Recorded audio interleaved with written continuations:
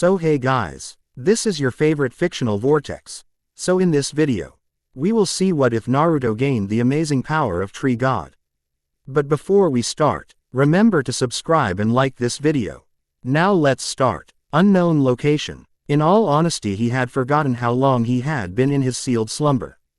The events of the Lelouch past fourth shinobi were merely a fleeting memory that he recalled occasionally when not watching over the world from within the tree he sealed himself away in. Truthfully, he was upset with how the world progressed. The peace he had built after slowly taking back chakra throughout the generations had been shattered and wars were commonplace in the world. War had also evolved over the years and gotten even deadlier, to the point nations fought with massive mechanical beings called nightmares to conquer nations.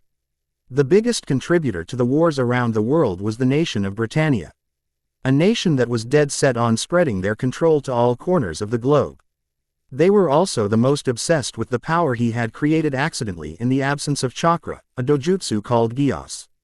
He didn't know exactly how it was created, crediting its creation more to evolution sparked accidentally through him than solely him by choice, but after the first person had tampered with his tree, a spark had been made and birthed it in him and eventually others. Gios itself was rather unique, as no two Gios, so far, were alike, and even those relatively close had different stipulations and rules to how they were used. It all really started with one person who gained the power of a code, which allowed them to give Gios to others as a contract or just a gift. As the code bearer let it spread to a select few, he found himself able to recognize and follow every being given a Gios or a code from within his tree. Thankfully, only two codes could exist at one time, and since they were then out, he had quickly made it where contact would stop granting Gios to those who touched his tree. The Gios Order, a group birthed after one's desire to control and collect more Gios, was troublesome and annoying to him. They were always trying to harness his power, either removing pieces of his tree or trying to absorb the energy around it. Each time they tried to take too much, though, he hard end the tree to break their tools or overcharged their devices to break them. He could feel the location of every bit of his tree as they transported it around. He did his best to keep the entirety of his tree safe in its resting place. He had forgotten how many times they had broken off pieces of his tree, but before it had first started to, even now as they moved pieces around, he found himself someone to talk with. It had surprised him at first, as only one other being had been able to speak to him, so when the green-haired woman had first spoken to him, he was glad to have someone to talk to. Over the years he had gotten close to her. She has enjoyed his presence and he enjoyed hers as well. She made him want to wake up, but she always told him not to. She always told him how she wanted to keep him safe from the world and the evil in it, despite him wanting to do the same for her. Though lately their talks had been different, as Britannia had captured her and were experimenting on her as well. It made him upset, wanting to help her, but she always assured him she'd be fine. As they once again moved a part of his tree to the next research location, since he overloaded and blew up the last container it was in, he couldn't help but frown as they transported her away as well. He disliked it when they were separated too far away and worried about her despite her immortality. He struggled to keep himself restrained as he felt countless innocent lives get slain around him, but a smirk came to his face as he left Gios being granted to another by her. I know you want for me to stay out of it, but I refuse. If you plan to involve yourself, then so do I. He spoke telepathically with a smile as he opened his eyes to reveal a pair of clear blue eyes. Japan. Area 11, Shinjuku Ghetto. Getting out of his tree was rather easy, as he was able to use the piece they were transporting as a doorway of sorts. Knocking out the drivers was easy enough, and he made sure to reabsorb the piece of his tree before leaving the truck with the destination of CC in mind. CC was the woman he had talked to for so long. Of course, CC wasn't her real name, and while he did know her real name and have edit a few times, he felt like only using it when the mood fit. Plus, he wanted to wait for her before he said her name out loud now that he was out in the world again. As he made his way through the ruins of the Shinjuku Ghetto, as he heard others call it, he found himself sticking out a bit like a sore thumb. Wearing a white kimono with black trim, as it was the last thing he wore before eeling himself away, was quite conspicuous. That and his blonde spiky hair stuck out in every direction and defying gravity with two bangs that framed his face made him easy to notice in the gray landscape of the ruined city. Still, as he walked through the city towards where he felt CC, he couldn't help but frown at the dead bodies all around. These Britannians mercilessly kill innocents, even CK in the day we kept to only fighting the opposing soldiers and sparring innocents. The fact they kill innocents even this long after having conquered this land is sad to see, the man thought as he saw bodies of men, women, elderly, and children around him. As he arrived in the warehouse CC was lying in, he clenched his fists in anger as he saw more dead bodies of parents failing to try to shield their children as said children clung to stuffed animals and various adults, teens, and elderly. He tried not to look too much as he crouched down in front of CC, gently picking her up in a bridal car. As she was still recovering from the bullet wound to her head. He found her straight-jacket-like outfit interesting as he carefully carried her out of the warehouse. CC was a woman who had, what he felt to be, an otherworldly beauty to her with long waist, long light green hair and a pair of golden amber eyes, albeit they were closed currently. Her figure was rather easily made out with the tight straitjacket type outfit she wore. Her sleeves and ends of the pants being the only loose parts of it, and allowed him to make out her low C-cup chest and rather bubbly rear. He chose to go somewhere where they wouldn't be noticed, finding a nice rooftop on a building away from any potential fighting. As he let her lay there, her head on his lap, he could only frown as he pet her head while he continued to feel each life get erased like a candle's flame. "This is why I didn't want you to leave your tree, Naruto," CC said, her voice sounding more melodious in person, as she looked up at him, with her amber eyes looking into his blue ones. The sound of his name from her lips sounding even more amazing in person as well, which made him smile down at her softly. "I know, but I couldn't just sit by any longer. This," he said as he motioned to the landscape in front of them, "is too much.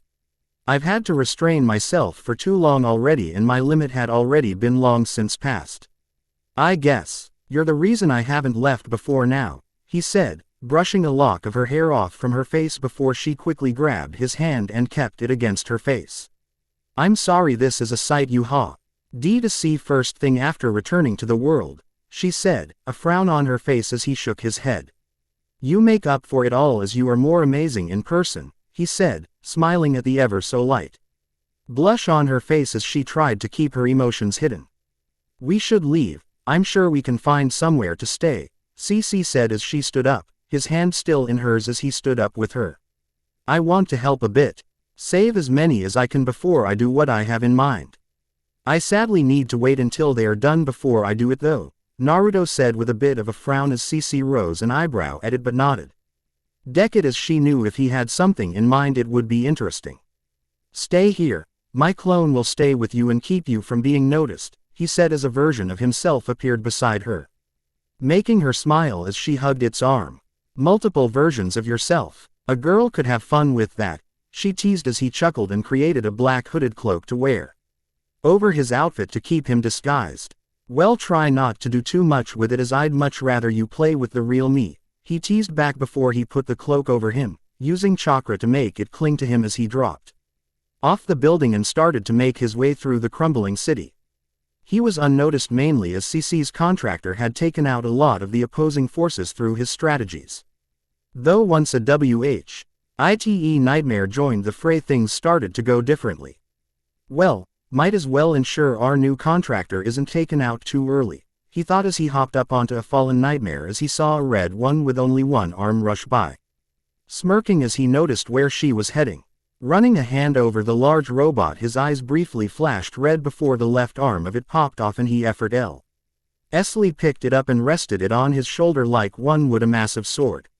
"I do wonder how fighting one without one would go," he thought with a chuckle as he darted off quickly catching up to He read nightmare just as it attacked the white one. "Hey, I'm returning the favor," a girl's voice spoke to the blue nightmare which he knew held their new contractor. "Huh, well isn't that nice of you?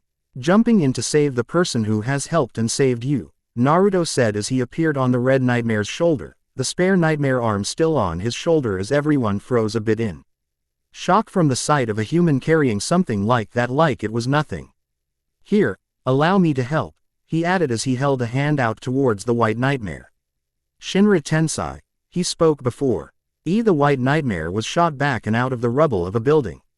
Who the hell are you? Colin Kazuki asked, unsure who the hell this man was as well as how the hell he sent the White Nightmare flying. With how this White Nightmare had taken out all her friends, she fully expected to have to eject to give the man who had been giving them orders time to escape, but now she was more shocked at how a stranger had sent it flying while holding a Sutherland's arm on his shoulder while he stood on her Nightmare's shoulder. A friend, simple as that, Naruto said as he moved the arm down, clicking it in place on the empty arm joint as his eyes flashed red again, making the arm sync up with a bit of help from his Asura path through merging with the Nightmare with a fraction of a second. He smiled as he felt their contractor speed off given the window he created before he hopped off the Red Nightmare's shoulder and looked back at it. You should probably leave too, help your friends and get all that you can safely out of here. Protect those hiding out and do as much as you can to save as many lives as you can. Pick up a gun or two from a Sutherland along the way, he said as he started to walk off towards where he sent the White Nightmare flying. Oh okay, what about you?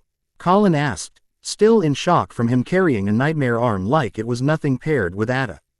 Shing a Sutherland arm onto her and making it able for her to move it. I'm going to keep the White Nightmare busy. I've always wondered how it would be to fight one, he replied as he started to walk away again, disappearing in a burst of speed before she could call out to him. As he reappeared in front of the White Nightmare, he picked up the wire of a Harken as well as one without a wire, to give him something to fight with given he lost the giant arm he had been lugging around.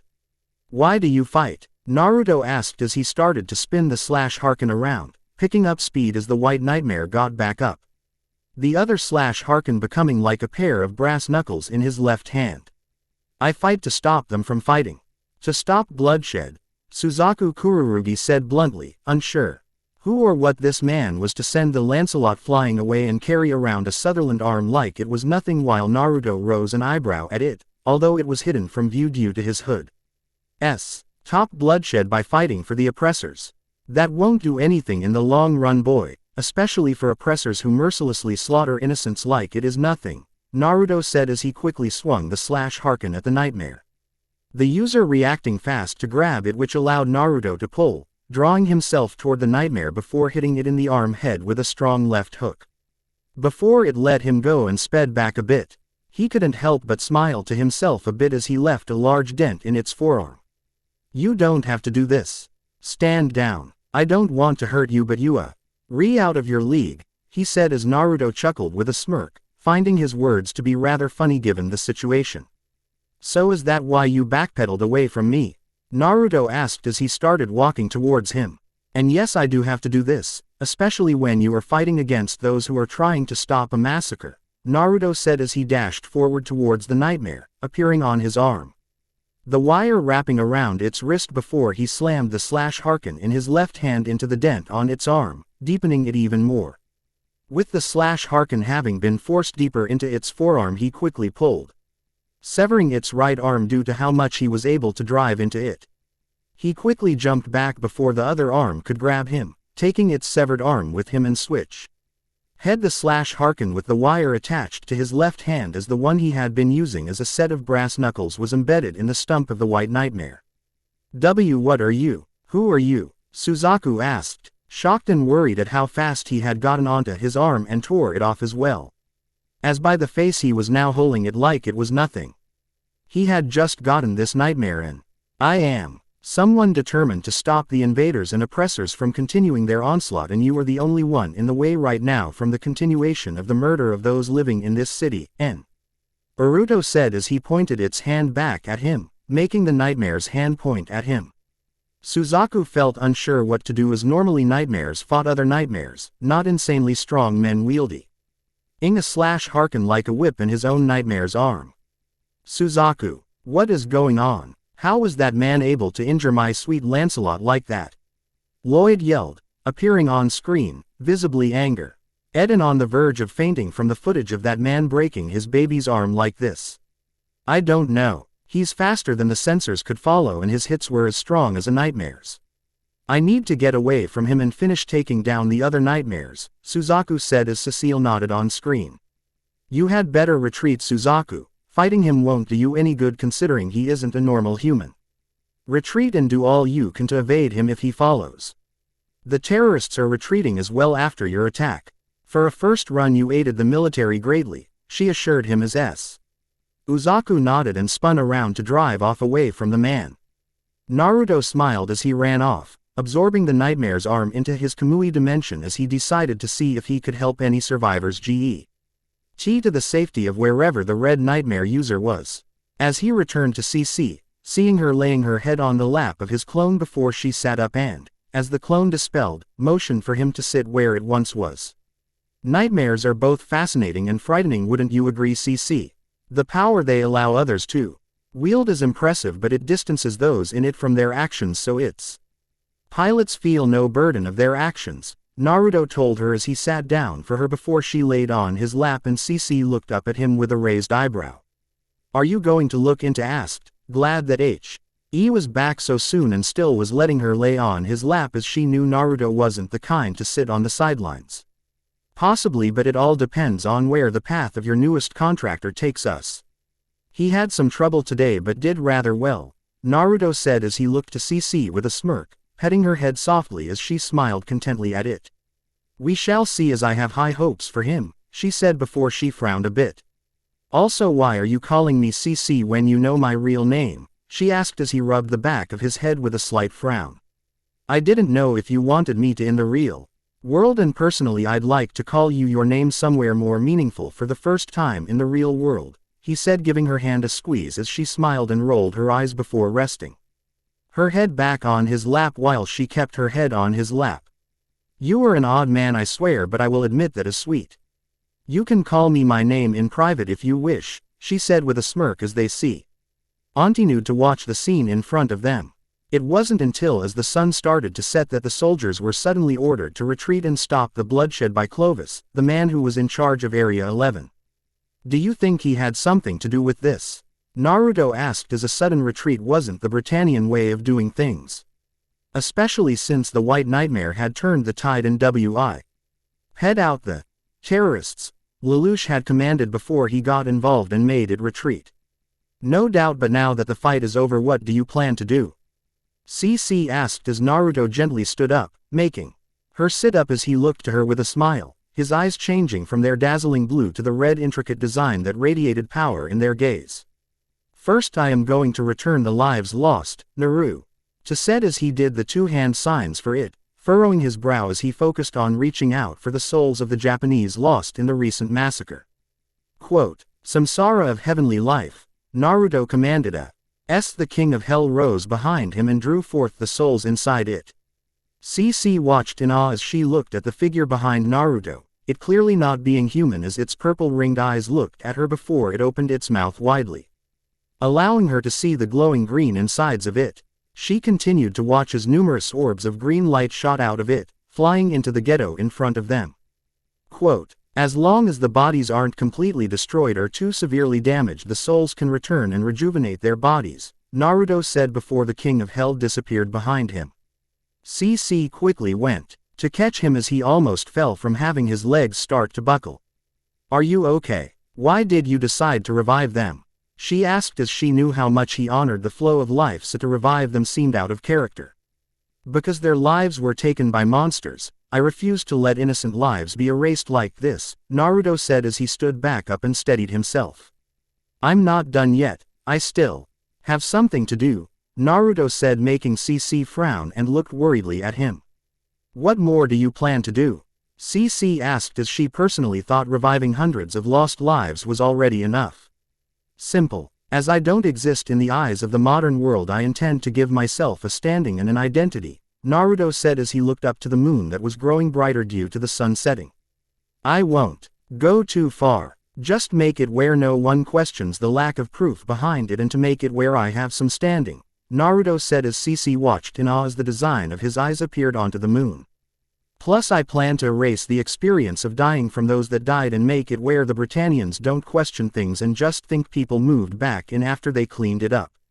Britain. Niens and others will still know of the deaths, but those that died will not remember, Naruto said as he kept his focus on the moon above him. This is a lot to do, is it really necessary? CC asked as Naruto nodded with a soft smile. This will keep them safe and let them live on. I feel it must be done.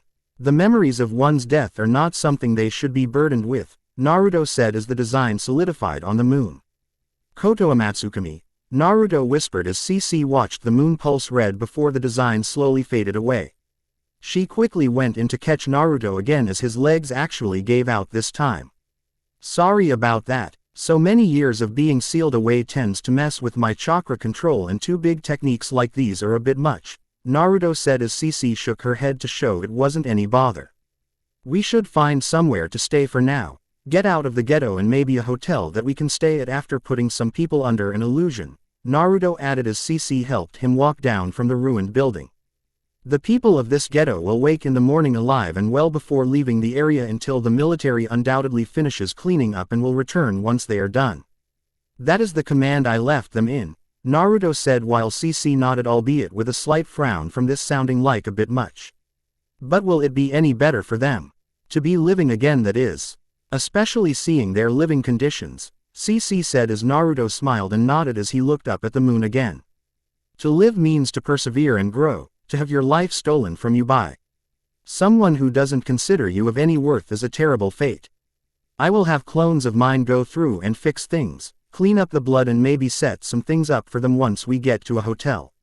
To the people of this ghetto, the Britannians attacked and they barely escaped death, with some dying in the attack, and the Britannians will think the people returning are new Japanese people, Naruto's aid as they continued to walk through the dark streets of the ghetto, leaning against CC who helped him stand up beside her. You truly are an interesting man, CC said with a smile as they continued on. Finding his kindness to be very different than anything else currently within the world right now. It wasn't hard to find a hotel and get a room for them to stay in for the night with an illusion casted by Naruto. Once in the room, CC quickly claimed the shower, stripping out of her white outfit on the way to the shower as he laid on the bed and stared up at ceiling. He had already sent his UISED clones out to help fix up the Shinjuku ghetto and prepare things so those left alive would be safe when they woke up. He contemplated setting things up in the other ghettos but decided that would be something he'd have to do later. Clones would make it rather simple to accomplish but would require some planning beforehand. So what is the plan now? Kurama asked, getting him out of his though. Oots as the Biju had been mainly silent until now when he could talk to them easier. They were still by his side, willing to stay with him in his sleep, as with how the world turned out they were glad they stayed with him.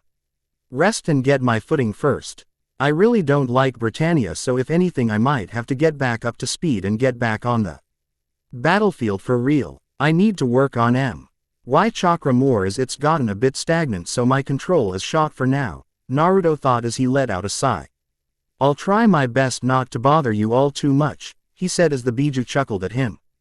Naruto, you are our ally and friend.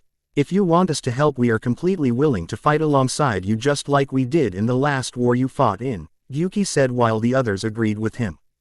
Plus, with CC possibly being involved in things with her recent contractor, we know there is no way you will sit back, Naru-chan, Matabi teased in good faith as the Biju all knew of his relationship with CC and was quite happy to see him be interested in someone again after having been sealed away. True. Though I figure her contract might change as she only planned to die, so that she could join me where I was. We'll see how things go, but I do know I will find a way to combat Britannia, he thought before he sat up as he heard the Bathrook walking out in only a towel. Naruto couldn't help but blush a bit as she walked towards him, CC not being at all shy about how much skin she was showing to him. Oh my, even considering how long you have been around you get flustered at this. CC teased, holding the edge of her towel and tugging at it a bit to show a bit more cleavage. Well, it's not like I used my ability to see any and everything I wanted back inside my tree to peep or an it. Hing, he said, blushing a bit as she sat next to him and wrapped her arms around his arm. The silence that followed wasn't awkward but more content and comfortable, her enjoying being beside him and being here at this moment. It made him smile and rest his head against hers, entwining his fingers in hers as she kept one arm hugging his. Do you remember what I told you when you first were given our code and you were afraid of being alone? He asked, looking over at her as she looked up at him and nodded. You said you'd stay by my side and ensure I'm never alone, Cece said as she squeezed his hand softly. I was afraid at first from being immortal and undying. I wanted to die, but you've made me want to live and now fix the actions of the other code bearer, Cece added, making him smile as he gently took his hand from hers and cupped her cheek. We'll deal with VV later and everything. For now let's just rest and recover before we make our way to your most recent contract, he said before she smiled and leaned forward, allowing their lips to meet as they enjoyed their first kiss. Cece had lost the desire for love after her Gios had ruined it for her in the past, but once she was alone, immortal with her code, she met him. He was a voice she could talk to and someone she could see. He wasn't affected by her past and he grew on her quickly. She didn't want him to deal with the ugliness of the world and was the reason why she even agreed to work with Vivi and Charles, as she believed it would allow her to be beside him without him being out here. But now she was with him, and for now that all mattered. As they broke the kiss, Cece couldn't help but smile as she looked up at him as he looked into her eyes. I never break my promises and I intend to settle things so we can be together, Cecilia, I swear to you, he said, using her real name that sent a shiver down her spine that made her smile deepen. I never thought hearing my name from you would sound so wonderful, she whispered out, slight tears collecting in the corners of her eyes before she leaned up to kiss him again, sliding her hands down to his waist to undo the sash around it. But I want more, as you have me here in nothing and I intend to enjoy you, she whispered out, her voice having a purr to it before she pushed him down onto the bed before straddling his lap.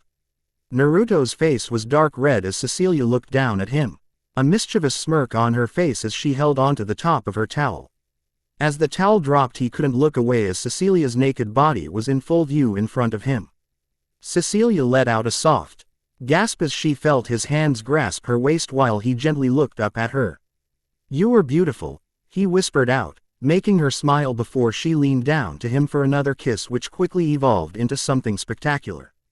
Next day, as they left the hotel, Naruto was thankful for Cecilia's help in thinking up clothes to make, as he didn't really keep his attention of fashion while he was in his seal and his kimono. As much as he liked it, stood out too much. With Cecilia's help he had decided on a pair of black sneakers, baggy dark blue jeans, a dark orange long-sleeved shirt, and a sleeveless black jacket that had a white fur-lined hood. He didn't have any need to hide anything about him, as the Britannian government knew not what he truly was. To them he was just a citizen who, if they looked him up, his Koto Amatsukami would make them see he was of slight noble standing. It was nothing to make him stick out too much, but just enough for them not to question him. For CC she had only decided on a pair of black mid-calf high boots, a black knee-length skirt, and a black and dark gray striped shirt with an off-shoulder neckline that had sleeves long enough to cover her hands. She had also decided on a dark gray beret to wear to help hide her hair a bit, although he had created a henge tag to turn her green hair to dark red for the time being, as the color, despite how much he liked it, did make her stick out quite a bit, and red was less uncommon compared to green, which could make certain people recognize her. So where should we go from here? Cecilia asked as they snacked on some leftover pizza they had ordered last night that they bought with some money he had acquired via a quick lottery ticket, which showed his luck with stuff like this was still alive. We see. Old, check out your contractor, as we can both feel where he is. Staying close to him could be best, and it'd help us get involved with him easier if you want, he said, as he already knew about Lelouch, the son of the King of Britannia, who had made a contract with Cecilia. It also didn't help that Charles was the brother of the other code bearer named VV. If he was going to take care of that brat and his plans sticking close to Lelouch would fit best. I guess that could work, but how are you going to explain yourself? Cecilia asked as Naruto shrugged his shoulders. If I have to, I'll say I'm an other contractor of yours and I'm here to help, since I don't want to spill everything about myself and would rather keep it hidden, he said, as his ninja training made him always try and keep his skills and powers hidden until there came a time to show them. Plus it would take way too long to explain it all if he did tell the boy. That works as I understand. I'm sure we can work something out when we see where he is staying at, Cecilia said while they continued through the city and into the Tokyo settlement. As they arrived, Naruto was a bit surprised to see a private school to be their destination. Ashford Academy. Guess this could be interesting, as where else for me to learn about the new era I am in than a school, he thought out loud before looking to Cecilia. So what do you think about being a school girl? He asked, making Cecilia smile and lift her skirt a bit. I hope their uniform is cute, she said, curious as to how they looked, linking her arm with his before they headed past the front gates. Halt, what are you doing here? A guard said as they stopped with a frown. We are looking into enrolling. I was told to walk in and asked to talk to the principal of this academy, Naruto said before the guard looked unsure at them. What are your names? The man asked, holding his radio in his hand. My name is Naruto Uzumaki and this is Mito Senju, Naruto said, thinking up a cover name for Cecilia.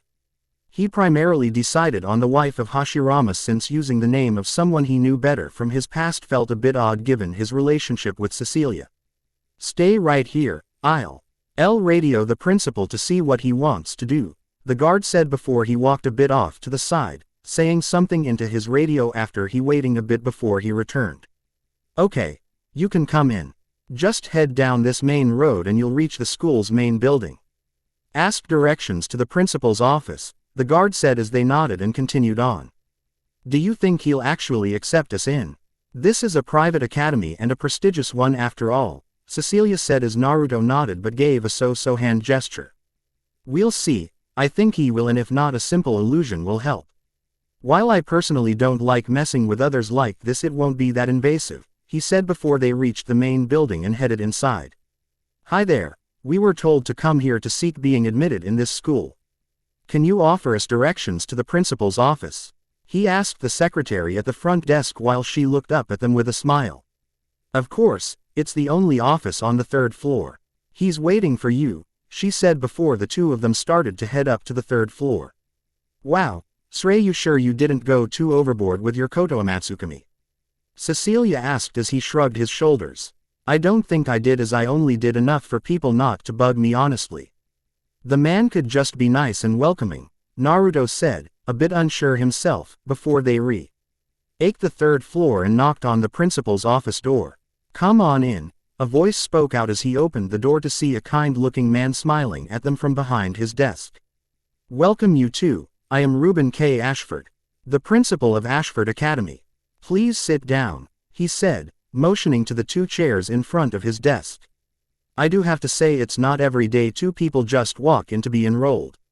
Normally you would have been turned away due to a strict enrollment process we normally go through, but you, Naruto Uzumaki, was it? Reuben asked as Naruto nodded. To have the son of a noble that is rising in ranks back in the homeland is welcome, and I figure Mito here is your beloved? He questioned, making Cecilia smile a bit and nod. Yes, I am. His father sent me with him to ensure he focuses on his studies, she said, sending him a teasing smirk that made him roll his eyes with a smirk of his own. Does this mean you are welcoming us to your school? She asked as Reuben nodded with a smile. Of course, I'll set you up for regular classes and your dorm rooms, he said before Cecilia held up her hand with a bit of a frown. Actually, you see, we are friends of Lelouch Lamperouge and D would like to request housing near him, if that is reasonable, Cecilia said, making Reuben slightly widen his eyes and frown a bit. Do not worry, my father was close to his mother as he helped her own the shadows, which is why his family wasn't brought down. We know of his situation and have no intention on endangering him, and if anything we plan to ensure they are never found out, Naruto said, having been filled in a bit by a certain someone he'd have to talk more to when he got the time.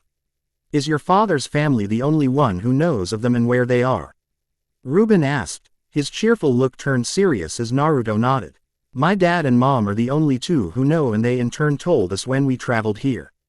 Please, we only mean to help keep them hidden, Naruto said as Reuben sighed, entwining his hands in front of him as he was stuck in thought before he nodded. You 2 will have rooms prepared in the clubhouse for the student council. This will mean you both will join that CL. And I will make things aware to my granddaughter, who is the current president of it, he said before he pressed a button on his intercom. Yes, what is it, sir? The secretary asked before he pressed the button again. Can you call for Millie please? The 2 new students will be joining the student council and will need a guide around school. Also please ready a male and female uniform for the TW. Oh of them, he said before letting the button go, allowing the secretary to respond. Of course, right away, she responded as Ruben looked at them. You 2 won't begin classes until tomorrow but you can start with your club work today if Millie decides so. If that's okay with the both of you, he said as Naruto nodded and smiled. Sounds great, he said, looking forward to how interesting living here would be. Grandfather, I'm here, a female voice said as the door to the office opened to reveal a rather beautiful woman. The woman had blonde hair that went down a bit to the middle of her back, fair skin, and blue eyes. She wore a long-sleeved light yellow jacket with a white shirt underneath that had a green tie looped in the collar and a short black shirt. The woman was incredibly endowed, easily an I-cup chest that made the chest of her jacket look like it was about to burst. Ah Millie, perfect timing. Were you close by when you were called? Ruben asked as she nodded, closing the door behind her with a smile. Yes grandfather, are these the new students? Millie asked as her grandfather nodded with a smile as he motioned towards the 2 of them. Millie, meet Naruto Uzumaki and Mito Senju. They will be living in the student council clubhouse and be a part of your club from now on. I hope that is okay, he said, sweat dropping a bit from how Millie was looking over Naruto with an almost predatory glance. Oh that is more than fine grandfather, come, I'll show you around, Millie said with a smile as they stood up. One more thing, he said stopping them before they left, they now of Lelouch so try and introduce them to him sometime later today, he added before Millie nodded, a serious look on her face before they followed her outside. I didn't know there were more that knew of Lulu. Especially a noble given how Britannia treated my family after Lady Marianne was killed, she said, looking at him over her shoulder as she guided them out of the office building. My family. Why was an ally in the shadows for Marianne? When she died tragically my family's connection to her was still unknown. Personally my parents nor I care about our status and are mainly keeping it to not stir anything up. The fact we are rising up is not intentional, Naruto said, glad for her seemingly accepting it as her serious look melted away and was replaced with a smile. Well then let me show you 2 around, she said excitedly as she started her tour. The academy was rather massive, consisting of numerous buildings and was incredibly spread out. There were dorms for boys and girls but they weren't shown them as they would be staying inside the clubhouse. So this is where you will be staying. There are several living spaces in here as the original intent of this building was for guests visiting the academy. Lelouch and his sister live in the building to the left of the main building which is the ballroom so you all can live in the right building, Millie explained as she showed them to their new housings. Thank you. Your grandfather allowing this is really generous, Naruto said as Cecilia was already scouting out which room to take. My grandfather has always been that kind of man. Look, I'll let you 2 get settled in and let you all talk to Lelouch alone but I was thinking tomorrow when you are introduced to class and officially are members of the council we can do a welcome me party for you with the other student council members, Millie said with an excited smile as Cecilia walked out from one of the rooms. Will there be food like pizza during this party? She asked making Millie giggle and nod. Sure, we'll buy a bunch of it, it'll be amazing. I'll drop by later with your uniforms and schedules, she said as she started to leave before turning back. For now you 2 should just get settled here. I'll come with Lelouch after school to introduce you to him but no funny business while you wait, she teased, smirking as she saw Naruto blush before Mito hugged him from behind.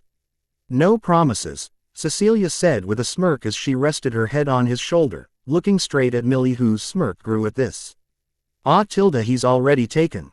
That's sad, Millie whined with AP out before she watched Mito send her a look and a come hither gesture with her hand. It piqued her interest but for the time being she sadly had other things to do. Well as much as I'd love to stay I must go. See you all later tilde, Millie sang out before she left, leaving the 2 of them alone. Did you really have to be like that? He asked as Cecilia smirked at him. Oh you know I'm not one to hide things and I don't care if others know we are together. Plus she seems like an interesting girl, she said as while she was a bit secretive about herself there were some things she didn't care if others knew about her. I hope you aren't planning anything weird, he said as Cecilia merely smirked and wandered off to her room. I'm going to order some pizza and maybe we can christen your room later. Before Lelouch is brought over, she said before she stopped and looked back at him. How did you know all that about Marianne and Lelouch's situation? Cecilia asked since not even she knew everything about it. I told you about the Biju and the Shinju in the past, right? Head of like that in the way I have a voice telling me things. Though she is different in terms of she's not sealed in me and is more everywhere and nowhere. I'll introduce you to her later, he said as he did intend to let the two of them meet, but it was more a case of working out how to make Cecilia aware of her. Ever the interesting man, aren't you? I look forward to meeting this new informant, she said as she turned back towards the rooms. I hope you're okay with me using some of the leftover cash we have for some pizza, Cecilia said before he nodded with a smirk as he knew that look on her face, taking it as a sign she had fallen in love with pizza like he had with ramen all those years ago. Though that I sent to say he still didn't love the delicious food he had grown up on. Go ahead as I'm going to work on organizing some things I have stored away, he said, rolling up his sleeves a bit to reveal black markings that covered his forearms. Cecilia perked up a bit at that but nodded, figuring she'd see his toys sooner or later, as for now her focus was on the delicious new treat she had found for herself. Is it wise to let her meet me when she has a mental connection to not only Vivi but Marianne? A woman's voice asked as he entered his new room, the source of it sitting on his new bed on her knees as she looked at him with only a raised eyebrow to show the unsureness on her emotionless face. The woman was unique in every sense of the word, not only in looks but due to who she was. She had dark pink eyes while her hair was short and black with pink at the ends, only going down past chin length with two longer side bangs that framed her face. Her outfit was a black long-sleeved shirt tee. Hat had an off-shoulder neckline that was trimmed pink that resembled the sigil of Gios, which resulted in a great deal of cleavage of her mid-C-cup chest. She also wore a pair of tight black pants, a pink sash around her waist, and a pair of mid-thigh-high black boots.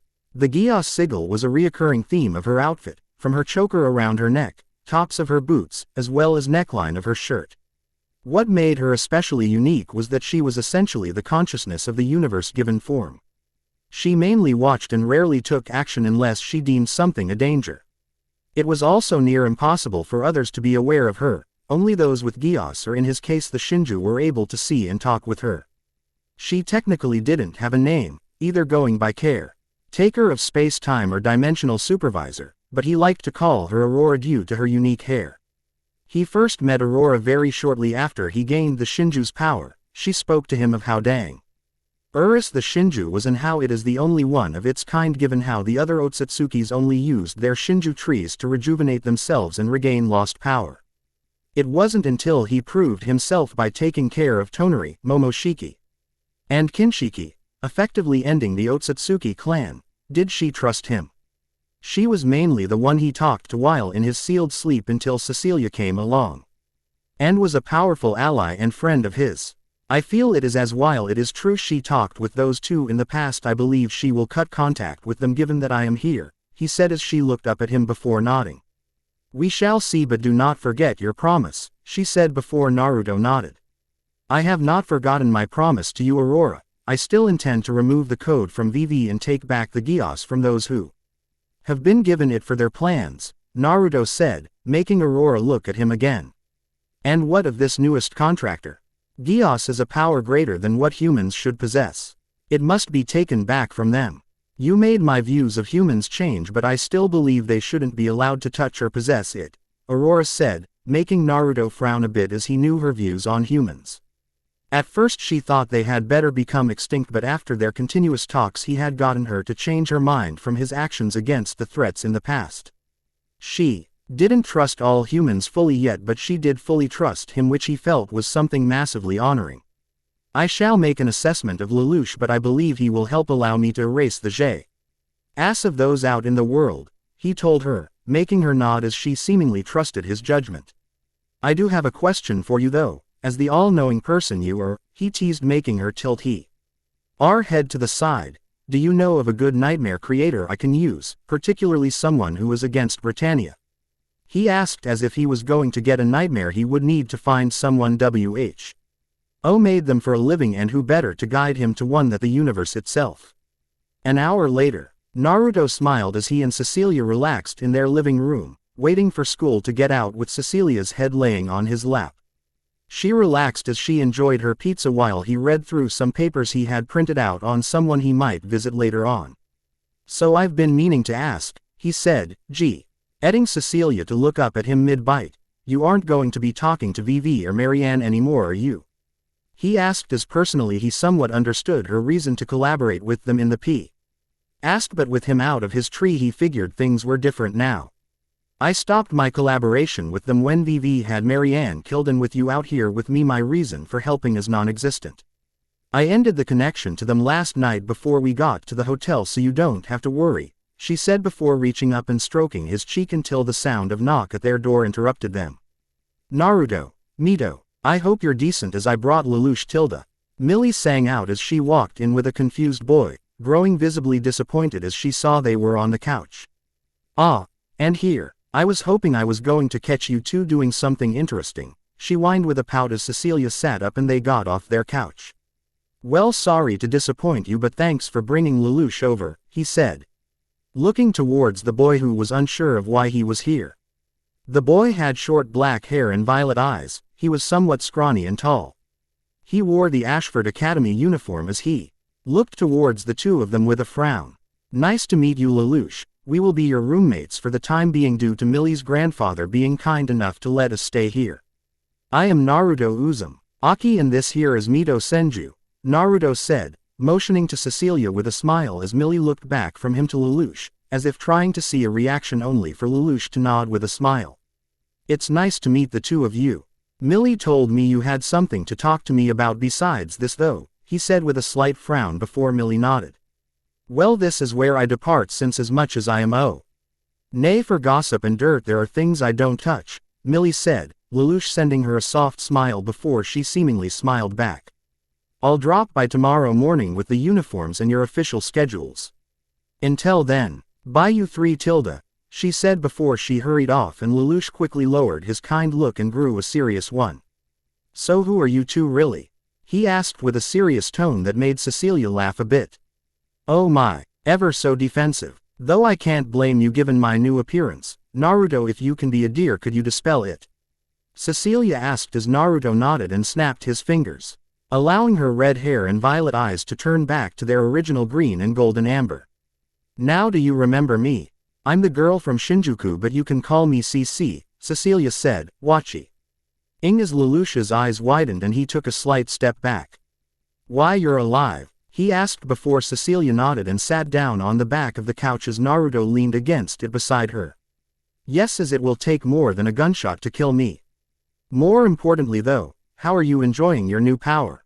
She asked with a smirk as Lelouch seemingly calmed down and activated his Geass in his left eye. So it really was you who granted this power? Togged his eye with his hand before lowering it and looking towards them as his Geass deactivated. Dissatisfied? She asked with a slight frown before he shook his head. On the contrary, I'm grateful. It's going to allow me to speed up my schedule for obliterating Britannia tremendously, he said as Cecilia smirked a bit while Naruto frowned slightly but shook it off given Britannia was a monster. If you are the one who gave me my power, then who is he? Does he too have this power? Lelouch asked, quickly wondering if this man besides CC could be a powerful ally in the future or if he was along for the ride. I'm a fellow contractor of hers, my power is different but we have the same goals more or less. I'm a soldier, a fighter, and I believe I'll be able to help you immensely, Naruto said, staring Lelouch in the eyes as he activated his Rinne Sharingan and stood up before he started to walk towards him. So tell me, Lelouch, what do you plan to do now? He asked, curious as to what path this boy will go down. As Naruto listened to Lelouch's plan to defeat Britannia and find out what really happened to his mom and get revenge for what happened and to his sister, he found himself a bit unsure about the kid. On one hand he worried about the possible path of darkness he could end up going down, but on the other hand he knew when going against a nation as terrible as Britannia a path of darkness was a worthy risk. Though that didn't mean he would stand by and let the kid end up like that. Even if that meant they'd butt heads in the future given he was here to help Lelouch. Not obey his every command or anything. What about you two? What do you intend to do? CC gave me Gios to help my plans, but why did you two come all the way here? Out it was just to keep me company, Lelouch said with a slight frown as Naruto shrugged his shoulders with a bit of a smirk. I made my stand and opinion obvious in Shinjuku, rearming that red knight mare and breaking off an arm of the white nightmare. I am a fighter, Lelouch. If you are to go through with this plan you will need soldiers, and trust me when I say I am a veteran, Naruto confessed as he leaned back against the back of the couch, giving him a smile that helped Lelouch quickly connect the dots. Though keep in mind you will not order me around and command me. You may tell me what why. I'd wish for me to do, and for the most part one see myself listening, but if something else is on my mind I will do what I feel is right, Naruto said, his eyes gaining a serious tone to them that made Lelouch nod slightly at. A bit intimidated before he turned to Cecilia. What about you? Lelouch asked, figuring if the woman who had given him Gios had found him and brought along a warrior she might have something in mind. Though as Cecilia wandered back to her pizza it seemed she wasn't too invested. I'm not sure yet, so it depends on how you progress.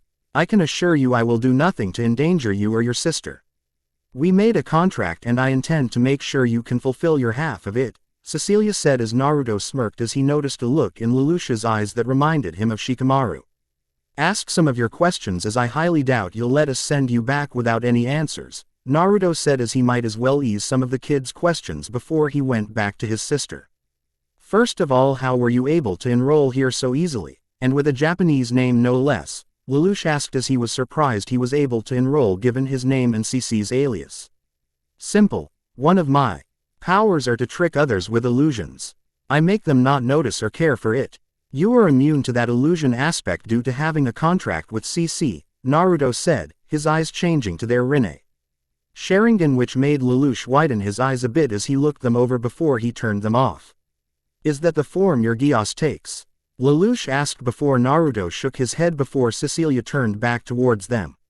His power isn't Gios, it's a power that predates Gios long before Gios was even a thing. His power is far beyond Gios or anything I could ever hope to grant. He showed his power to you a bit in Shinjuku, but that was merely his strength, she said as Lelouch had been wondering how it was possible for a mere human to fight a nightmare without one of his own, let alone carrying a spare arm like it was nothing. I'm really strong, agile, and fast. You will see more of my skills as I fight alongside you, but for now be patient, Naruto said, shutting him down before the boy could try and press for more info. For now I think that is enough questions as we still have things to set up, he added as he had someone to visit and things to get ready for later. I recommend finding out the specifications of the Gios I gave you. The sooner you know its limits the less likely you are to get caught off guard, Cecilia said as Lelouch nodded, a serious look in his eyes before he nodded. Okay, we'll find more time to talk given you are going to be in the student council with me from now on, Lelouch said as he walked out, leaving them alone. Well, he seems interesting, feels like he might be a bit full of himself, so I guess we'll see, Naruto said with a chuckle, standing back up as he looked towards Cecilia. Yes, he is, he's very driven. I hope as well that his drive doesn't make him act rashly. With him finally having something to allow him to fight back, I fear he might rush into things too much, Cecilia said as she took a bite of pizza before looking over at him. What exactly do you have to get set up, by the way? She asked with a raised brow, making him smirk and pet her head. I'm going to talk with someone to see if I can get a nightmare made, he said as he activated his Rinne Sharingan and a black portal opened behind him, making Cecilia raise an eyebrow at. So soon? Do you have an idea in mind? As going without one would waste their time, Cecilia sighed. Before he nodded and summoned a shadow clone for her and kissed her forehead as he put his hands on her hips. I have a few, we'll see what is possible and I promise not to be out too late, he added before she smiled and patted his cheek softly. Good, and I'll try not to have too much fun with the clone as I like playing with the real thing, she said with a giggle before she walked off, dragging the clone off with her as Naruto chuckled and made his way through the portal. Military District of India. Naruto let out an impressed whistle as he stepped through, finding the compound to be incredibly high-tech. Got a swanky setup here, don't you, Rakshata? Naruto asked as he held up his hands to show he was no danger as guns, belonging to those he figured to be the guards, pointed at him. Easy there. I mean no harm, he said as the scientists looked at him confused, undoubtedly confused how he got here. Who are you? How did you get here without anyone noticing? One guard yelled as Naruto pointed his thumb back at the Yomatsu Hirasaka portal behind him. I am someone looking to get a nightmare made and I came in through a portal that I made. Personally, I believe doing something like this earns me to at least talk to Rakshata, if she wants to talk, that is, Naruto said before a hand holding a long thin corn cob pipe rose up from a couch he was behind. Let the man talk, as I do have to say I am very interested in him. Especially if he came all the way here just to see me, a female voice said as the owner of the hand stood up and turned around. The woman was quite attractive, tall with fair brown skin and bright long blonde hair. Her eyes were turquoise and he also noticed a purple bindi on her forehead. She wore a dull dark pink button-up shirt that by the look of it only had one button done and effectively showed off her high DD cup chest and a bit of her black bra along with a pair of black pants and white lab coat. Well, I have to say you are different from what I expected. Not that that is a bad thing, she said, more to herself it seemed as she walked around him before bending over a bit to look at the portal behind him. So where does this lead? She asked, about to before he stopped her. Japan, and I wouldn't do that as it will crush you. I have it tuned to me as my body can handle it. I did it to make sure no one snuck through, he said as he looked down at her as she smirked back at him before he closed his portal to stop anyone from trying anything. Smart, she said as she walked back over to her couch, motioning for him to follow as she sat back down. So, what is this I hear about a nightmare, mister? She asked while lighting her pipe back up, asking for his name. My name is Naruto Uzumaki and it is simple. I wish to have a nightmare made to fit my fighting style. In return I can give you the arm of a rather high-tech nightmare I fought, and a crystal I am told will come in handy in making any nightmare you make even strong. Naruto said as he sat down on a chair provided for him by one of the guards, the others still having their guns pointed towards him, which while annoying didn't bother him too much. I know Ulraya. The crystal can amplify energy and when paired with Sakuradite it can magnify things easily, Naruto said as he clapped his hands, slowly pulling them apart as he created a rather sizable cube of it in between them. Rakshata was surprised and rather shocked as this man created a crystal cube out of thin air before handing it to her. Well, you just are one surprise after another. What exactly is this crystal made of? She asked as she looked it over, holding it up to the light above her to let her see its shine. It is an element long extinct. Even back when it was last seen the most available was only enough for a small necklace, Naruto said as he pulled his necklace, one that he had remade long ago, for Rakshata to see. I do have one stipulation, Naruto said as he grew a serious look on his face. And what would that be? Rakshata asked, lowering it to her lap as she rose an eyebrow at him. I will provide you with as much of the crystal as you want, if your observations prove my theory to be true. But in return you are only to use it for nightmares I approve of, he said as he stared her in the eyes. That crystal has an important meaning to me, and while yes I am using it to be a part of weapons, I do so with good intentions, he said, making Rakshata rub her chin in thought before she smiled and waved him off. That is fine with me as you are the supplier, though what should we call this pretty beauty? She asked, looking the cube over once more. Tsunadite, he replied quickly with a smile. Makes sense as Tsunade Senju was the name of the woman who gave me the neck lace, he said with a warm smile as he put his hand over the necklace. Sentimentality, can't say I blame you, Rakshata said with a slight smile as she handed the cube to a nearby scientist. Here, analyze this fully. See how it would handle beside Sakuradite and on its own. I want it in depth, she ordered, the man nodding as he hurried off. Also, what is this about an arm? She asked, making Naruto nod as he stood up. Let's see, where can I let it out? Naruto muttered to himself as given its size he didn't want to break anything. He continued to look until he found a spot and, in a swirl of space, the white and gold arm of the nightmare he fought before appeared on the ground laid out. Oh my, I know this design, I saw it on the news. You mean to tell me you were the one who damaged that Earl of Pudding's precious new toy? Rakshata asked, seemingly ran over from the couch once she saw a good look of the nightmare's arm from a distance. Yes, all without a nightmare. Plus I couldn't go to that man. If he can't make one to handle fighting me, he definitely wouldn't be able to. Make one for me, Naruto said with a smile before the room shook and a loud explosion rattled through, alarms quickly following after. What is going on? Rakshata asked, not liking being interrupted before she could finalize the talks with this mysterious yet incredibly interesting man alongside being topped before she could inspect the arm that was gifted to her. Miss Rakshata, we are under attack. We have to evacuate to the bunker before they break in after blowing away the sand above the entrance. One guard yelled as Naruto frowned at the clearly Britannian nightmares on the screen that popped up to show what was going on. Oh, so we are under a desert. I can work with this, Naruto said as he activated his Rinne Sharingan before opening a horizontal portal just above his head. Everyone stay put. I can deal with them for you all, he added, donning the same cloak he wore in Shinjuku.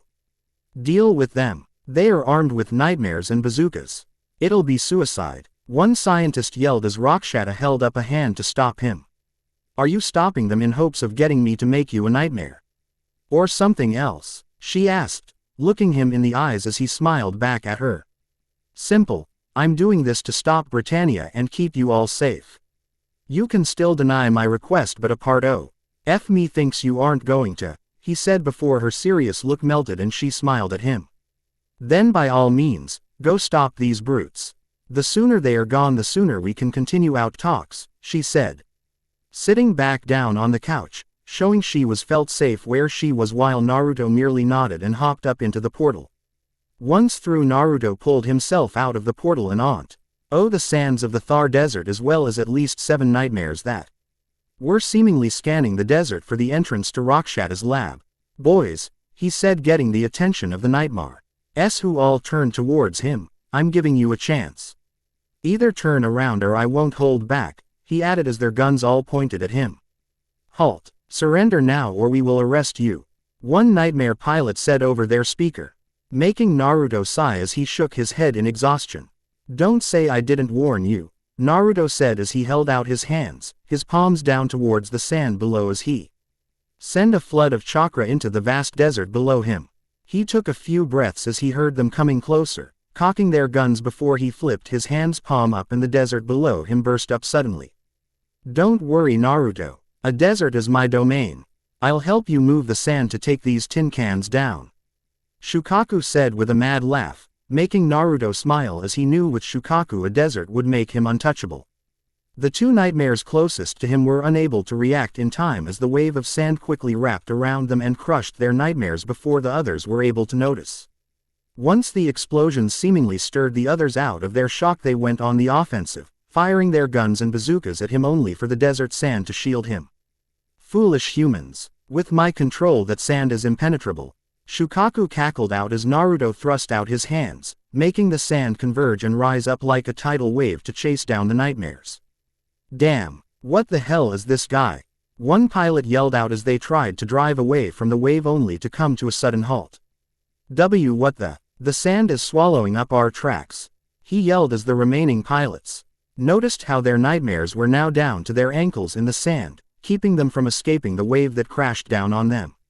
I gave you a warning, this is your fault. Sand coffin, Naruto said with a sigh as he clenched his hands halfway into a fist, causing the sand to tighten up underneath him and around all the nightmares. Sand burial, he yelled, squeezing his hands into fists, ousing explosions to be heard under the sand as from the sand squeezing the nightmares with extreme pressure he was able to take out all the remaining nightmares. May the sands of the Thar Desert be your grave, he said, frowning as he hopped back into the portal to see the others staring at the computer screens, undoubtedly watching him, in shock. Well, I definitely say you deserve your nightmare. Plus with the delicious technology I inspected in the arm you gave me, I will be able to make you a truly fearsome and beautiful child, Rakshata said with an excited and happy smile and chuckle at. Well then, let's talk about what I have in mind, he said as he sat down at the seat Rakshata motioned for him to use with a smile, a sparkle in her eyes telling him she was excited to get down to business. Next day. With the events in India going over amazingly last night, Naruto was able to get things done with more than enough time left over to spend with Cecilia before the two of them went to bed. I guess uniforms aren't be that bad, especially considering how you look in yours, he said with a smile as he wrapped his arms around her waist and gave her neck a soft kiss. Yes, it is quite cute. Plus you look handsome in yours as well, she said as she cupped his cheek, smiling at him through the mirror. Their moment though was somewhat ruined as they heard a throat clear behind Hem, with Naruto turning to see Lelouch frowning at them. I hope you two won't be so clingy in school, they aren't too fond of public displays of affection, Lelouch said, still wanting to ask the duo questions that had been on his mind. Although seeing them like this, despite knowing how powerful the two of them were, was odd as they acted more like teenagers in love. Oh, relax Lelouch, no one will. I'll notice anything if I don't want them to. All it takes is a look in my eyes and they'll see things normally, Naruto said, flashing his Rinne Sharingan for a brief moment before giving Cecilia a kiss on her cheek. More importantly though Lelouch, how has your Geass been treating you? You learn much about it? Naruto asked as he grabbed his and Cecilia's bags. Each Geass is tricky but I can tell. Yours lets you issue commands others have to follow. Something powerful like that is bound to have restrictions, he said, making Lelouch frown as he crossed his arms. I know, I've already had an issue. When I tried to make the pilot of the Red Glasgow not mention Shinjuku after questioning her. Now because of it I've made her suspicious, he said, making Naruto chuckle a bit at. Sounds like it might only work once per person. Definitely need to get everything under control Lelouch. Nothing worse than a tool you don't know how to use and it biting you in the ass, he warned before he linked his arm with Cecilia's. So who was the pilot of the Glasgow? Seems interesting you'd find her here of all places, he pointed out with a smile as Lelouch frowned, something the boy was doing a lot of. Her name is Colin Stadfeld. She's half Japanese and prefers the last name Kazuki. She's an interesting girl but she's suspicious of me, but look. After class Millie is going to come find you two to talk about student council stuff. After that I'd like to figure more out about what you can possibly help me with, maybe get Colin off my trail, Lelouch said, somewhat narrowing his eyes to show he was say. Rias as Naruto waved him off as they walked ahead. Fine, we'll talk after. I'm sure I can help, Naruto said, rolling his eyes a bit as they walked out of the room. I do hope school isn't too boring. Personally I don't know why I let you enroll me, Cecilia said with a frown as she looked at him from the corner of her eye. I could be relaxing in the room all day with pizza, she added as he nodded. True you could, but you get to spend the whole day with me, the real me and not a clone, so I feel that makes up for it. Right, he asked, making her hum in thought before she nodded. That does make up for it. I still expect pizza daily though as payment to go through school again, she told him, making him chuckle as he nodded and kissed the top of her head. Deal, he said, continuing the IR way until they arrived at the school and made their way to the front office to get their class schedules. Honestly, as the day went by, school wasn't as bad as he thought. Classes weren't that bad, as it seems Millie's grandfather helped keep the two of them together in terms of both classes and seats. Plus with his years of watching over everything he had everything pretty much down pat. For the most part Cecilia had spent most the class with her chair against his and either snuggling or napping against him, with him using subtle illusions to make no one notice. He on the other hand was focused on Colin Kazuki, the pilot of the Glasgow he had helped in Shinjuku. She was rather beautiful with straight dull red hair, blue eyes, and a rather slim body save for her easily G-cup chest. Hee-haw. Deant met her in person back in Shinjuku, but one look at her and he could tell she was putting on a facade with how she presented herself to others. He had also noticed how weary she was of Lelouch, Saint, likely due to him making her suspicious of him with his Geass blunder. The suspicious type can be difficult to get them to trust you, but as long as I'm not like Lelouch I don't think I'd have a PR. Oblum. He though as the day passed on until the last bell rang. Almost immediately once the bell rang, Naruto and Cecilia watched as Lelouch packed up his bag and, after blowing off an orange-haired girl, went straight over to Colin. You think you can spare a minute? I need to talk to you, Lelouch said, making the girls in class, along with the orange-haired girl, react in shock. God, he really isn't good with dealing with people, is he? Naruto whispered to Cecilia, who smirked and shook her head. Apparently not, she said as Colin looked up at Lelouch before standing up. Sure, I was wondering. Gee, when you were going to ask, Colin said with a straight face, Naruto sighing as he stood up, Cecilia standing up with him. Well, as much as I'd love to see how Lelouch continues to put his foot in his mouth. I believe we have somewhere to be while Lelouch deals with his brashness, Naruto said, holding Cecilia's hand as she smirked and followed along. You think she's going to try anything? Lelouch isn't exactly being subtle about things, as he is more or less playing into her suspicions, Cecilia said while Naruto shrugged his shoulders. I doubt it, but I don't think we have to worry. If I see and get alone with her, I might be able to help things out, he told her, smiling as she looked confused before she too smiled back. You are going to tell her, aren't you? She asked, making Naruto chuckle and tap his nose with his finger. I feel if I give her someone to trust, I can move the suspicion away from Lelouch. All that matters is that Lelouch doesn't mess things up, but we'll see. Now come on, I believe Millie is waiting for us, he said, pulling her along as she smiled as if excited to see how things played out among them. There you two are, Tilda. Can't have two of the guests of honor be abs. NT from their welcome party, Millie said with a smile as they entered the student council club room. Welcome party, how sweet, Cecilia said with a smile as she hugged his arm. Will there be pizza to eat? She asked, making him chuckle a bit at while Millie nodded. Of course, Mito. I got a good bunch of food, so there will be enough to eat as we get to know each other, Tilda, Millie said, purring a bit at tea. He last part as her eyes locked with his, making him blush a bit.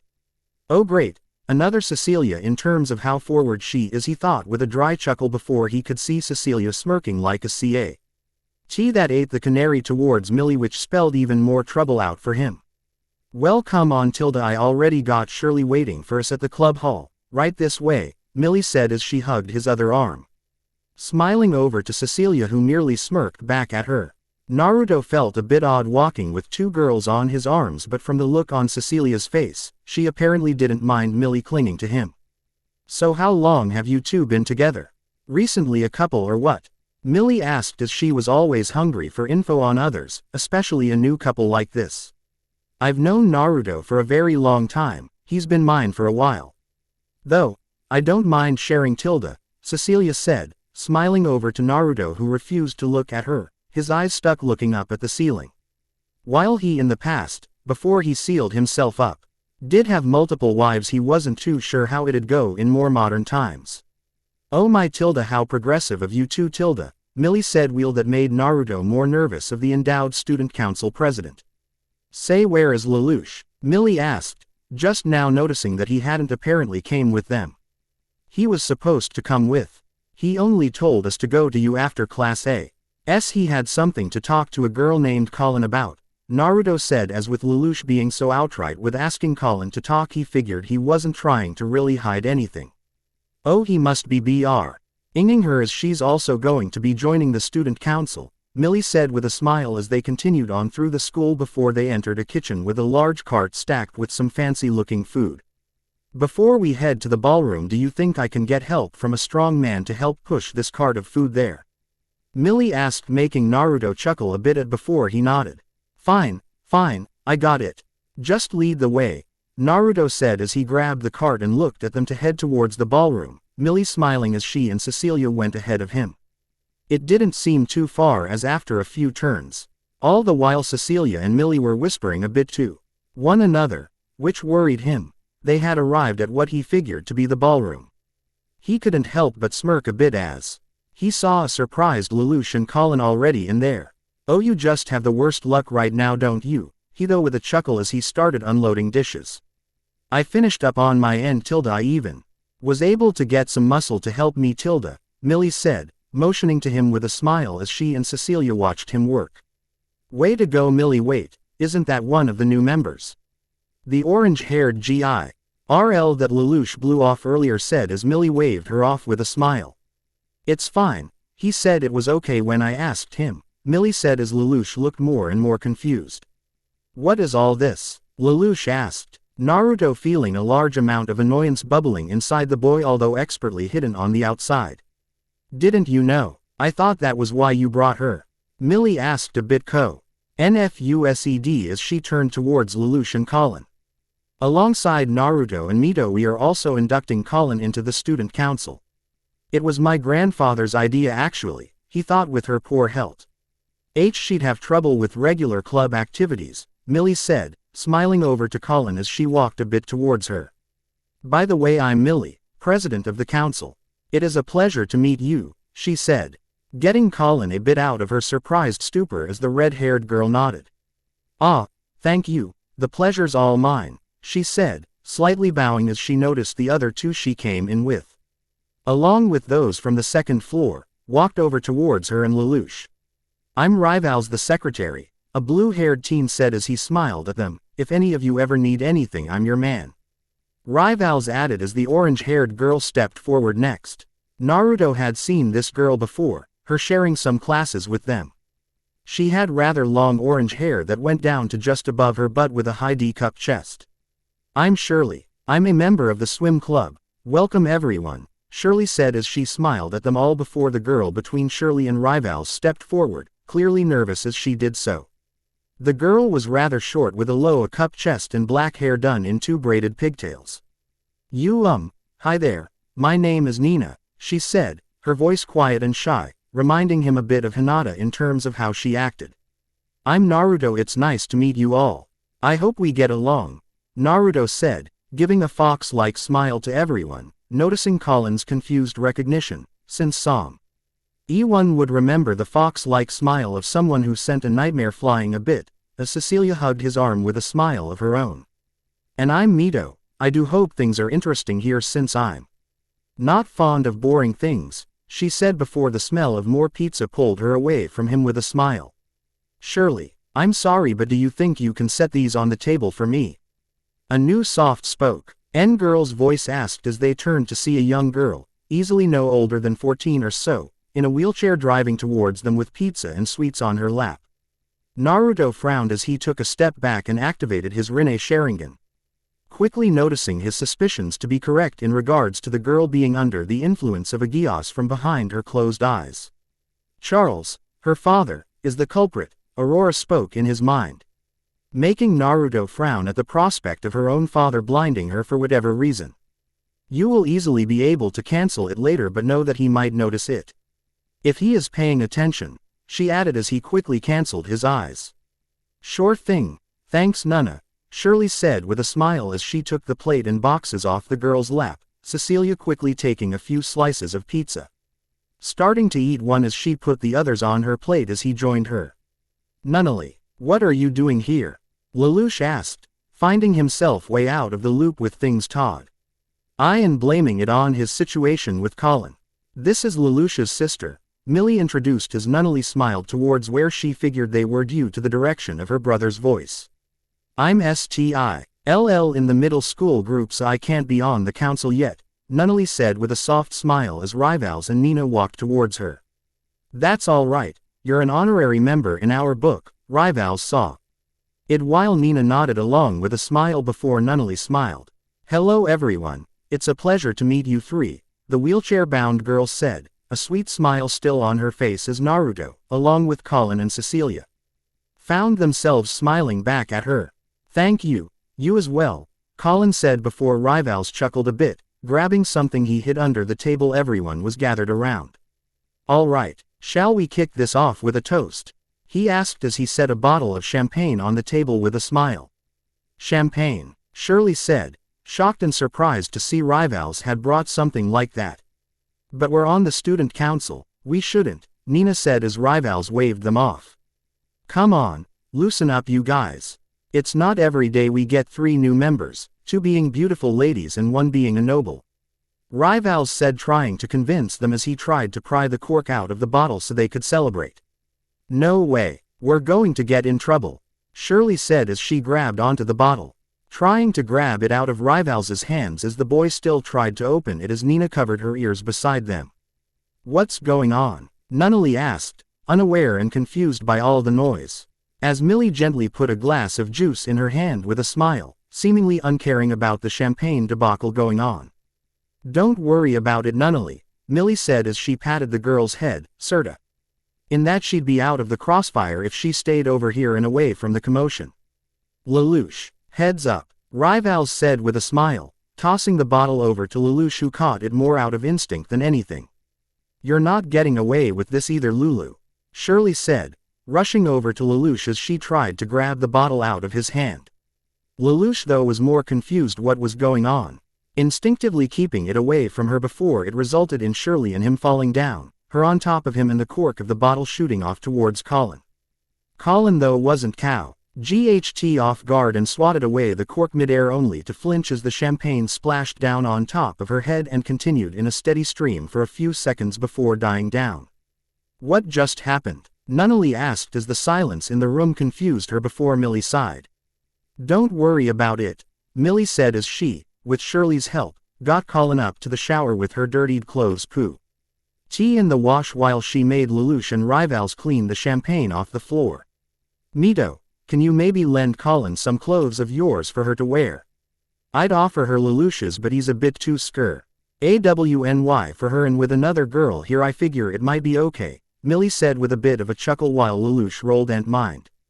Naruto, how about you give them to her, Cecilia suggested as Naruto could tell she was enjoying her talk with Millie and the food too much. Yeah, I don't mind, since I do want to make sure she's not too frazzled by the craziness of all this, he teased, making Millie stick her tongue out at him with a giggle. He rolled his eyes at her with a chuckle, going to head over to the showers before he noticed Lelouch subtly calling him over. Make sure to answer the phone. Why? Oh, you need to, so she loses her suspicion of me, Lelouch said as Naruto nodded and waved him off. Fine, I'll do it, but I'm also going to do my own part, Naruto said, heading out of the room and to the bathroom Colin had been taken to.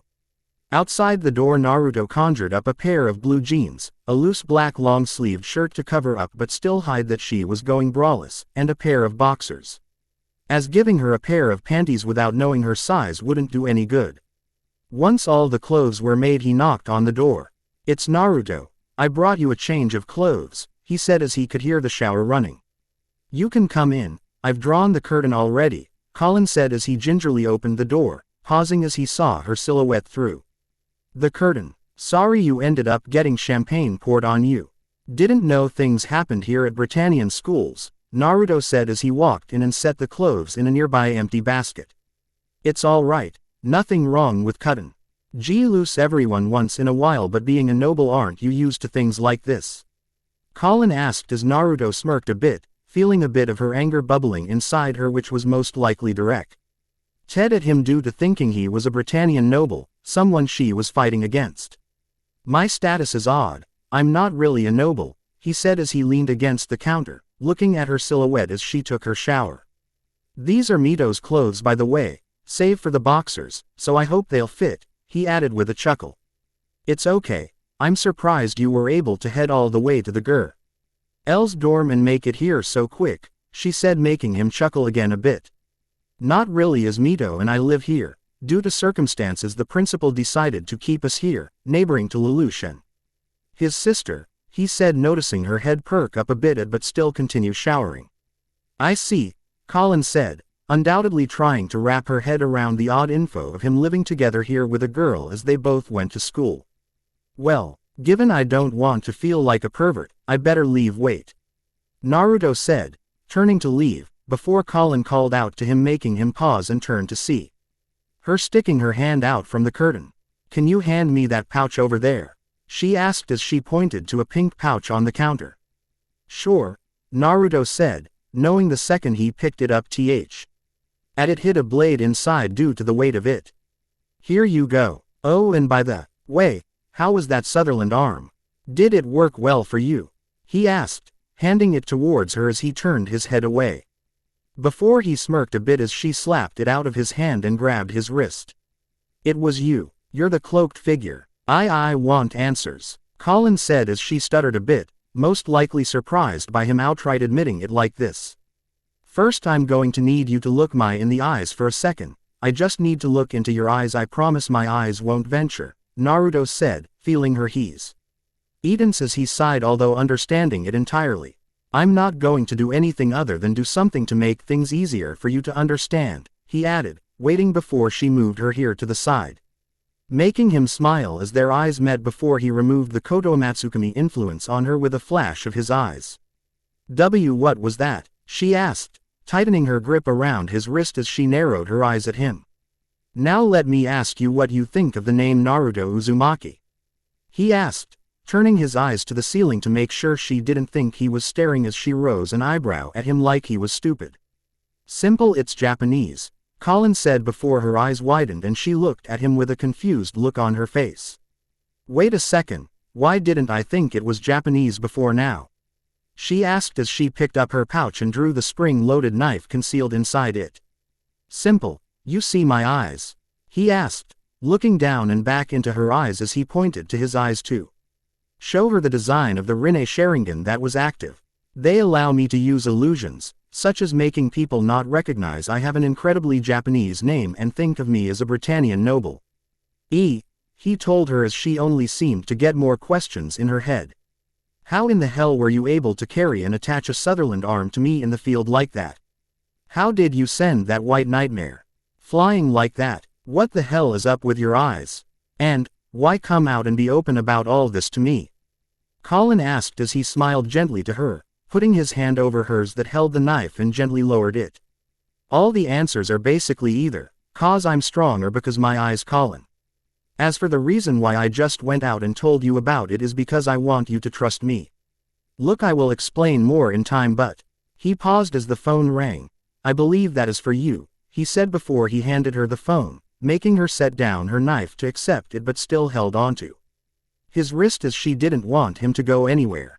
Hello, she asked as she tentatively held the phone up to her ear. Wait, who are you? How did you arrange that ceasefire? Don't hang up on me.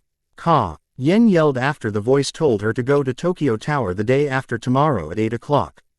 Naruto blushed as due to Colin turning in anger from her lack of answers. She had pulled the curtain open a bit to give him a view of her naked body due to his eyes being drawn to motion. Yeah, sorry about that guy, he tends to like to be cryptic.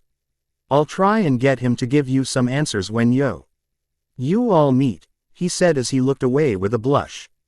Do you know who he is? Colin asked as she frowned at the phone in her hand, trying to see if it sounded like Lelouch or not. Not really, as I never met him during Shinjuku. I more fought the nightmare and worked to get everybody I could out of there, but you know I can see you, right? He asked as Colin frowned and looked down at herself, having turned around a bit so now her rather toned yet plump ass was pointed at him. She froze in shock before she let out a cry as she went to her knees and closed the curtain.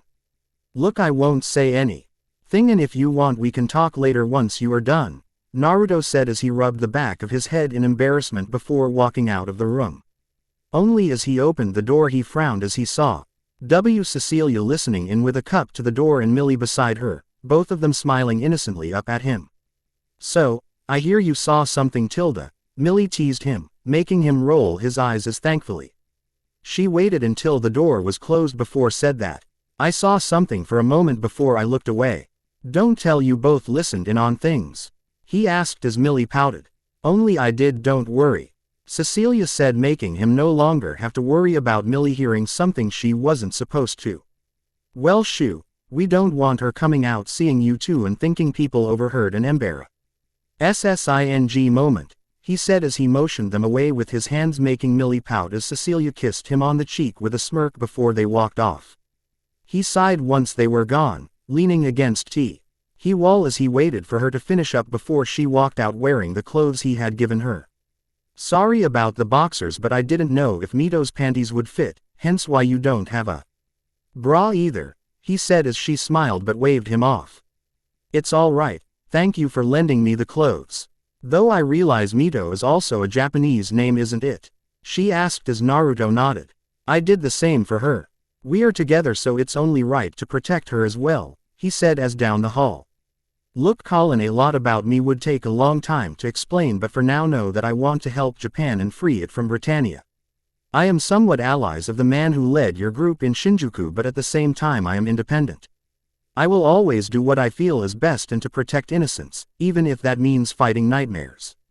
Barehanded, he told her as he smiled at her, his comment making her chuckle a bit with a smile of her own. While in school we'll just have to be a part of He student council, which apparently doesn't require much actual work besides some paperwork. They also plan some school events, he said as he remembered a bit of what he had heard from Millie. Like cultural festivals, I guess, right? Colin asked, as since they both were new they didn't quite know.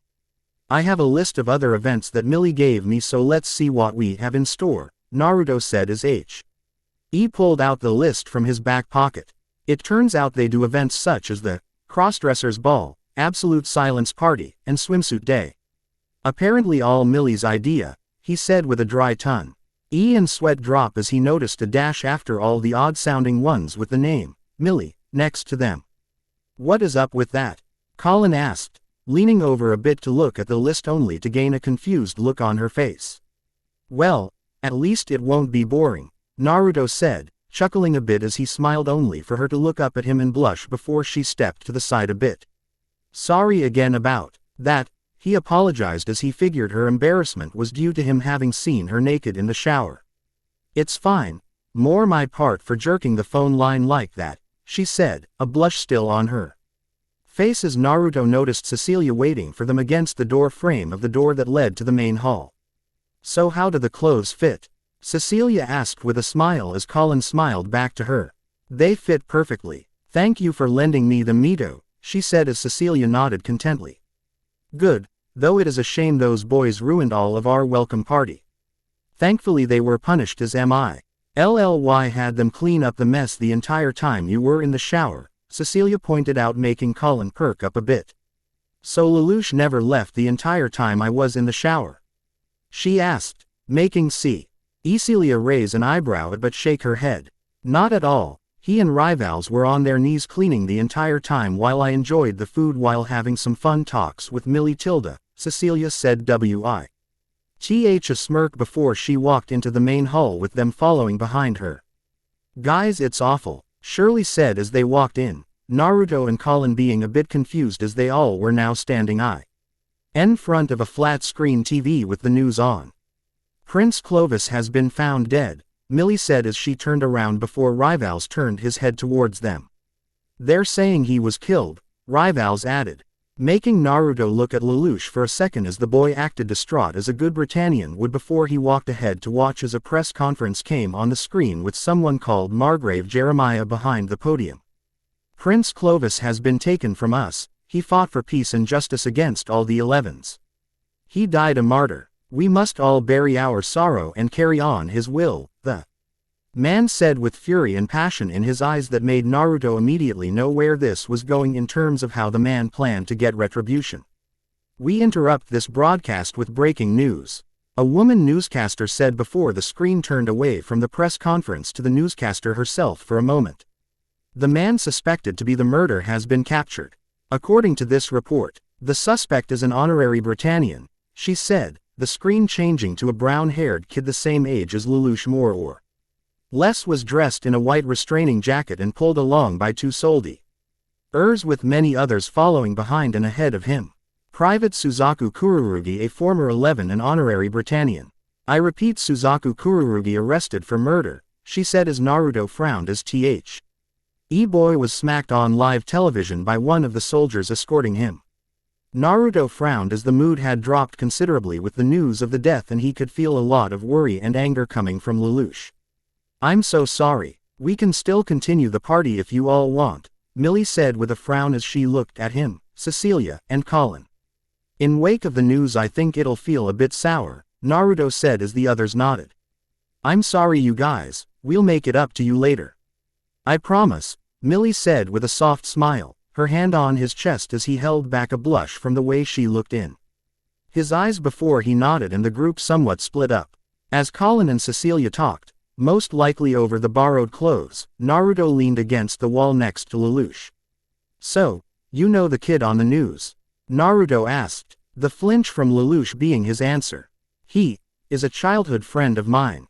I met him when I wound up in Shinjuku and I thought he died protecting me from some soldiers. Think he'd be alive and end up being blamed for my actions, Lelouch said with a tired sigh. You want to save him, don't you? Naruto asked as Lelouch met his eyes and nodded, a look in the boy's eyes showing he was fully serious. I refuse to send my friend to death. I plan to get involved with Colin's group to use them as allies, but this could work as a perfect debut and get eyes on me, Lelouch said, rubbing his chin in though before he looked back at him. You will help me, right? He asked before Naruto nodded and waved him off. Yes, I will, but if you plan to get those resistant fighters to join you, then you have to give them a reason to trust you, Lelouch. I recommend telling them about Gios, Naruto said, holding in a chuckle as Lelouch gave him a look that was a mix of, "Are you crazy?" and as if he suggested telling them he was Britannian royalty. I can't tell them that, Naruto, Lelouch said as Naruto shrugged his shoulders. Okay, but imagine it from their perspective if they ever were to find out. They'd instantly suspect if they have been under its control or not, and whatever trust you had goes flying out the window. You can hide your identity, but a power like Gios won't benefit you by keeping it secret, Naruto said, hoping the boy would understand his perspective. I'll think about it, he said, making Naruto shrug his shoulders. That's all I ask. Let me know where I am needed and I'll be there. Until then I have stuff to work on, Naruto said as he walked over to Cecilia, draping his arm over her shoulder as he smiled at her and Colin. It was really nice to meet you today, Naruto. I was just telling Mito goodnight before going over to tell you the same. I may have been out of school for a while, but if you need any help with anything around school, you can come to me, Colin said with a smile, subtly giving them a reason to possibly talk more as he smiled back at her. Sure, I could use some help. I feel, as truth be told, I've never been the best academically, he said, lying a bit since he had long since overcome his studying problems due to being in a tree and seeing everything around him while in it. Naruto smiled and waved to her a bit as she walked off before he and Cecilia headed back to his room. So I see Colin took things well and seems to want to be an ally, Cecilia said with a smile once they entered their room, reminding him that she had been listening in earlier. If you be open with someone, you give them a reason to trust you.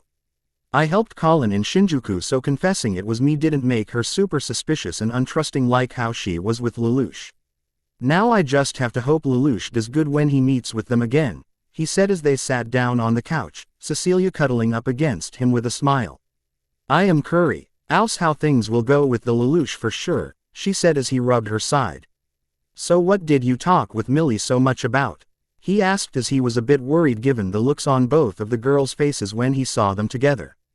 That isn't now. Can you maybe get me some ice cream for a late night snack, Tilda? If you get some whipped cream we can have some fun, Tilda, Cecilia said, Naruto sighing as he knew she wouldn't tell him anything she didn't want to tell him. Fine, but I really hope it isn't as bad as I feel it might be in my gut, he said with her smile making him feel it's just as bad. Oh, don't worry, sweetie, I promise it's good, Tilda, she said, making him roll his eyes but still get up to get the ice cream. You're lucky I love you so much or I'd tell you to stop scheming, he told her, making her giggle as despite the unease about what she might be planning he did love her and wouldn't want her to be any other way. As the rest of the school was huddled inside the auditorium, Naruto smiled as he pet Cecilia's head as they both sat on the roof of the building. Their absence from the Prince Clovis Memorial Rally was something he didn't mind, as Naruto honestly couldn't care less about the man. He felt no sadness for the death of Clovis due to him not only experimenting on Cecilia but also having ordered the massacre of those inside Shinjuku without a second thought. What are you looking over? Cecilia asked as she looked up at him and the papers he had been looking over while she enjoyed the relaxing moment.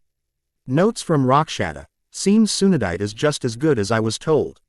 She says while it cannot fully replace Sakuradite, it is something that is a powerful amplifier when paired with it, he said as he flipped through a few pages of the booklet of notes she had sent to him via an animal path summon he lent her.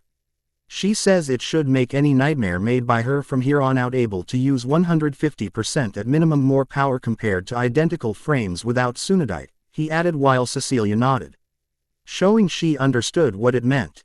So her nightmares will be faster, powerful, and be able to use a lot more tools than Britannia's nightmares.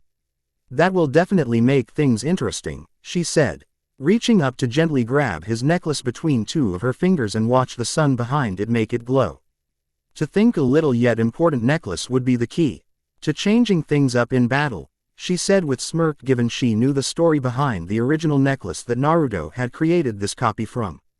She also seems to have gotten some interesting bits Of tech from the arm of the Lancelot, he said, since apparently its creator Lloyd Asplund as well as Britannia had a thing for the knights of legend in the times of King Arthur.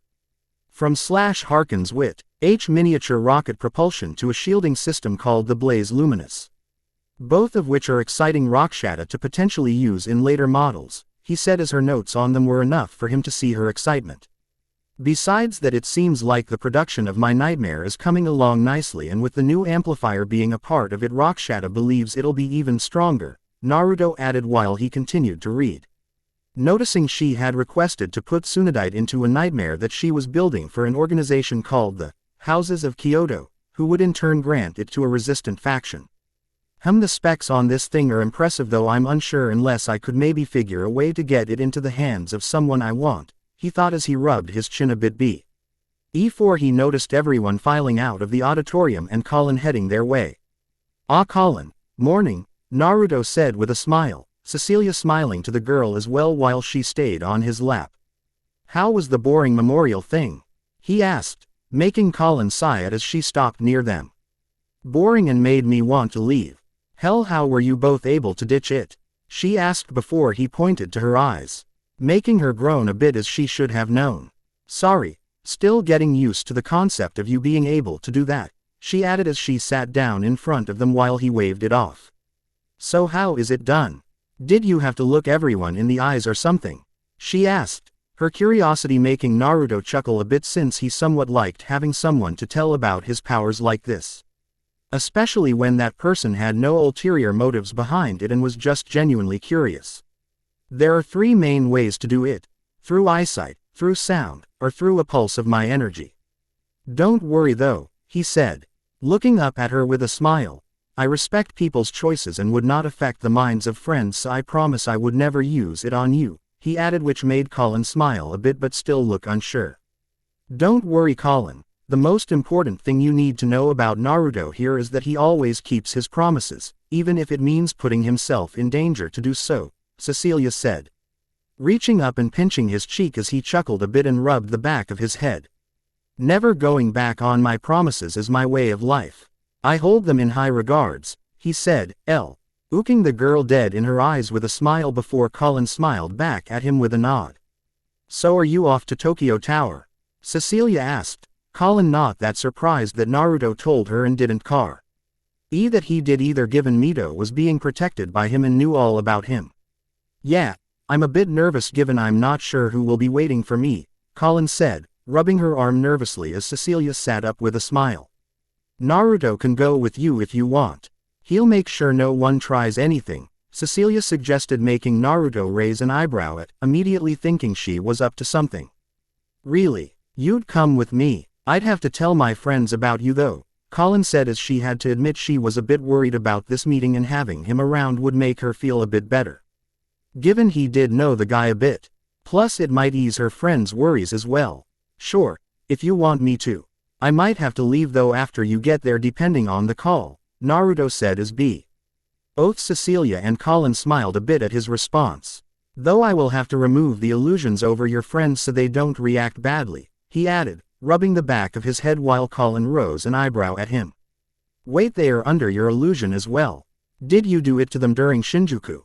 she asked, unsure when he would have been able to since she was the only one to meet him with the footage of the feats he did being the only proof behind her rather far-out claim. "I put the whole world under my illusion after the ceasefire was called by reflecting it off the moon. I didn't do much though. Made it where people didn't question lack of papers in terms of Mito and me along with the whole Britannian noble setup. As long as I release them from it before you mention my name it'll be fine," he said while he stood up, helping Cecilia up and offering a hand to Colin, which she accepted. "I have to get ready, so how about I meet you and your friends outside Tokyo Tower?"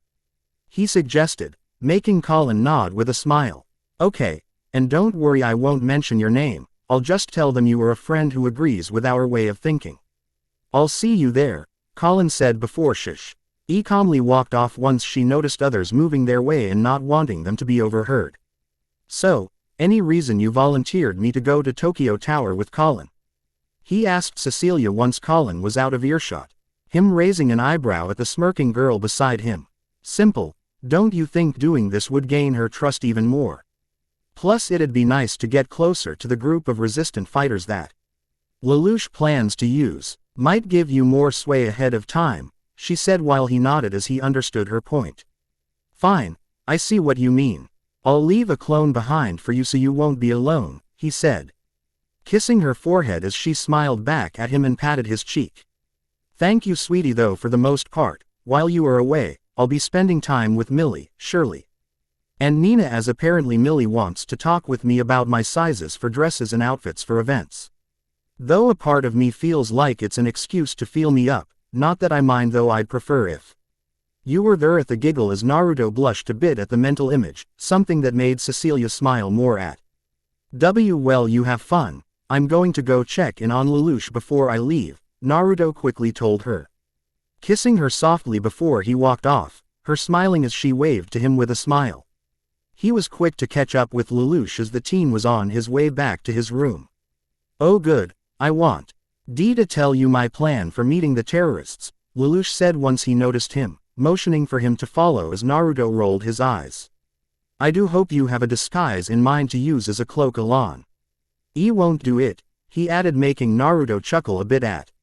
First you should really call them resistant fighters or something as they really aren't terrorists. Secondly trust me I'll be fine on an outfit. As I don't need latex and leather like you got, Naruto said, referencing the outfit Lelouch came home with late last night. Also I merely came to tell you Colin wants me to come with her to Tokyo Tower. Says she'll feel safer and I'm not one to decline something like that. When you need me for whatever debut you have in mind just stab this into the ground, Naruto said, tossing a Hiraishin 3-pronged kunai underhand onto Lelouch's bed.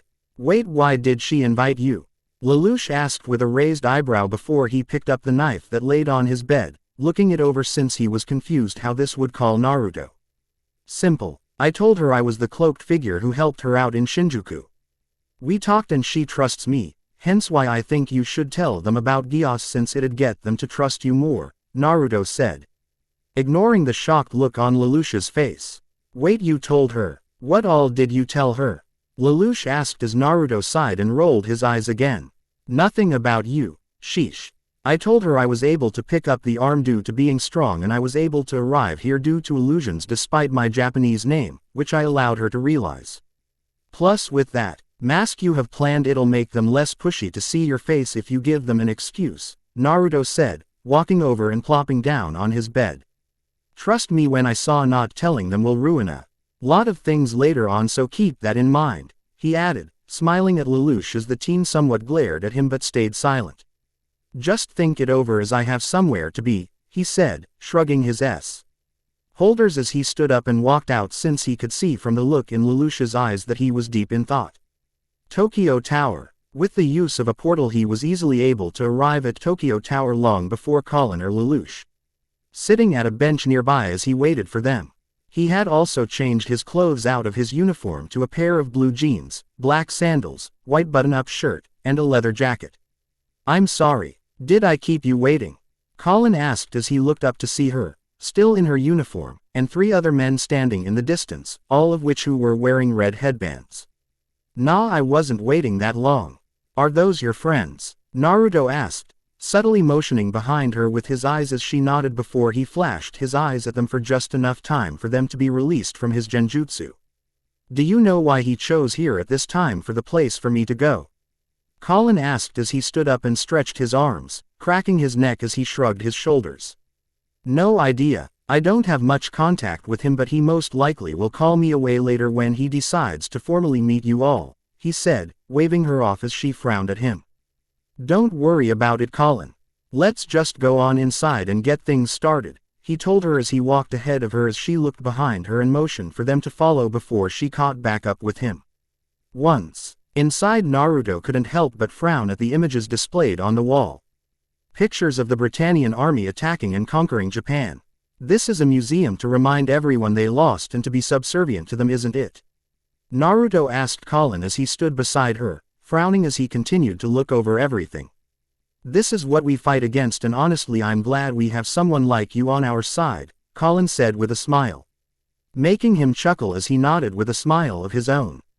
Well, I'm more than happy to help, but I'm not invincible, so we will all need to work together to free SA people, Naruto said before the intercom chimed around them, keeping Colin from responding. Attention please. Paging Ms. Colin Statfeld of Ashford Academy. One of your personal effects has been turned in at the kiosk on the observation deck, the woman over the intercom said, Colin looking to him as he nodded and decided to walk with her there, the others staying behind to catch up later so they didn't seem suspicious. Hi, I'm assuming this phone is yours, ma'am, the woman at the desk said as Colin accepted a cell phone from her, a bit unsure as she looked it over suspiciously. Something wrong. It is yours, isn't it? She asked before Naruto nodded and put a hand on Colin's shoulder.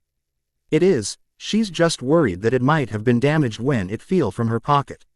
She's always losing things and she's worried her dad might get upset if it's damaged, he covered, making the woman nod as she understood before they walked away to a part of the observation deck while Naruto could feel Lelouch already leaving the tower. It wasn't long until the phone rang with the name 0 on the caller ID. 0. Colin questioned out loud, looking to him for a moment before he nodded. Eden motioned for her to go ahead with a nod from her friends who were over down a few binoculars told her to go ahead as well.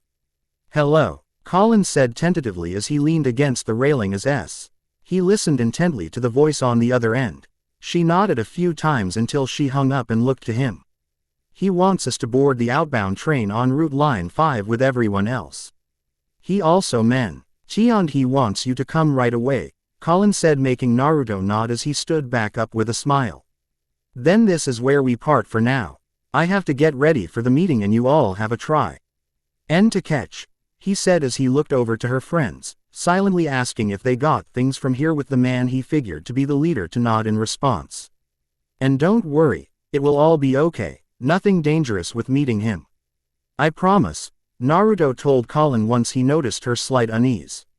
Okay, if you say so, she said before he patted her on the back and walked away, already feeling the ping of a marker and warping to it once he was out of Colin's view.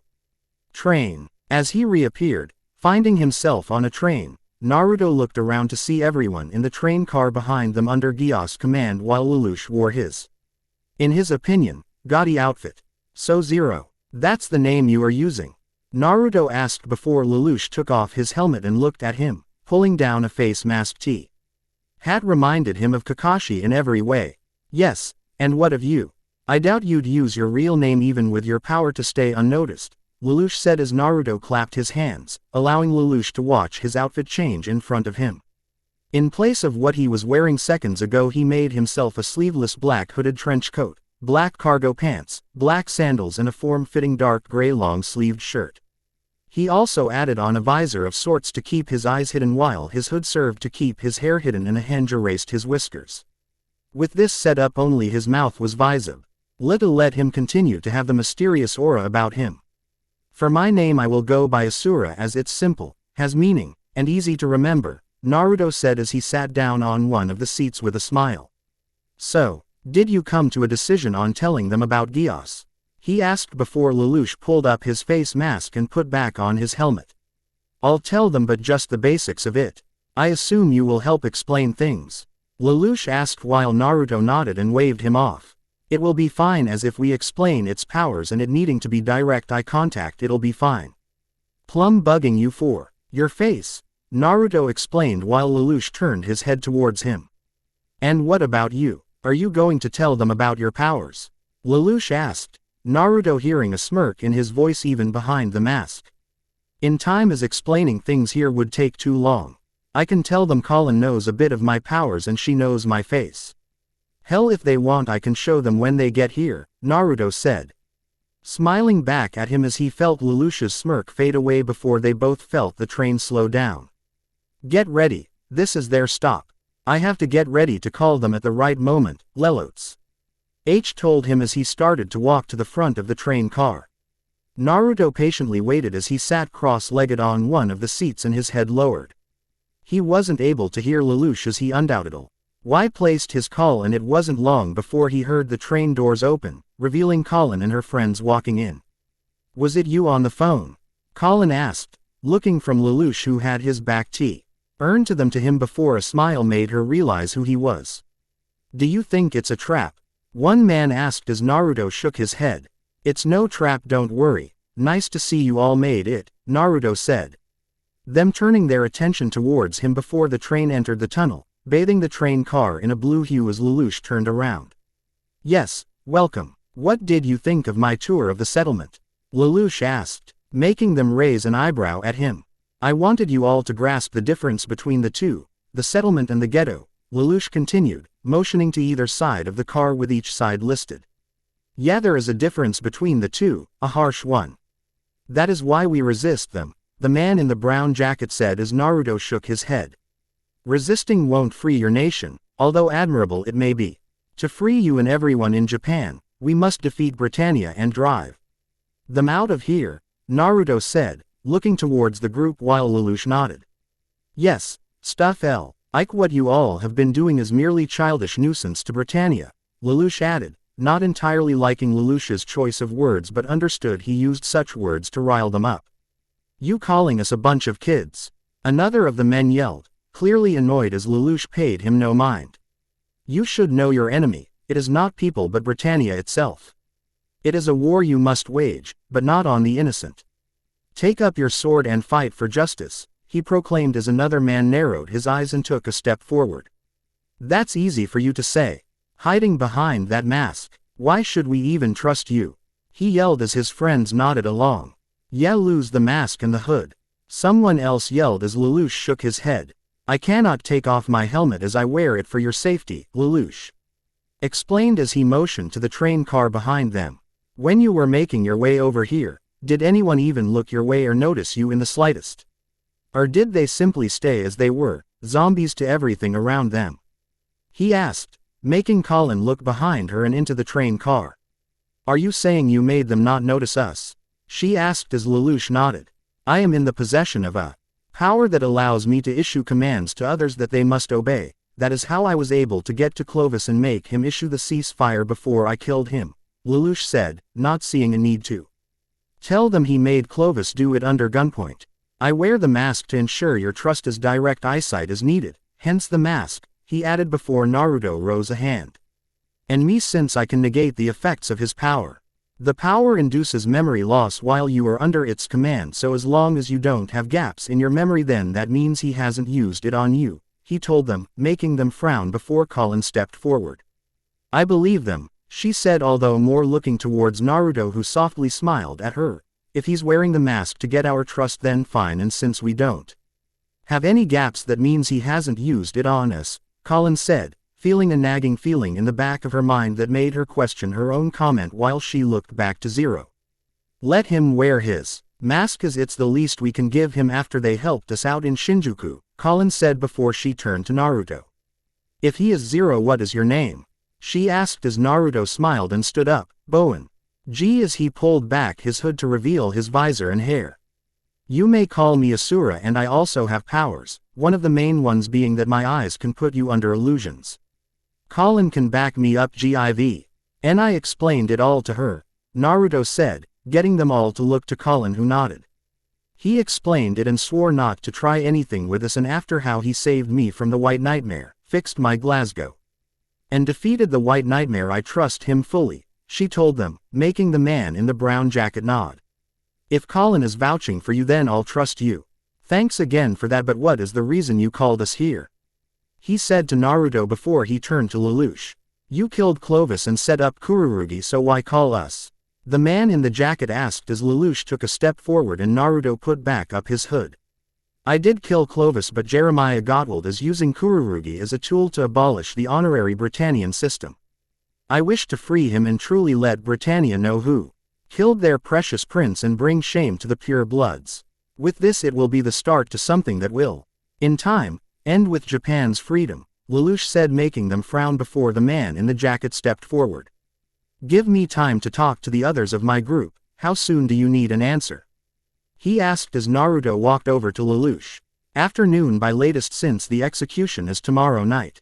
Call us as soon as you can to give your answer and we will meet you all again, Naruto said before he dropped a Hiraishin kunai and gently kicked it over to Colin, it coming to a stop just a bit in front of her. Stab that into the ground after you call and we'll be there. Until next time, Naruto added as he put a hand on Lelouch's shoulder and, in a flicker, they disappeared from the train. Ashford Academy, Lelouch's room. Almost the second they reappeared, Naruto somewhat smirked as Lelouch fell to the ground on all fours, quickly tossing his helmet away as he looked like he was struggling not to puke. Oh sorry, first time warping with the Hiraishin is always difficult to stomach. Just take deep steady breaths and you'll be fine, Naruto told him as he sat down on his bed and clapped his hands, allowing him to turn back to his normal clothes. Warn me next time you plan to do that, Lelouch hissed out, not liking the suddenness or upset feeling that it gave him. Fine, whatever. So what is the next move?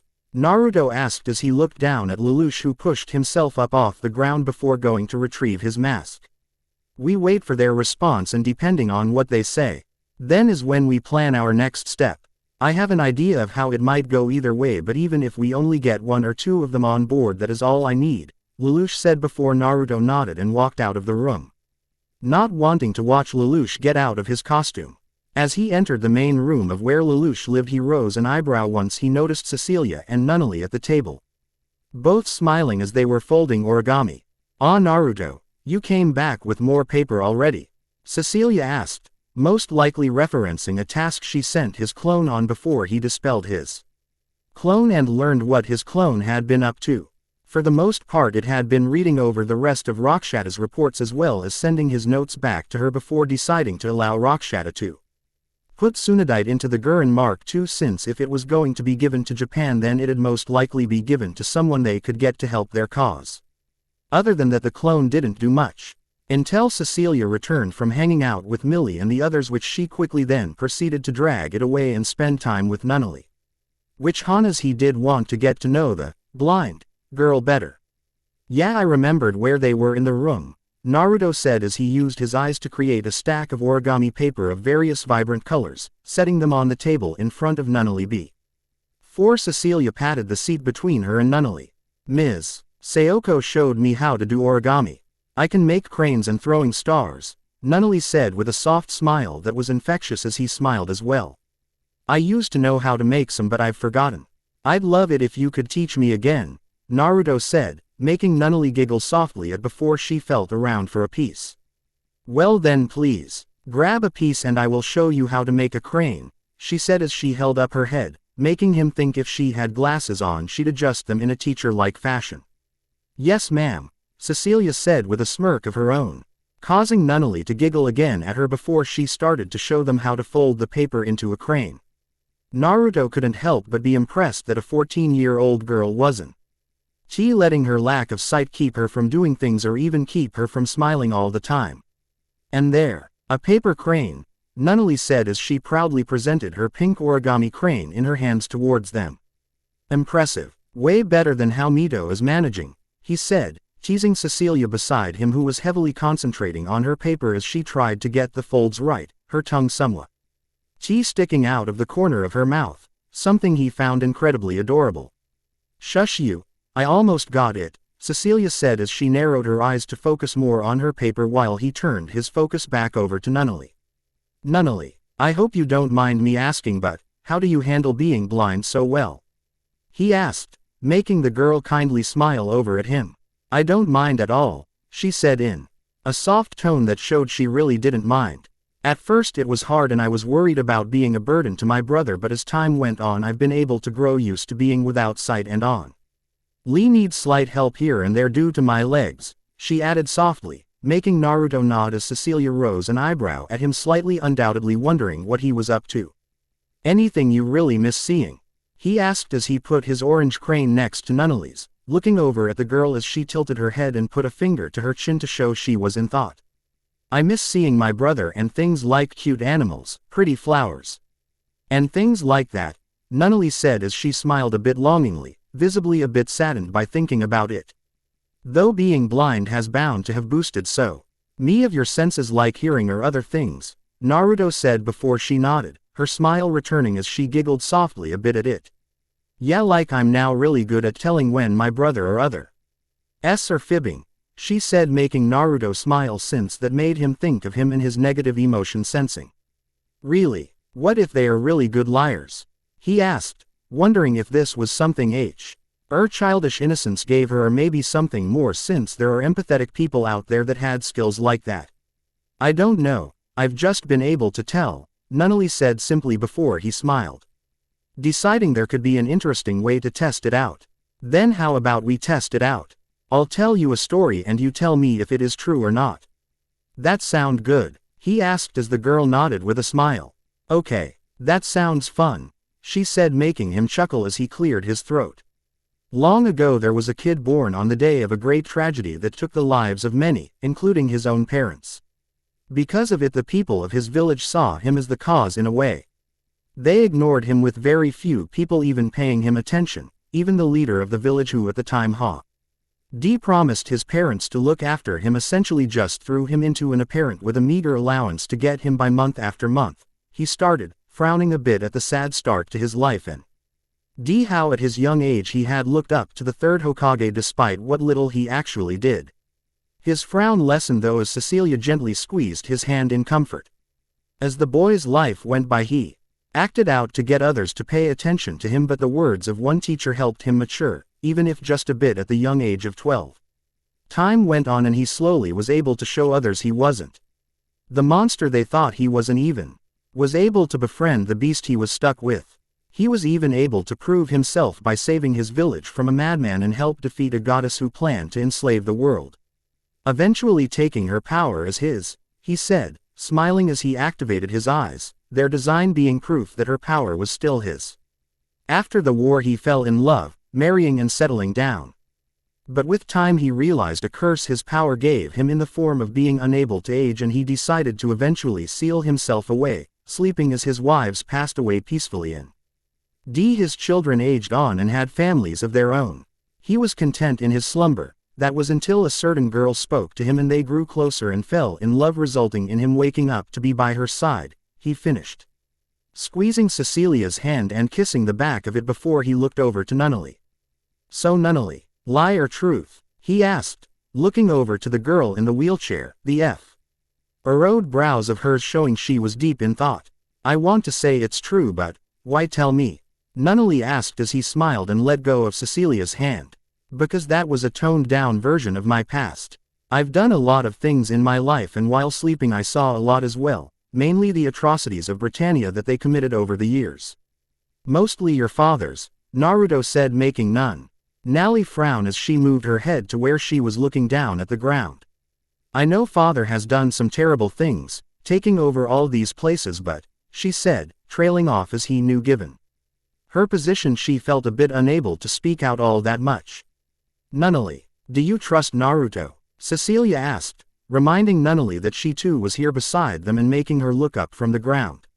I think so. Despite not knowing him too much, Nunnally said, not knowing why, but she just felt like he wasn't dangerous and was really kind. That makes me very happy that you do, as I want to return something taken from you. More specifically, something taken from you by your father, Naruto said as he gently put his hand on her forehead and sent a pulse of energy through her, shattering Charles's Gios presence over her. Now open your eyes, Nunnally, Naruto said, smiling as he crouched in front of her, watching her furrow her eyes before very slowly opening them. Once she realized what he had done, she started to look around in shock, her violet eyes taking in the fact she could see before she stared down at him, with tears building up in the corners of her eyes before Naruto quickly caught her as she more or less pushed herself out of her chair to drop onto him so she could hug him. Thank you, she cried out, Naruto a bit surprised by Nunnally's sudden hug before he hugged her back and let her cry into his chest. I can't believe it.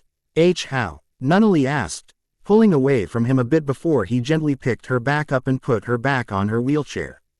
As I told you, I gained some powers over my life. One of them is the ability to cancel the one your father used on you, he said before Cecilia helped Nunnally wipe her tears. Father did this? She asked, clearly confused, which he honestly didn't blame her. He had to think of how to full word this, given he didn't want to give too much away just yet. It wasn't that he didn't trust her, but more wanting to see how she handled the basic info before getting the full story.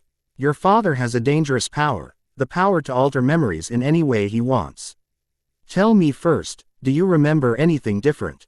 Now, he asked, making Nunnally frown as she looked over to Cecilia, who gently smiled to the young girl. Why yeah, I was Nair was shot, Nunnally began to tell them as she clutched her legs. My dad Lou ked me in the eyes and said to have my mind changed to his will before everything went black, and then I found myself under my mom before guns went off and my vision faded moments later, she said before. Naruto gently put his hand over one of hers to calm her down, making her look to him with shaky eyes. Charles made her memory change to where she thought she was there when her mom died, giving her powerful trauma as well as making her go blind. Although he isn't behind your legs being shot, Cecilia said as she looked to Nunnally as she clenched her thighs with her hands. Why would father do something like this? Nunnally asked, more to herself as her eyes looking through him more than at him as she struggled to grasp everything. Naruto sighed as he gently took her hands in his and gave them a squeeze, getting her attention as she was brought out of her daze. Nunnally, I will be frank and say it is because your father is a monster. That is also why I refused to let a man like him continue to take away the eyes of an innocent and sweet girl like you.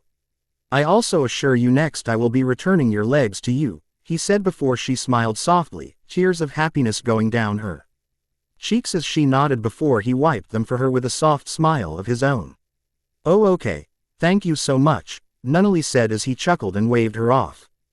Don't worry about it Nunnally, honestly, he told her before he started rubbing his chin.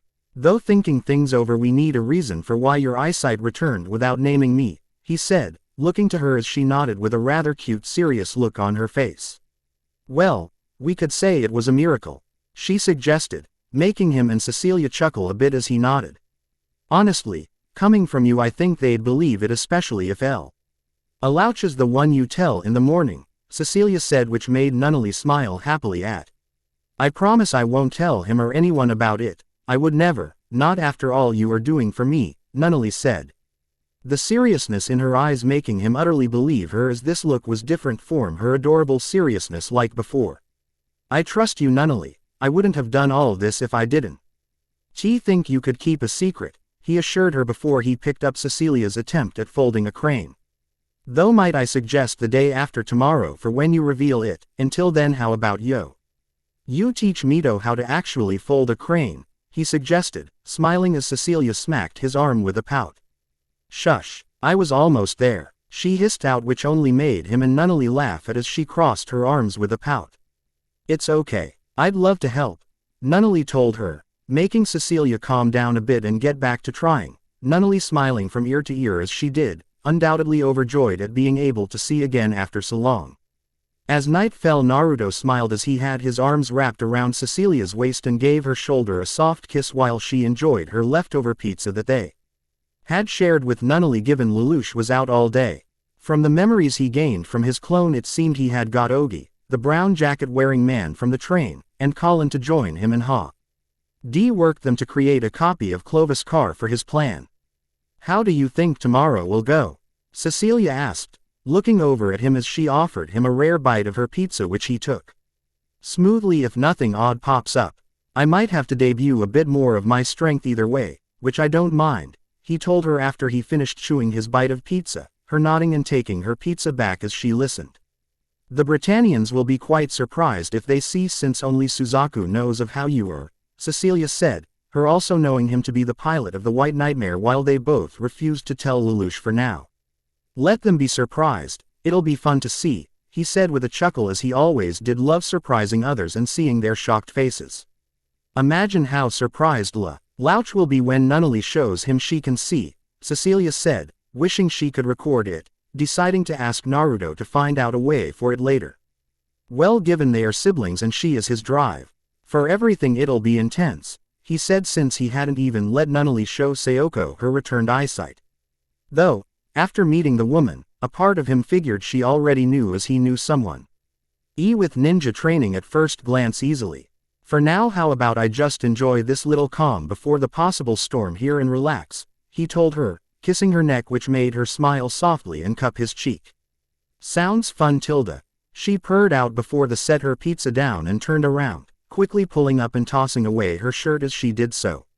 Night of the execution. As they drove down the highway in a car modified on the outside to look like Prince Clovis' personal car, Naruto sat beside Colin as she drove with them both in chauffeur disguises.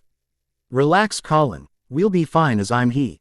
If anything goes wrong and with the plan Zero has, things should be fine, Naruto said, rubbing her shoulder as she nodded, her hands still tightly gripping the steering wheel but relaxed her should. RS a bit as she nodded at him and continued to drive. He understood her nervousness given only she and Ogi were here to do this seemingly impossible task. Naruto kept his eyes active, getting a Betty R feel for what to expect as an animal path bird flew ahead of them while they continued to drive down the highway. They did momentarily have to slow down as they neared a roadblock before they were quickly let through and allowed to continue on without even needing to stop. Seems Zero was right that they'd let us through, Naruto said to Colin while they drove, him looking back at the soldiers that let them through. This Jeremiah guy wants to make this a show of stopping any terrorists on live TV, playing into it allows us access and from there we can turn things around in our favor, Naruto explained as they drove up to the main area, able to see the nightmares guarding Suzaku waiting for them. He smiled as he watched them stop, seemingly waiting for them as they drove closer to them. ND Colin stopped once she heard Lelouch tap his foot inside where he hid in wait. You dare desecrate His Highness, transport. Come out of there, the man standing up in the cockpit of the nightmare at the front of everything demanded. Him revealing to be Jeremiah given he remembered him from the conference on TV. Naruto though took it as his K as he pressed a button, allowing the front of the tall box behind them to burn up to reveal Lelouch. I am Zero, Lelouch declared as he stood tall, arms hidden under his cloak, the TV cameras quickly pointing his way while everyone kind of froze. Though he expected that given such a brazen tactic like the one they were pulling was bound to make people take a second to take it all in. I've seen enough, Zero, Jeremiah said, pointing a gun up in the air. This little show of yours is over, he declared as he fired the gun, it seemingly being a signal for 4 Sutherlands to surround them. Lelouch stood unfazed, his cape being blown open as Naruto put his hand on Colin's shoulder to calm her down before he dropped his chauffeur disguise so he could be ready to act when he needed to. First things first, how about you lose that mask? Jeremiah commanded, Naruto finding it somewhat funny to see that was always the first thing people asked of Lelouch when they met him as Zero. Lelouch moved his hand, acting as if he was about to before. He rose his hand and snapped his fingers which signaled Colin to press a button on her side of the dash to allow the metal panels behind Lelouch to break apart. Once down, the container that Cecilia was formerly stuck in was revealed. It being the perfect bluff given to everyone else, it was supposed to contain poison gas. What in the? Jeremiah muttered in shock as a woman at the back of the group of Sutherlands that surrounded Suzaku's transport stood up. Jeremiah, be careful, he's topping herself mid-sentence given if she yelled, poison gas, out loud it might cause panic in the crowd. Wait, you don't understand. Suzaku tried to yell before Naruto noticed the collar light up and him seemingly groaning in pain, causing him to figure the boy essentially had a shock collar around his neck. Damn it. He's taken every Britannian here hostage, and he's done it without them even knowing it, Jeremiah growled out before he quickly raised his pistol again, this time aiming it towards Lelouch with a furious glare on his face. You intend to shoot, you know full well what will happen if you do, Lelouch told him, making Jeremiah lower his gun begrudgingly as he did know the danger of shooting. Fine, what are your demands? He asked, figuring he might be able to buy some time if he went along with this for now. An exchange. This for Kururugi, Lelouch offered, making Jeremiah scoff at. Like hell, he's charged with high treason for murdering a prince. I can't hand him over, Jeremiah said, not letting this chance to rise in power by putting Kururugi through trial slip through his fingers. No, you're mistaken, Jeremiah. He is no murdered. The man who killed Clovis was myself, Lelouch confessed, looking to a cameraman who had arrived literally seconds ago, which gave him a perfect chance to really ensure he was heard. We are so screwed, Colin said, shaking a bit before he rubbed her back and gave her a smile. Don't worry, I'm not going to let anything happen to any of you. Trust, Naruto whispered to her with a smile before she nodded again, trying to keep herself calm despite being utterly surrounded by nightmares. For a single 11 you'll save scores of precious Britannians. I find that to be a bargain, Lelouch insisted as Jeremiah was visibly sweating a bit while looking a bit worried given his plan to pin the blame was going down the drain with the real culprit confessing. He's mad, I tell you. Disguising his truck as His Highness. He'll pay for mocking the crown. Jeremiah yelled, trying to sweep the confession under the rug as best he could as Lelouch easily noticed. Careful, you don't wish the public to learn of Orange, do you? Lelouch asked while Naruto chuckled a bit at him using his favorite color as the seed he planned to sow to create dissent. Lelouch quickly tapped his heel on the truck, signaling Colin to slowly start driving again as everyone was frozen in confusion. If I die it'll all go public, and if you don't want that to happen, Lelouch said, waiting as they drove closer to where his Geass would be in range before continuing. What are you talking about? What is this? Jeremiah questioned, Naruto smirking as he looked behind him to see a part of Lelouch's helmet slide away to reveal the eye his Geass manifested in. You'll do everything in your power to let us go, your prisoner as well. Lelouch commanded, his Geass quickly taking Jeremiah over as the man quickly seemed to relax and grown calm. Right, understood. You there, release the prisoner, Jeremiah commanded, looking back at the two armed soldiers who were standing on either side of Kururugi. What on earth are you doing, my lord? The woman in the back asked as Jeremiah paid her no mind. Get that man over here. He yelled again, the Geass making I am determined to follow through with the order. Hand him over. Nobody gets in his way. He yelled again as another nightmare pilot popped out of their cockpit. No, what are you thinking? You can't do this, the man yelled, trying to stop his superior from doing something he never expected to happen. Lord Kuel, this is an order.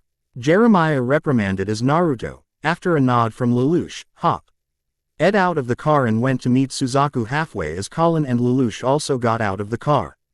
So who the hell are you? Suzaku asked, making Naruto frown a bit as he was zapped. Shame you don't are a member after how I took an arm from your nightmare, though this outfit is better than a simple black cloak after all, Naruto said, making Suzaku's eyes widen a bit before he waved it off. But never mind. We don't have time to reminisce, he told him, putting a hand on his shoulder as he started to guide Suzaku back towards Lelouch. Naruto though tensed up as he pushed Suzaku towards Lelouch and Colin. His eyes making the world seemingly go in slow motion as he saw a massive bullet, like the kind used against other nightmares, coming their way. He quickly jumped, pulling back his leg before he launched a kick at it.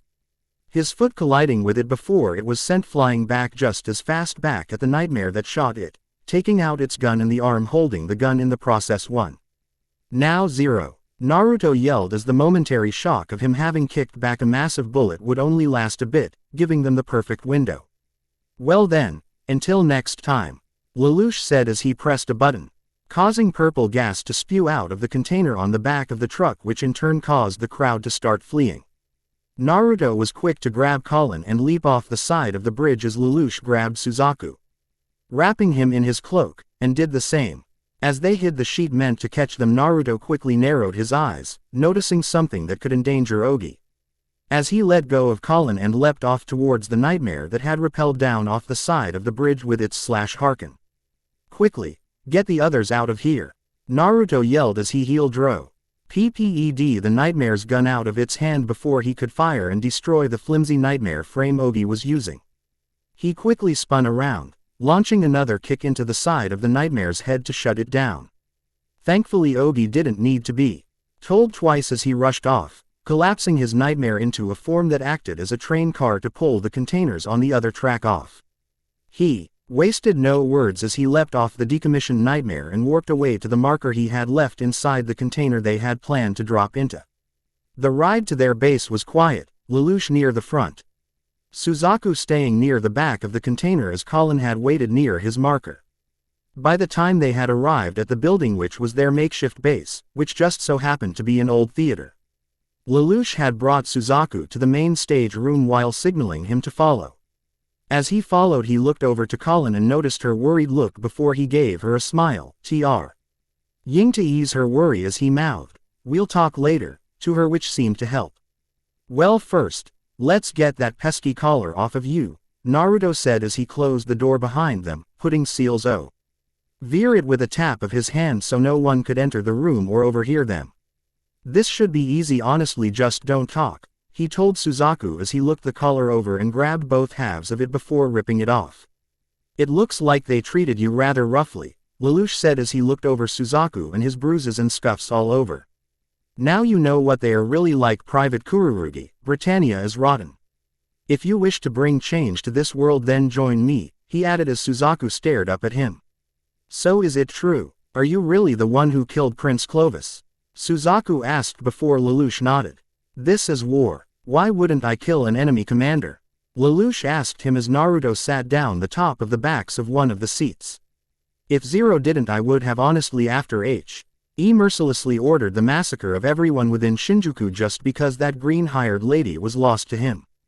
Tell me, Suzaku, are those the actions of someone who should have been left to continue? Naruto asked, staring at the boy who refused to meet his gaze. I don't know, but there had to be a different way to make him stop, Suzaku said, making Naruto scoff and even laugh a bit as he shook his head in disbelief. Boy, you have to realize that, against someone who sees other people's life as ants and fine enough to wipe out because he lost a toy, that talking really doesn't work at all. That is something you got to nip in the bud and nip FCing as Suzaku stared down at the ground, unable to respond while he clenched his fists before looking over to Zero. And what about the gas? Suzaku asked, trying to change the subject after he had failed to go against what they had said about killing Clovis. A bluff to help things along, the result of which allowed for not a single death to occur, Lelouch pointed out, making Suzaku frown at. The result, is that all that matters to you? Ends gained through contemptible means aren't worth anything, Suzaku tried to tell them before Naruto hopped off his seat. Still shaking his head, how are means that didn't involve the death of anyone on the bridge contemptible? Britannia is the nation built upon blood of other nations as they conquer everything around them. So tell me, Private, he said, putting extra weight on his military title, how does the means of a nation you ran off to become a part of measure against ours when we fight for the nation you abandoned after they were enslaved? So far we killed one prince while they mercilessly killed children, women, and elderly without blinking, he said, walking closer to Suzaku as the boy somewhat shrunk but still stood up straight and looked him back through the visor. This nation can be changed for the better and from within, Suzaku said as Naruto sighed.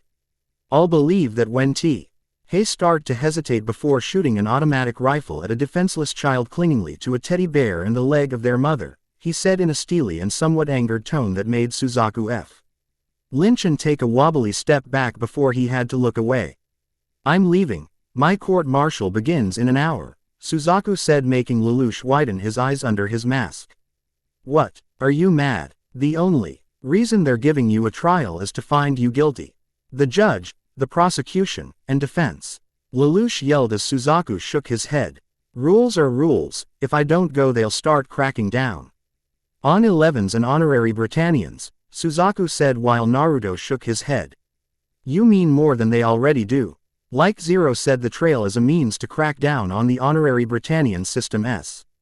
Ins to them honorary still mean not, in their dictionary of purity before all else, Naruto pointed out, making Suzaku walk off without replying, showing he had no response. Let him go, Naruto said. Oh. NCE Suzaku had walked out from the massive hole in the nearby wall. That boy is dangerously naive, Zero. I just hope he'll open his eyes to how things are one of these days. If you want to be warped use your knife and a clone will take you home, he added, shaking his head and leaving the room. So how'd it go? Colin asked before Naruto sighed as that was his first response when thinking how to explain all that. Suzaku refused to join us and showed us how naive he is, Naruto said with a scoff before he reached into his pocket, pulling out 2 knives. Here, you and Ogi get one. I don't have a cell phone yet, but if either of you need me you can get me near instantly with those knives, he told Colin before Ogi got up and came over to get his from Colin. Thanks again, I had trouble believing what Colin saw in terms of you fighting that white nightmare barehanded, but seeing in person you not only kick away a nightmare round and beat up a Sutherland, all I can really say is, I am glad you are on our side, Ogi said, making Naruto chuckle and nod. Well, you all seem like good people. I look forward to working alongside you. For now though I have to leave, Zero will probably be leaving soon as well. Today was a victory with how we were able to get what we went there for and shamed the purebloods. This will be a nice way to get the ball rolling, so keep strong, Naruto said before he warped away. Smiling as he threw off his visor and jacket the second he saw Cecilia smiling over at him from their living room. Welcome home, Cecilia said while she held out her arms to him, inviting him to come sit beside her and give her a hug, which he happily did with a smile. You made quite the splash, she said as she motioned to the TV which was showing clips of him not only kicking away the massive bullet but defeating the nightmare that rappelled off the side of the bridge. Good, that's what I was going for. How were things for you while I was gone? Naruto asked as she had spent the night with Nunnally without a clone to keep the young girl company. It was nice, I had fun with the girls, but it's better now that you are back, she said before she gave him a deep kiss. It only made him smile as he returned it. So, any idea of his next step? She asked. Since she might not be involved with things right now, she was curious about what was going on with his plans. Not right now, probably wants to settle down for a bit until a window opens up for another opportunity to make an impact. Thankfully that gives me time to work on some things of my own and spend time with you, he told her, pulling her in close as he had a few plans of his own in his mind he was wanting to act upon but still needed to work everything out. Lelouch wasn't the only one with an agenda, as he had his own ideas of things he could do to shake things up. As the sun peeked through their blinds, Naruto groaned as he blocked the rays with his hand as Cecilia clung to his chest in their shared bed, a content smile on her face. Though as his eyes adjusted to the sudden light he frowned as he saw Lelouch staring down at him from the side of his bed. What did you do to my sister? Lelouch asked, his eyes moderately red, which most likely meant he had been recently crying. Son, too early. Talking, shut them up, Cecilia groaned as she pulled the blanket over her head to block out the sun and muffle the noise. Good morning to you too, Lelouch, Naruto groaned as the light bothered him as well while Lelouch merely rolled his eyes. Whatever, just tell me what you did to fix my sister's eyes, Lelouch said, making Cecilia sit up, the blanket against her chest as she glared at the teen for waking her up. Naruto removed your father's Gyos command over her. Now get out of my room and let me sleep or I will strangle you. We will talk later, she said in an icy tone as she narrowed his eyes at him before Naruto pet her head to calm her down. I'll explain later, for now let us sleep and go spend time with Nunnally, as she said. Seeing you was one thing she missed, Naruto said in a calm tone to get Cecilia to calm down and for Lelouch to agree to wait. Fine, but after what she said I expect answers, Lelouch said as Naruto waved him off and pulled Cecilia back down to him, her quickly burying her face into his chest again and falling back asleep. Their resumed sleep lasted for an hour or so before they came out of the room, Cecilia wearing only a button-up of his, as with it being the weekend she decided she was going to dress in a comfy way for her to spend around the house. So what was so important that made you try and wake us up so early for? Cecilia asked as she sat down on the couch, smiling to Naruto as he handed her a cup of coffee. My sister can see, Lelouch said bluntly as he looked to them. She said it was a miracle, but I know there is no way that could be, and you two are the only ones I see ever being able to do something like this, he added, making an Naruto sigh as he offered Lelouch a cup only for the teen to wave it off. Plus, did she seriously say something about my father's Gyos? Lelouch asked, making Cecilia nod. Yes, your father also has Heia SS and has had it for his entire reign as king, and even before then. It was given to him by VV, your uncle, who has the same powers of granting Gyos like me, Cecilia informed him, not really caring as after being woken up by him this morning she wanted to get him out of her hair. So my father has been tied into Gyos for so long, Lelouch muttered in thought, worried about the prospect of his father having a power akin to his. What power does my father have? He asked while Naruto set down his tea that he brewed, given he wasn't a fan of coffee. He can alter memories absolutely and requires eye contact, like why think she was there when your mother was killed and think she was blind when in truth, your mother was actually killed long before Nunnally, you, or anyone else had found her, Naruto said as Lelouch narrowed his eyes. The news only proving his belief that his father was a monster and needed to be brought down. Then her legs were shot up through our mother's already dead body. Lelouch asked as Naruto nodded and took a sip of his tea. I plan to fix her legs as well, just need to set up a clone of mine in the guise of a doctor and use some illusions to make those around believe things. Give it a bit, he told Lelouch as the boy chuckled and smiled as he turned towards the door. Thank you Naruto, it's honestly hard to explain just how much this means to me but it does, Lelouch said. Looking back to Naruto as he smiled and nodded. One of the things she missed seeing was you so spend the weekend with your sister.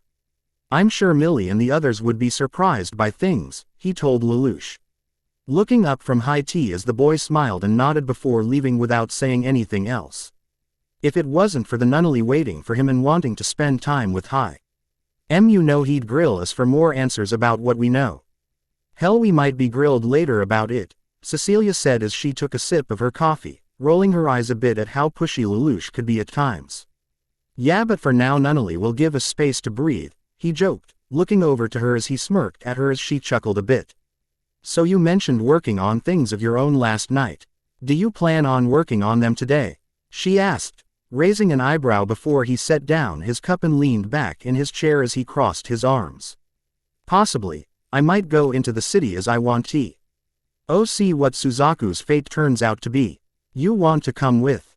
He asked as she tilted her head to the side while she thought it over and nodded with a smile. I'll go with you to the city but I want to take a clone shopping. I won't get in the way of whatever you are planning to do but I do like the idea of going out with you, Cecilia said as she had some clothes in mind to buy under the suggestion of Millie. You won't be in the way if you want to stay by my side. I really don't mind, he told her, wanting to ensure she doesn't think she has to keep her distance when he does his planning. Oh I know sweetie, she told him while she leaned forward and gave him a quick but loving kiss. But I have stuff I want to do and don't want to take you away from whatever you have in mind. So you do what you need and I will enjoy some shopping which reminds me. How is the money gathering? She asked as since he left his tree and arrived at Ashford Academy he had decided to stealthily use clone's tea. Oh gather money a few different ways in multiple accounts. 4 of my henge disguises are banned from casinos, one being targeted by a Britannian mob that wishes to kill one for stealing money and I have been able to create 20 different accounts that I ensured weren't able to be connected to the henges that were banned or the one that is being hunted, he told her, all this bringing him back a bit to the days where he helped work with Jiraiya's spy network, before he handed her a credit card. This one has the most so go crazy, he added with a chuckle as she took it, slipping it between her cleavage as she wrapped her arms around his neck and kissed his cheek. Thank you sweetie Tilda, she squealed with a smile. Naruto figuring it was more the fact of the possibility of a large amount of pizza whenever she wanted to. The rest of breakfast went nicely, the two of them heading off to Tokyo before Cecilia left with a clone of his after giving him a rather passionate kiss and another thanks or the card she was bound to use for her fun. As Naruto walked around the Tokyo settlement he couldn't help but let out a bit of a disappointed sigh at how people were so full of negative emotions. Like those of hatred and disgust towards others. He tuned them out as he headed towards the courthouse, more curious to see if he could check the outcome of Suzaku's trail given Lelouch's admittance of killing Clovis under the guise of Zero would exonerate him. Out of the way please.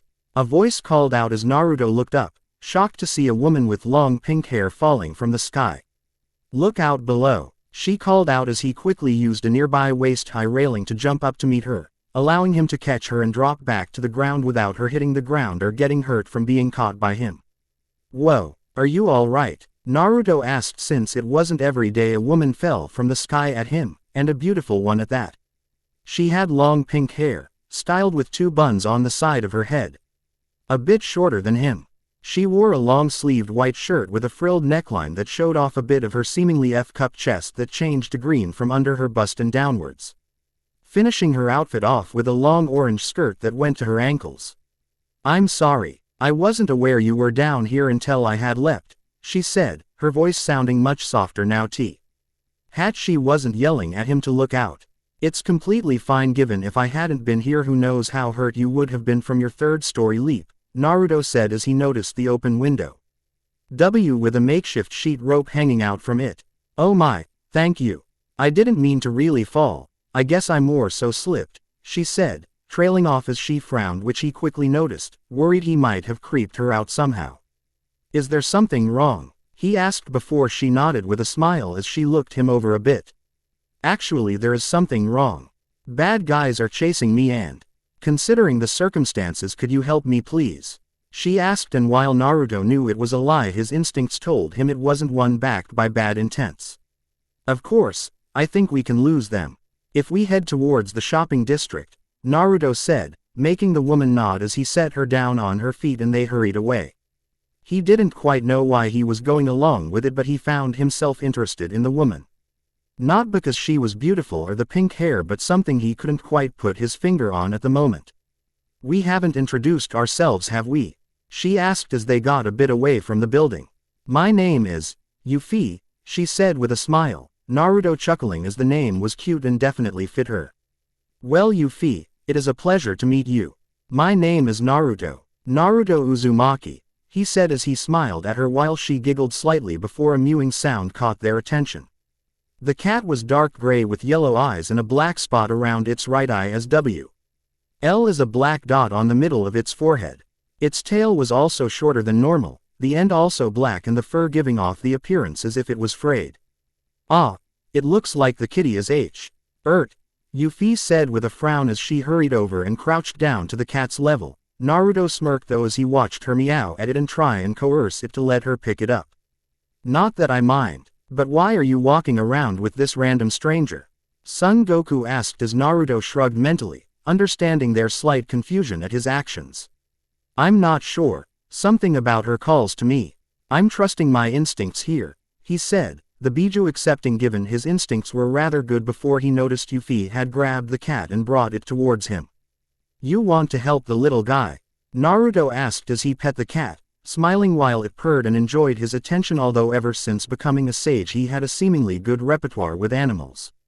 Yes, I'm sure we can. Find some bandages or something for him, she said while he could only chuckle at her as he nodded. Sure, let's find something for the little guy as he seems like a nice little guy, he told her before they continued on. The now docile cat being held by Euphemia, who it seemed to enjoy doing so. It didn't take long to find a store that sold animal care products that he had paid for before some steps a nearby plaza, and the cat let him treat the wound and bandage it up. There you go, good as new as we're going to get without going to a vet, Naruto said, petting the little cat as he laid down between him and Euphemia. Licking some water out of a plastic cup they had gotten for him that rested on a step below so he could drink while laying down. So Euphemia, not that I mind an excuse to walk around with a sweet woman, but why exactly did you lie to me when we first met? He asked, making her giggle and smile at him. Do you ask because you're concerned about me? Euphemia asked while Naruto nodded with a soft smile as he looked at her from the corner of his eye.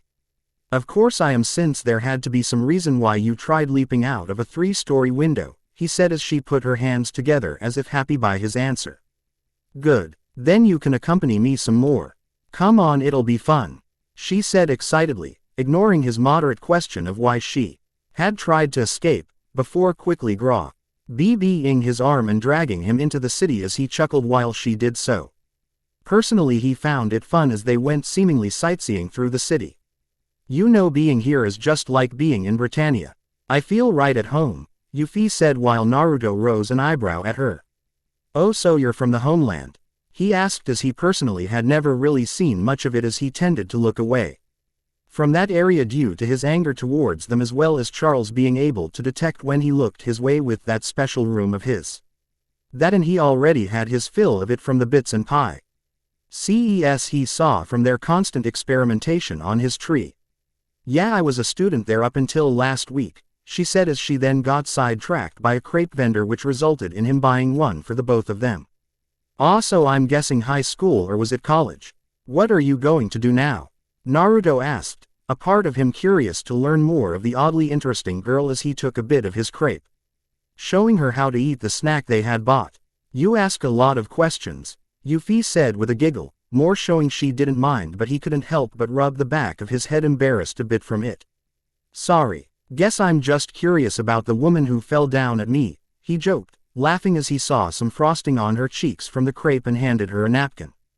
"It's no worry honestly, I don't mind them," she said as with a soft and kind smile after she had wiped her face. "Well, you see, today is the last day of my vacation and I want to see as much of Area 11.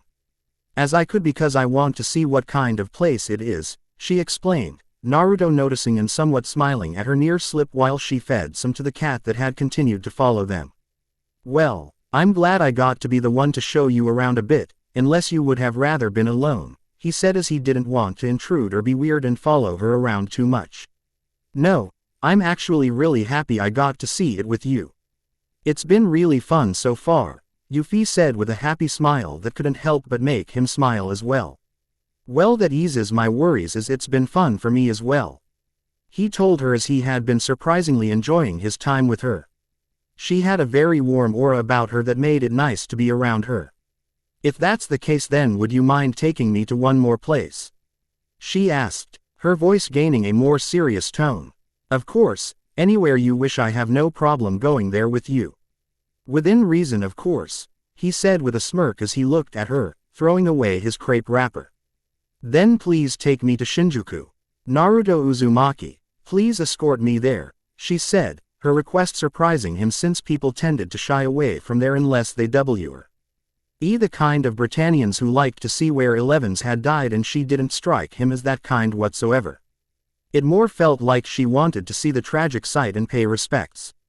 "If that is had you wish, then I will escort you there and ensure your safety," Naruto said, making her smile before they made their way towards it, cat in tow as it didn't seem to want to leave them. As they arrived at the ghetto, they were met with the somber sight of makeshift grave markers to pay respects to those he hadn't been able to revive due to the damage done to their bodies, and there were sadly a large number of them due to the nightmares. The sight of children's toys, flower crowns, cookies, and flowers at them made his remember he couldn't save everyone despite his best intentions. "Truly is a sad sight to see so many that had been lost," Naruto said as he crouched down to fix a nearby grave marker and put the flower crown that had fallen back on top of it. "It truly is. It is always sad to see innocents lost like this," Yuffie said as she fixed the flowers at another nearby grave, smiling as the cat walked up to her with a flower in its mouth as if to give it to her to pay respects. "Man, they didn't use RG on the 11s. I figured they wouldn't," a nearby man said as if disappointed. "Hey look, those are marks from hover rounds. Get a clear shot of these," another man said as they looked to see two boys taking pictures of the scenes as if they were enjoying the sight of what ended people's lives. "Say cheese," the one holding a camera said, Naruto noticing Yuffie's disappointed and upset face at the sight. "Get out of here, you damn Britannian bastards," a voice yelled as a group of 3 people had come up on the 2 Britannian students, knocking the camera out of the boy's hand. "Stay here, I'll try and defuse this," Naruto said as this wasn't needed at this grave site. "How dare a lowly 11 speak like don't call me 11. I'm Japanese," the headband-wearing man yelled, interrupting the camera boy. "Wrong, you seem to forget you people lost. You're nothing but a beaten dog," the other boy yelled as the headband-wearing man narrowed his eyes. "You racist pig, man yelled as Naruto hurried up to them. "Whoa guys, easy there. Please, there is no need for violence at a grave site like this, show some respect," Naruto said as he walked up to them, frowning as he held up his hands to show he didn't mean any harm.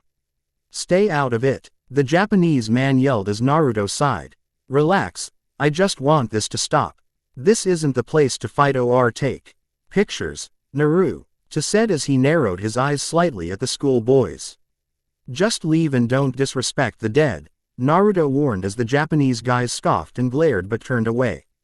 "Whatever, just get them to leave as well," the man said before they walked off, Naruto thankful he didn't need to use any slight genjutsu given he knew them from Colin's group before Naruto turned to the 2 camera boys only to look behind him as he heard Yuffie walking up to him. "Naruto, are you okay?" she asked, worry evident in her voice which made him smile as he nodded. "Well, I'm not okay. Just look at my Prime G and my LX4. The camera boy whined as the other boy frowned as well. "Why didn't you beat them up?" the other said as the camera boy nodded along. Yeah, you should have killed them. What's a few dead 11s to anyone? What the hell is wrong with you, you idiot? The camera boy whined out before Yuffie, seemingly being fed up, walked forward and slapped the boy with the camera to silence him. I'll not allow you to speak to this man like this any longer, you oaf. She said in a commanding tone that made him smile a bit as bad as that sounded. Something about a sweet girl like her having a commanding power in her made her even more interesting.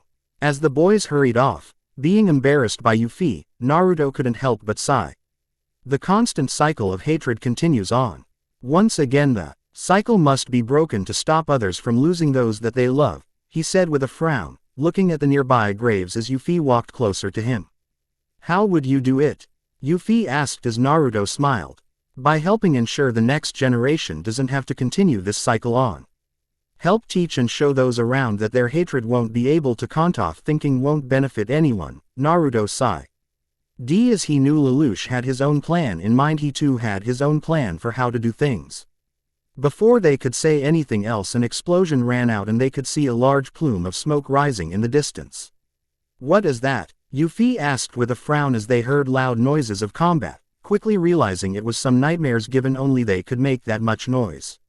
We should get away from here. It's probably dangerous, he said before Yuffie shook her head. No, please. We need to see if we can stop them. Please let us just see who it is first, Yuffie said, determination in her eyes as Naruto frowned and sighed. Fine, but we need to be careful. Last thing I want is for you to get hurt, Naruto said, seeing the look in Euphemia's eyes meant she wasn't going to give it up. Seems like she's the kind to dislike conflict. Seems like an interesting girl, Isobu said as Naruto nodded and walked alongside her as they made their way towards what looked like to be a rundown stadium arena. As they arrived, they saw a large truck outside of it. A woman with indigo-colored hair wearing a dark tan suit and white-haired man clad in white were also waiting outside it. The woman looked youthful with soft and light blue eyes, easily in her mid-20s with easily a high E-cup chest. What is going on here? Yuffie asked as the man widened his eyes at them a bit before frowning. The purebloods are having a petty squabble. You two really should leave here.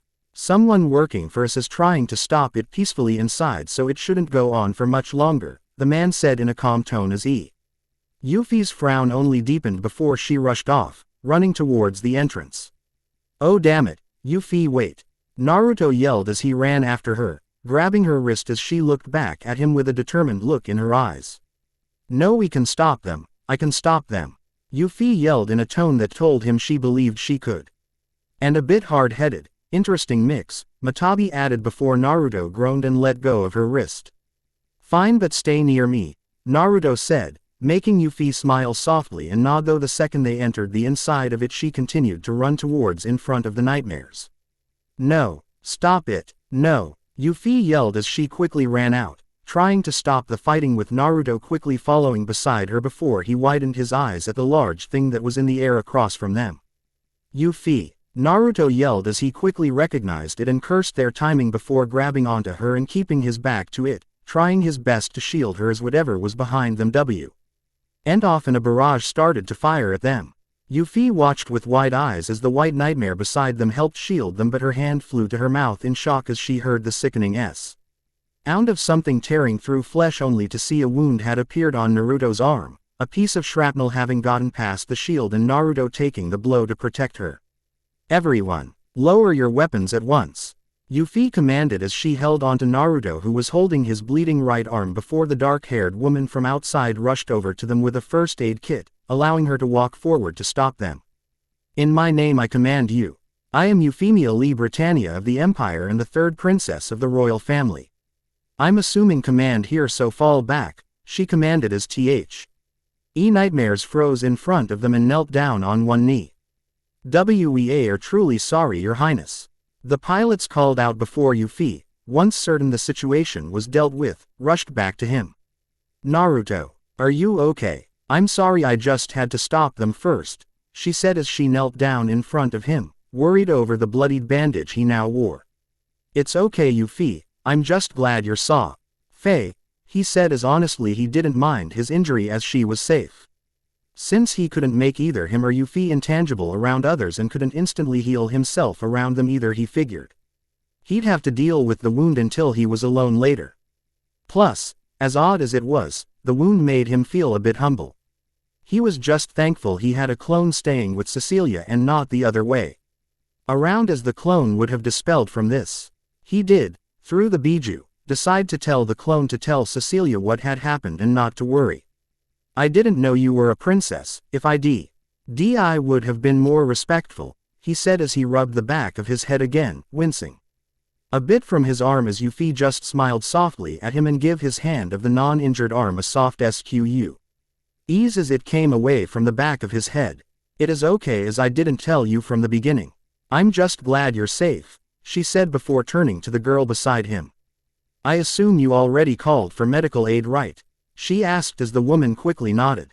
Of course, Your Highness. I told them someone was injured. You please give me the communicator, Yuffie interrupted kindly as the woman nodded and handed it to her. Attention, this is Euphemia Lee Britannia. A man was injured protecting me and he requires immediate attention. This is a priority and prep for a heavy wound, she called T. O the other end and was proud to see a squadron of medical helicopters was quick to arrive and were lowering down into the arena. Impressive. Guess that is a princess's pull for you, Naruto joked, mock. Yuffie smiled before turning her head to the white nightmare only for Naruto to see it was Suzaku piloting. Milady, I'm sorry for failing to fully protect you and the man beside you. I came origin, ally to stop the fighting, Suzaku said as she looked at him before nodding. Thank you for shielding us as much as you could. I wish to speak to you later about this, she said, Suzaku bowing to her before the helicopters lowered to the ground and a medical team rushed towards them. Your Highness, are you okay? We have prepped transport like you asked, a man in a doctor outfit said as he and two nurses walked up to them. I am fine, but this kind man is not. I will accompany you as you treat him as he gained this injury protecting me, Yuffie said as the men nodded and were very diligent and careful as they carried him into the larger medical transport helicopter, Yuffie staying by his side through it all but ensuring she wasn't in the way of the doctors while he ensured they drew no blood of his. Call him paranoid, but he didn't want anything potentially dangerous spawning from it. This though was his first time getting a look at the Britannian medical skills and tech. He did read up on IT's non-military info was his interest during this new era as it was better than the constant war and fighting. As he was rolled into the hospital on a hospital bed that had been seemingly readied off of time for him, he looked over to Yuffie with a bit of a frown. You didn't have to travel with me all the way here, princess. I figured just calling the doctors was more than enough for what I did, he said, deciding to use her title as he didn't want to get stink eyes from others by calling her nonchalantly despite figuring she would be okay with it. Nonsense, Naruto. I will ensure you are cared for and once settled in, then I will feel I am able to leave your side without worry, Yuffie said, a kind smile on her face that made Naruto merely nod and smile at. As you wish, princess, he said as he relaxed in the bed as doctors hurried alongside him, an armed guard that had been waiting for them at the hospital also following besides Yuffie, who walked beside him on the side of his non-injured arm. You have to admit she is a stark contrast to most Britannians, especially royals, considering how Clovis ordered the murder of everyone in Shinjuku. Not only did she pay her respects but she wished to ensure you were looked after and okay before all else, Kurama said as Naruto chuckled inwardly. That is true, where Britannia is ruthless she is kind and cares. I'll have to keep an eye out for her, considering Lelouch's plans to destroy Britannia. She could be the key to something, he thought as he was quickly brewards waiting outside as Yuffie followed inside with the doctor. The procedure shouldn't last long and you should easily be out by tomorrow morning. Please wait here and we will take you to have your wound healed, the doctor said as Naruto nodded before the man bowed slightly to Euphemia before leaving. So is this where we part? Naruto asked as Yuffie sadly nodded. I have to ready myself for my sister's arrival, she said before Naruto leaned back and looked up at the ceiling. I doubt we'll be able to see each other again, but hey, it was really fun spending time with you and to spend with royalty was interesting as well, Naruto said, giving Yuffie a happy smile that she returned. It was very nice to spend the day with you as well. I hope we can meet again, she said before a familiar mew made them look down at the ground to see the cat was still following them. "Oh my, really? You sneaked in here with us as well?" she asked as she picked up the cat before gaining a look in her eyes as if she figured something out. "How about in remembrance of our time together you keep the kitty? If that's not a hassle," she said as Naruto shook his head. "No, that sounds great but only if you name the little guy," Naruto said, scratching the cat under its chin which made it purr happily. "Oh good, I'm sure Arthur here will enjoy being with you," Yuffie said, smiling as she set the newly dubbed Arthur on his bed. "I will make the doctors aware of the situation," she said as she took a step back. Her smile dropping ever so slightly before she nodded, "And I really had an amazing day, so thank you Naruto Uzumaki for spending it with me," she added as Naruto smiled. "It was my pleasure Yuffie. I hope our paths cross again," he said as he watched her leave, certain that they would and hoping things would go smoothly as a part of him told him adamantly that she was the son to put his faith in for a better Britannia. The procedure was quick and rather interesting to see it done as it basically worked similar to his own regeneration skills of rapid and controlled cell growth. Once done he was set to stay the night to watch over him, as per Yuffie's orders since she wanted to ensure he healed fully. He smiled though as a Yomatsu Hirosaka portal opened up to reveal Cilia walking through it with a smirk on her face and her hands on her hips. "So, I hear a certain someone got hurt," she said in a teasing tone before she sat on the side of his bed, still smirking as she did so. "To be fair, I was surrounded by a lot of people and was protecting someone, like my clone told you. Honestly I'm only staying because it'd feel bad after everything Yuffie set up for me," Naruto said with a shrug of his shoulders before Cecilia got on the bed next to him with a smile. "Yuffie, so you spent the whole day with another girl Tilda. Should I be jealous?" she teased with a smile, making him roll his eyes with a smile of his own.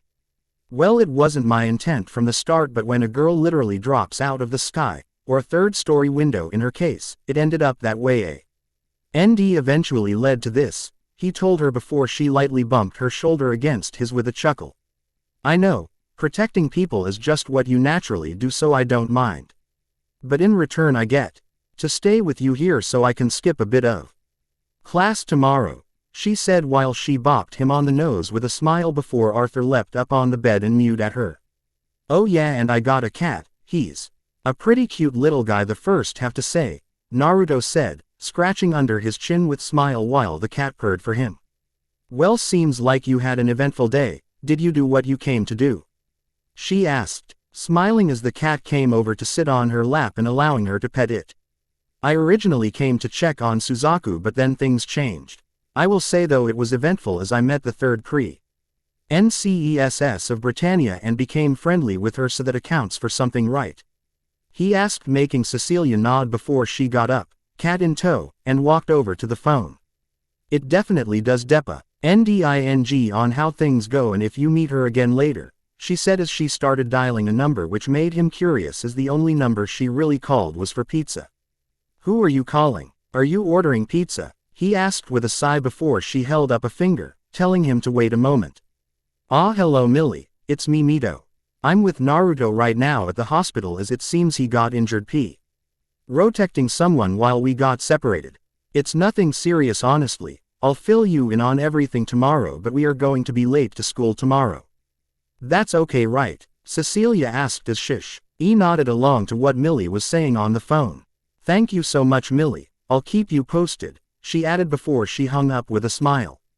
"There, now we don't have to worry and now I can get me pizza," she said as she stuck her tongue out to him and quickly placed the order. With the pizza showing up, he enjoyed the dinner with Cecilia happily cuddling up to him before they went to sleep, a clone to meditate nearby to keep her hidden with a genjutsu. The next morning, after one last check-up on him by the doctor and a phone call to Millie telling them they were leaving, the two of them left the hospital with Arthur happily laying over his shoulder. Their trip back to Ashford Academy via the train, as with people expecting them he couldn't really use his portals or Horizon, went nicely and was somewhat calming. After all, most of the time he found traveling the normal way to be more relaxing since he got to take in the sights. Though as they entered their half of the club hall, and opened the door to their living room. Naruto let out an oomph as he looked down to see Millie hugging him with her chest buried in his. "I'm so glad you are okay," Millie said as Naruto frowned a bit at her worry before blushing as she hugged him tighter, her rather massive chest pressed up against his as even through clothes he could feel them. He was a bit at ends about what to do before, as she squeezed him again. He hugged her back with a soft sigh. "I'm sorry I worried you and the others," Naruto said as he looked inside to see Shirley, Nina, Rivals, and Nunnally in his living room all with various degrees of worry before they walked in. Millie walking backwards, they did so, allowing him to close the door behind him, although not noticing how a certain cat ran off. "Mito told us everything about how you got shot trying to protect someone. Are you okay?" Shirley asked as she tried to pull Millie off of him, as she seemed to now be smiling as she hugged him and muttering about muscles. "Was it an 11? Nina asked, holding her arm as she looked afraid before Naruto shook his head while Millie was finally pried off of him with a whine. It was a Britannian who was fighting with another Britannian. The media may portray the Japanese as dangers, but honestly, anyone is capable of violence, Naruto said, softly smiling over to Nina. He knew of her xenophobia a bit, feeling fear from her whenever 11s were mentioned, but he blamed that more on Britannia due to their often tactic of making the natives of the countries they invaded as monsters or savages.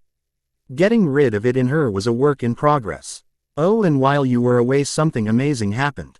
Nunnally opened her eyes. Rivals said, motioning to Nunnally, who had a warm smile on her face while she looked up at him.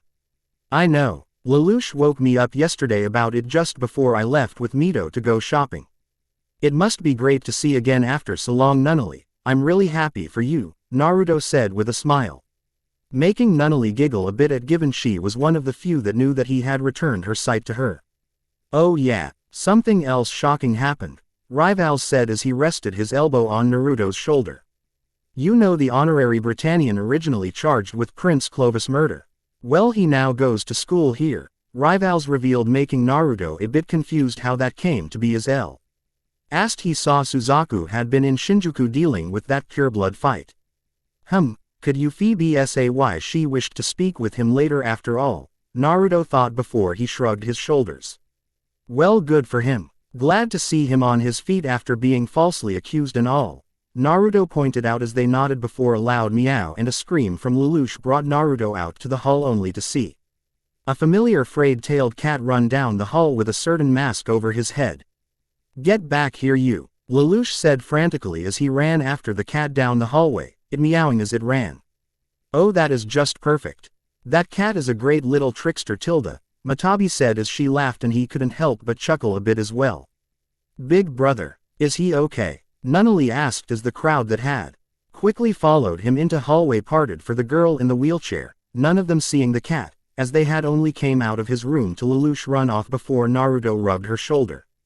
"He's fine, it's just, I think my cat ran off with something important to him," he told her, assuring her that her brother was okay.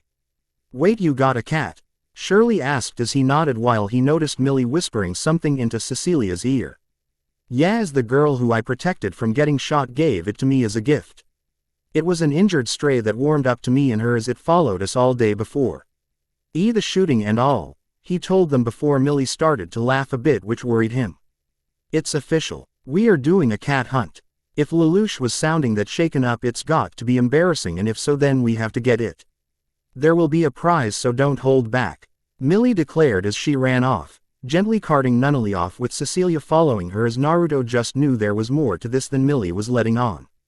"This is Millie Ashford, your student council president. Cat hunt everybody, Tilda," Millie said, her voice coming on over the intercom. "There is a cat loose on campus, bellow NGING to one of the student council members that needs to be rounded up. Put everything on hold, people and participating clubs will get budget priority," she added, making Naruto frown. "I don't feel good about this," Naruto muttered with a frown as he stared up, ready to listen what was going on. "And whoever catches our feline friend will get an extra special prize.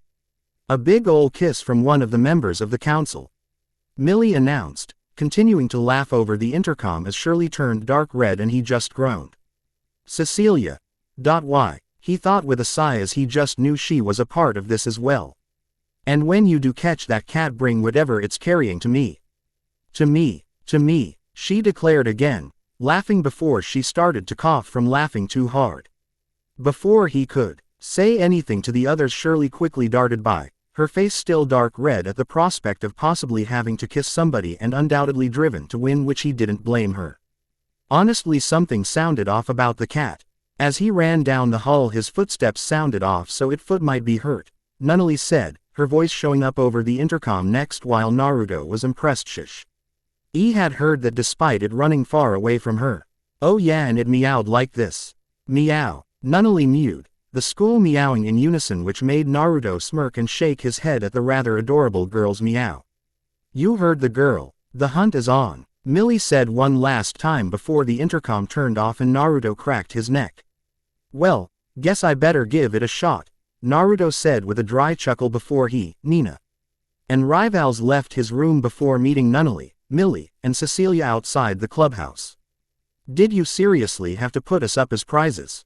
Naruto asked as Millie nodded. Ed with a big and mischievous smile on her face. There had to be incentive to make this fun. Also, if one of the student council members catch your cat, then we also can get the prize. But she started to explain before holding up one finger. You cannot kiss Mito if you win, it has to be someone else. Millie said while Cecilia nodded beside her. It'd be boring and uneventful if you were allowed to, so you have either two choices. Win and kiss one of the other girls, or lose and have to kiss someone random or one of the other girls. Since I am not participating, Cecilia said with a Cheshire grin on her face. As he looked between the two girls, he immediately knew this was just the opportunity the two of them had been waiting to spring a plan of theirs. Though he knew down deep that Cecilia had to be the main one behind this. Fine, I'll play your game, Naruto groaned out as he threw off his jacket and bolted off, surprising the others at his speed, even if he was holding back. No, now using your eyes or us.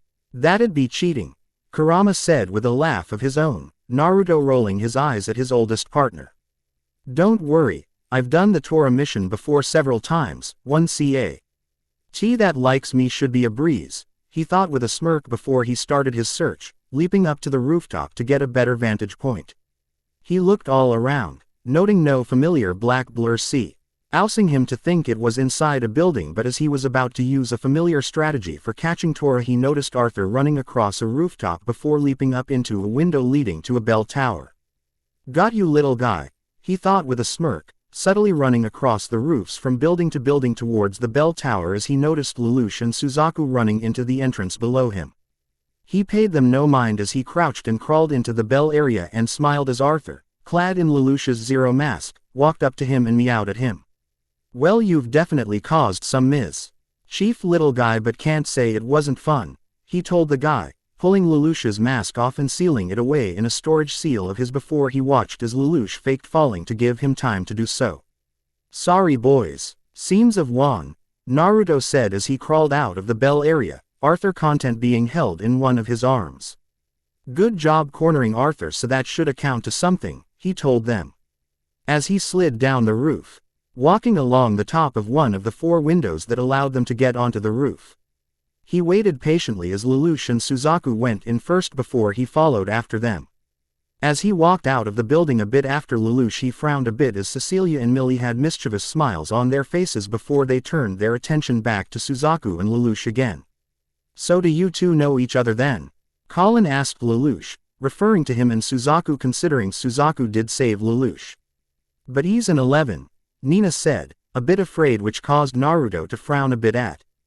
Deciding he really needed to do something to help her with it.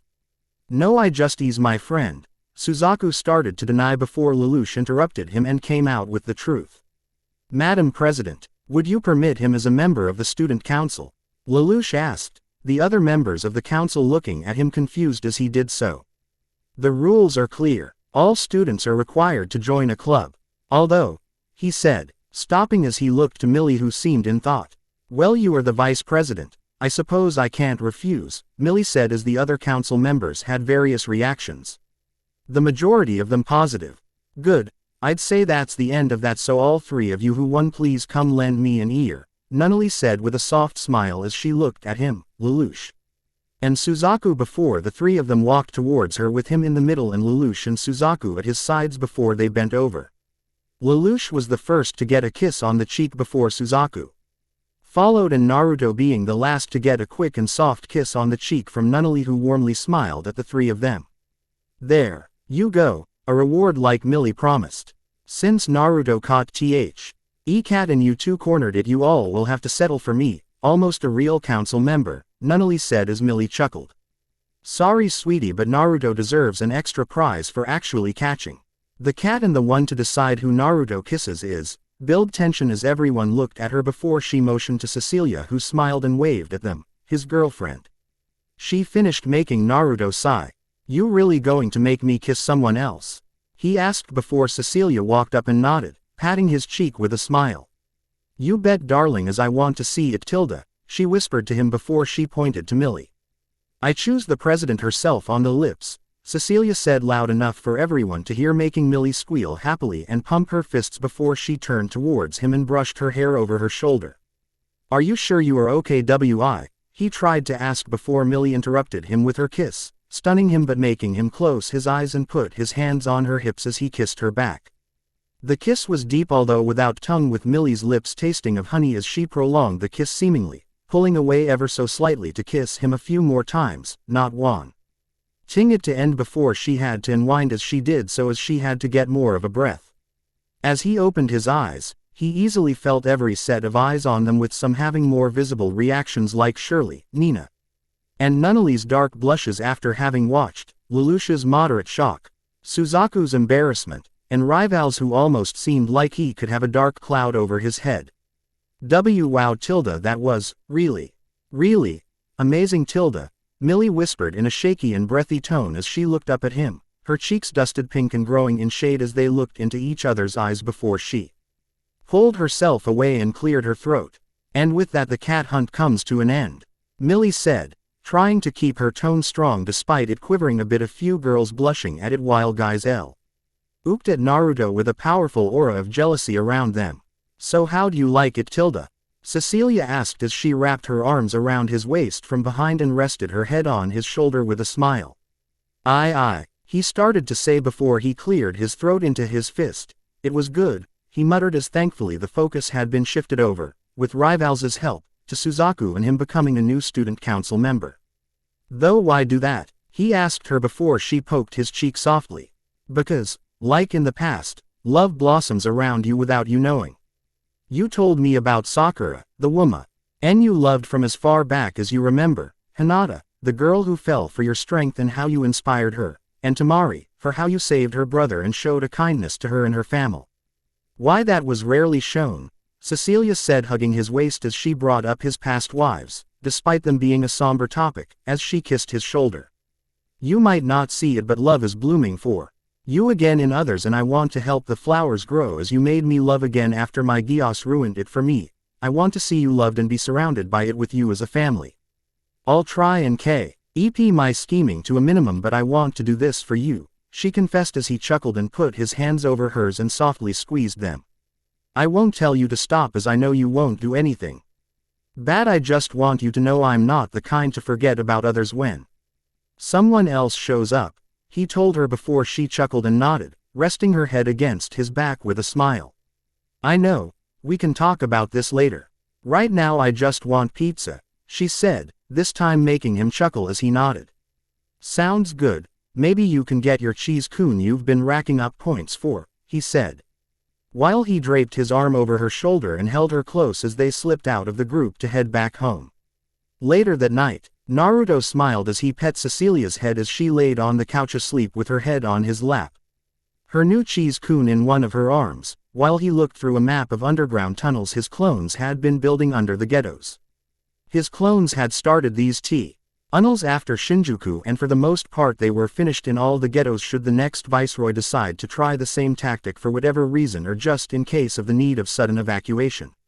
His thoughts were interrupted as a knock came to their door, making him create a clone to open it since he didn't want to wake up Cecilia by getting up. Oh Colin, what do I owe this late-night visit to?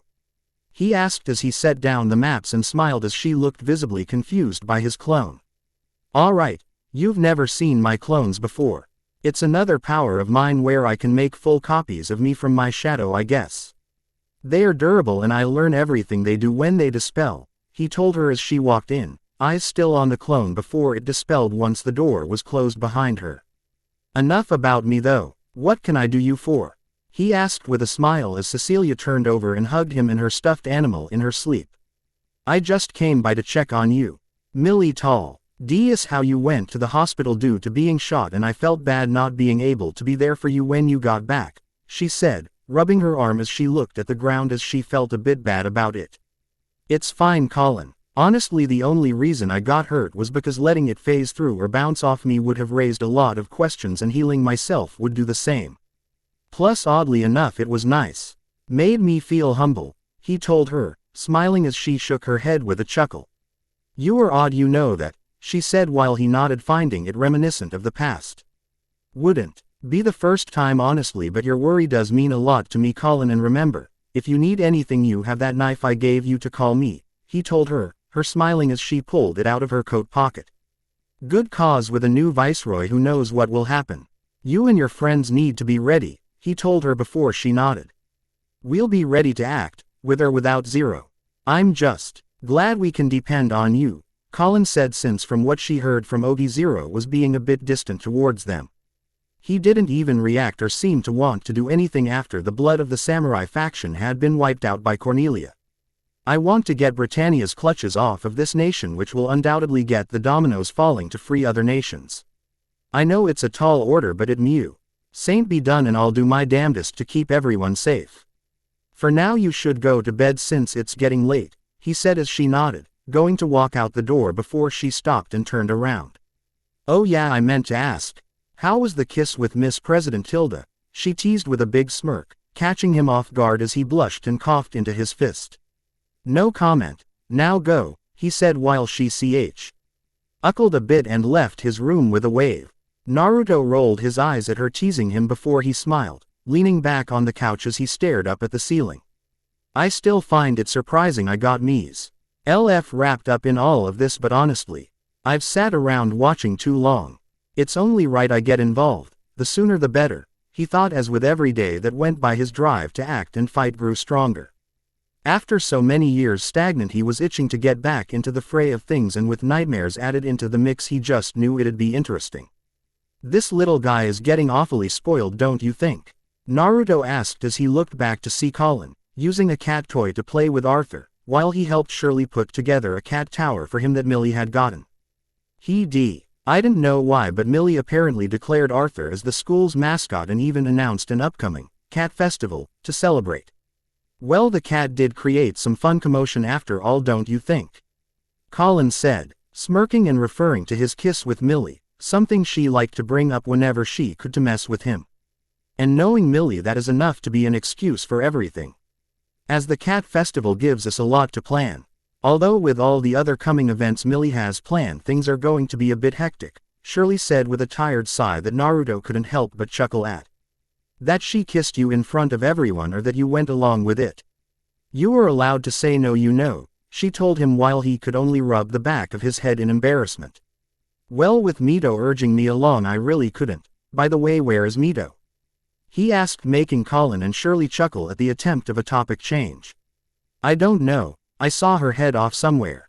With Millie, which only spells trouble for you, Shirley said as Naruto sighed a bit, wondering what she was up to, but in the end he did trust her to not push things too far.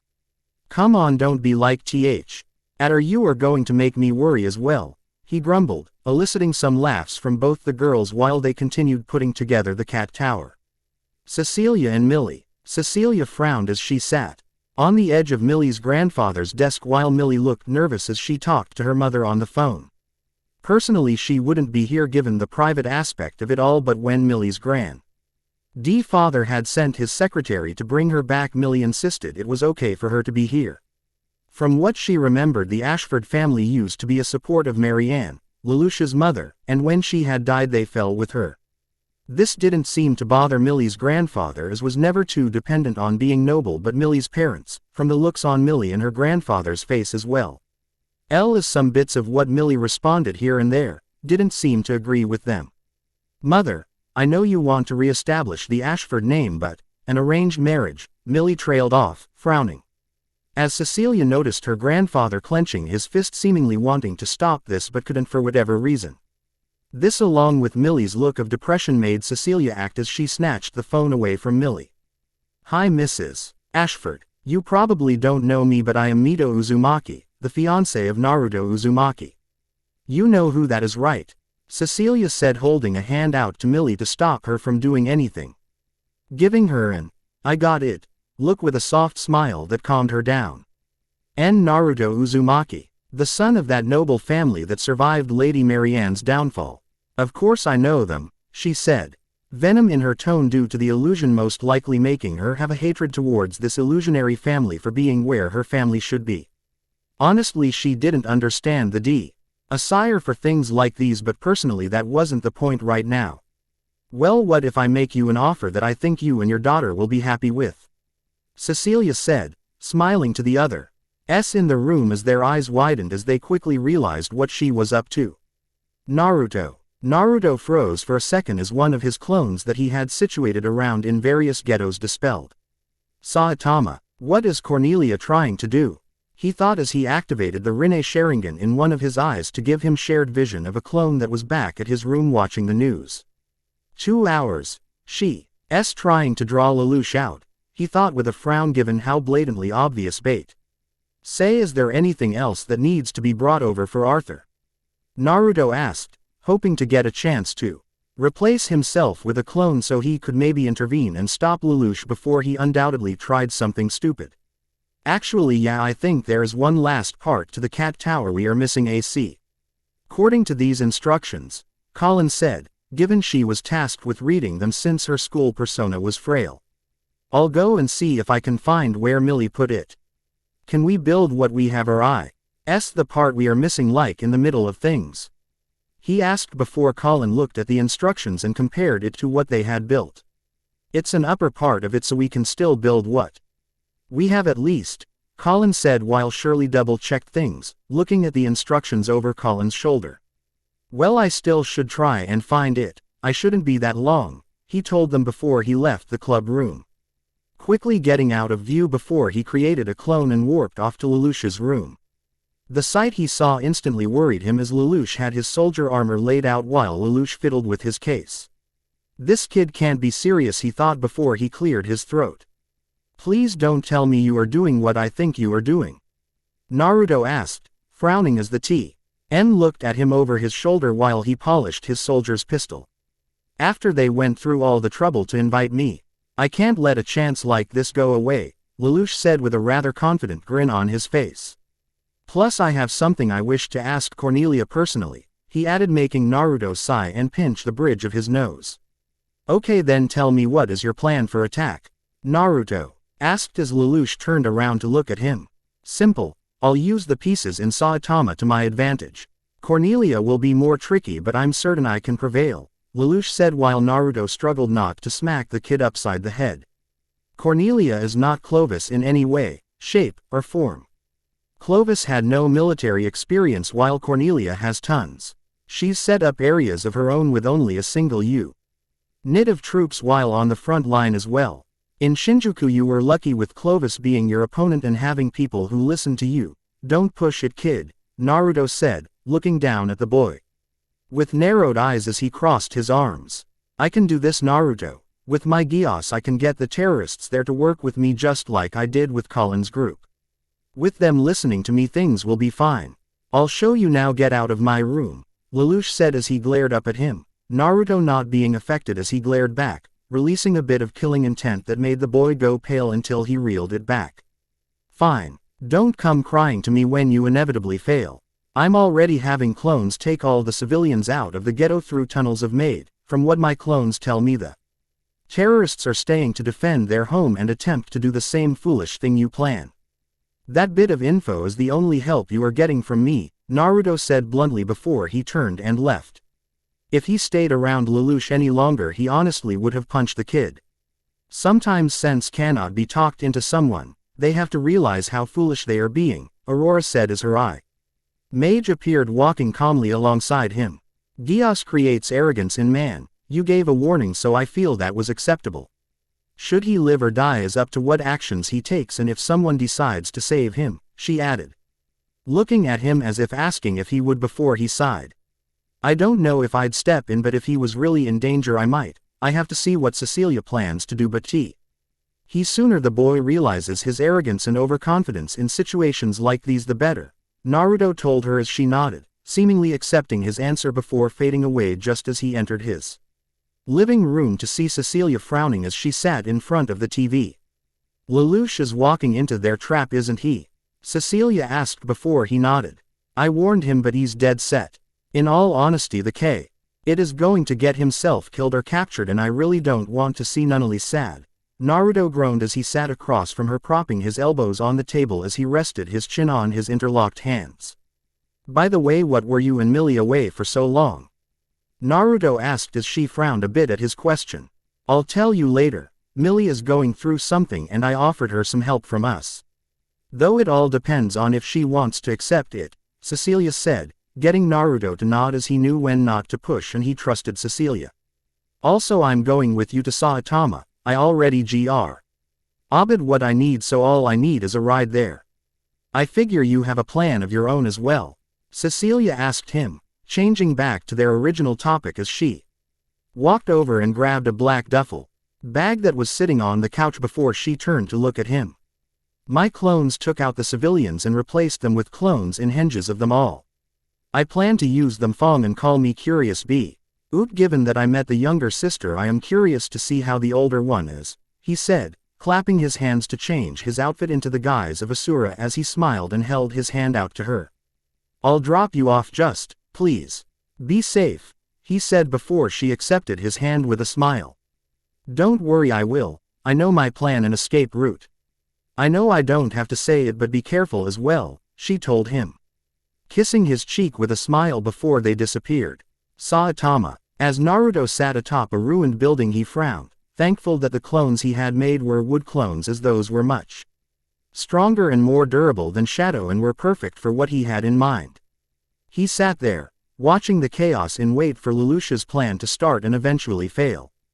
Goddess of Victory, I wonder how she'd react to a loss.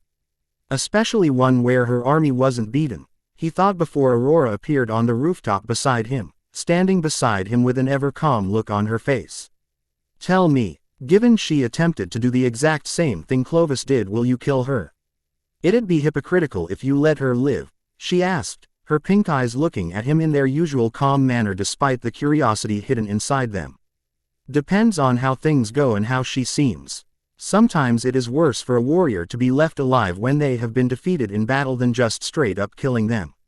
Hurting her pride might be more powerful than taking her life, as it might make her act irrationally in later encounters, Naruto told her, a very faint smile appearing on her face as she looked out into the distance. How interesting. I look forward to how things go, as I doubt you will disappoint, she told him before she faded away again. He couldn't help but chuckle a bit at her as while a part of him was curious as to why she was popping up today, given she mainly was an observer. Another part of him found her curiosity in his affairs to be interesting, since he never took her to be the key ND to want to be told things, given she is able to see all just like he used to be able to. His thoughts were diverted as he heard explosions ring out around him, which signaled the start to Lelouch's plan. Given she planned this to bring out Zero, I wonder how much she was able to discern of his personality. Will she let him has his small victories, letting him think he is winning so his arrogance and pride rise only to crush him, or will she just outright destroy his forces? He thought to himself as he slid down the side of the tall building. Either way, it'll end the same way. Him stuck where he shouldn't be, unable to move until Cecilia frees him, Gyuki said before he nodded and walked through the ruined city, invisible to those around him with the help of a jutsu he got from Jiraiya.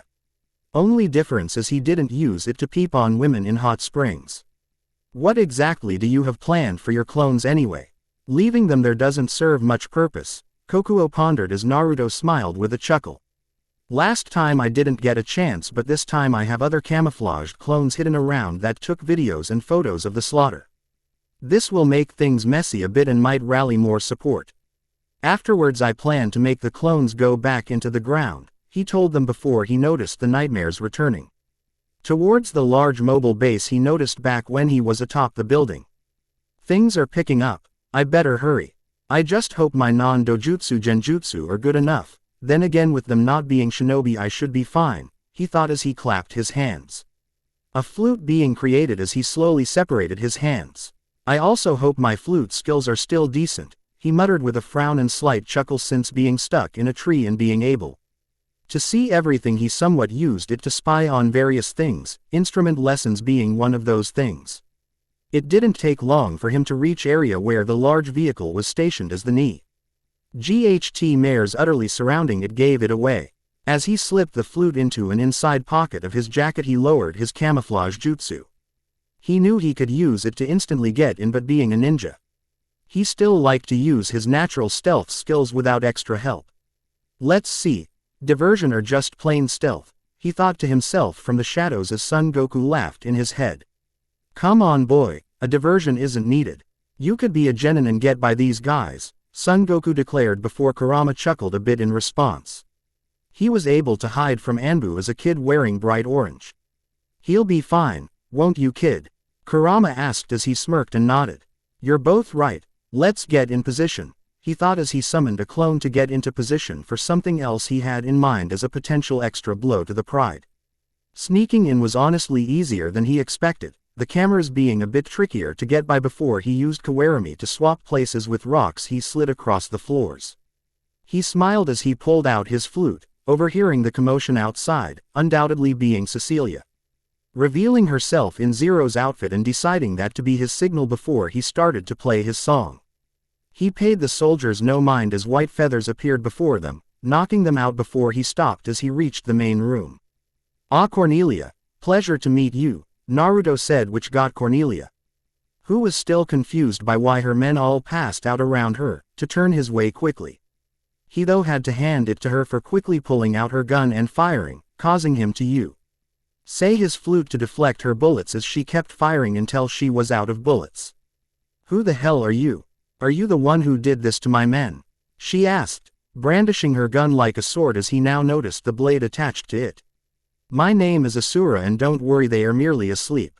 A bit of pain, like a slap or so, will wake them up, Naruto said before he appeared in front of her, BBing her pistol and crushing it and tossing it away.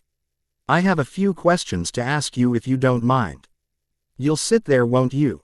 He asked, walking to the table, sitting down as Cornelia found her body moving on its own and doing the same. How are you making me do this? Cornelia growled out, eyes glaring as she couldn't even move her head to look at anywhere but him. Simple, a connected shadow makes you move as I do, Naruto said, looking down at the ground to let her see their shadows being connected. Now whatever I do, you do, he told her before reaching into his side pocket to grab a kunai. Not wanting to get one from his inside pockets due to the fact that would make her reach inside her shirt as well, before he tossed it to her and made her catch it. Cowardly, your actions, of knocking out my men and trapping me like this. A real warrior would fight to capture me, Cornelia said before she found herself holding the knife up to her throat, making her grow quiet. It seems cowardly because I am a different kind of warrior compared you. I am what you would call a ninja despite liking the name shinobi better. I fight in the shadows alongside the battlefield. Though I find it rather hypocritical of you that you pride yourself on being a warrior and yet you act so disgraceful, Naruto told her, smirking inside as that seemed to get a reaction as she glared furiously at him. How dare you? How do I act disgraceful? She asked before he sighed and put his finger up to his lip to silence her. Men, women, elderly, and children, all of which have no involvement in your battles. You and Clovis both have no qualms killing them. Are you to say that is just? That those actions are pure? Naruto asked as he clenched his fist around the kunai harder, making her wince in pain before he stabbed it hard into the armrest of her chair. You ordered your men to massacre everyone here. Young children as they fled with their mothers, clinging to their hand and utterly terrified. Tell me honestly that those actions are righteous and I will kill you where you sit, Naruto calmly told her before he moved up his visor to Rinne Sharingan, coldly looking at her, which caused her to flinch a bit at. They were not a part of the battle at all. You claim because they are housing terrorists they are guilty, but do you truly think children have any part in that? By your logic I could go to Britannia, start a battle and slaughter kids, women, and everyone else I run across because they are housing the King of Britannia or other soldiers, he told her as she clenched her jaw, clearly. Why furious but unable to say anything to counter his point. Clovis issued his massacre because a project he was working on got loose and he didn't want your father to find out, he told her, venom in his tone at the mention of Charles. You did it because you wished to draw out Zero for killing your brother. Truthfully I would stop going after Zero for Clovis as he wasn't as innocent as he seemed. He added before he made her hold the kunai to her throat again, their eyes in a staring match, neither turning down before he tossed the kunai back to him with a smile. Let it be known if I wanted you dead here you would have been dead several times over. I'm letting you live to see what you do and in hopes that maybe my words will have some kind of impact on you, Naruto said, pocketing the kunai as she glared at him. Coward. You'll regret letting me live, she hissed out before he chuckled as the G1 started to shake. We'll see, have fun digging this thing out of the swamp I made underneath it. Until next time Cornelia, I only hope you have grown by the next time we meet, he told her before he cut the shadow possession and disappeared in a vortex of Kamui, smiling as that split second of freedom was enough for her to start to dive at him to try and grab him only to still fail. Cornelia was beyond enraged as the mysterious man left, having the gall to call her actions as a warrior is graceful despite sneaking around like he had as well as knocking all her men out. She was a warrior, she did what she had to do so she could ensure victory. And yet being spared like this after a loss, one done without going through her troops, hit her hard. Princess Cornelia, are you all right? Guilford asked, quickly breaking the glass for her as she quickly noticed Guilford's nightmare hard to crouch to do so. I'm fine Guilford, he didn't hurt me despite having every opportunity. How is the condition of the G1? She asked, stepping onto his outstretched hand before she was able to see how much it had sunk. It's completely sunken into a swamp that suddenly appeared beneath it.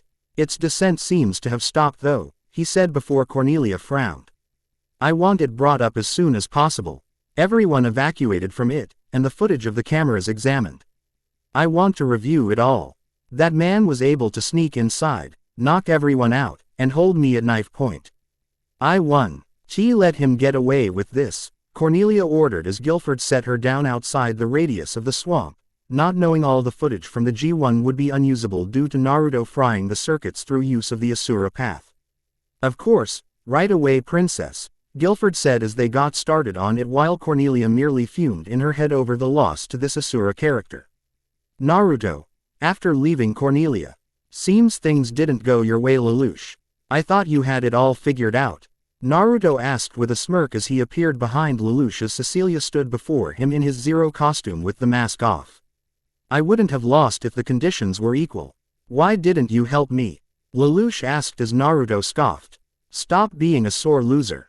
Naruto told you he wouldn't help you as he had his own plans to carry out, Cecilia told Lelouch, narrowing her eyes slightly at him as the boy glared before she looked over at Naruto.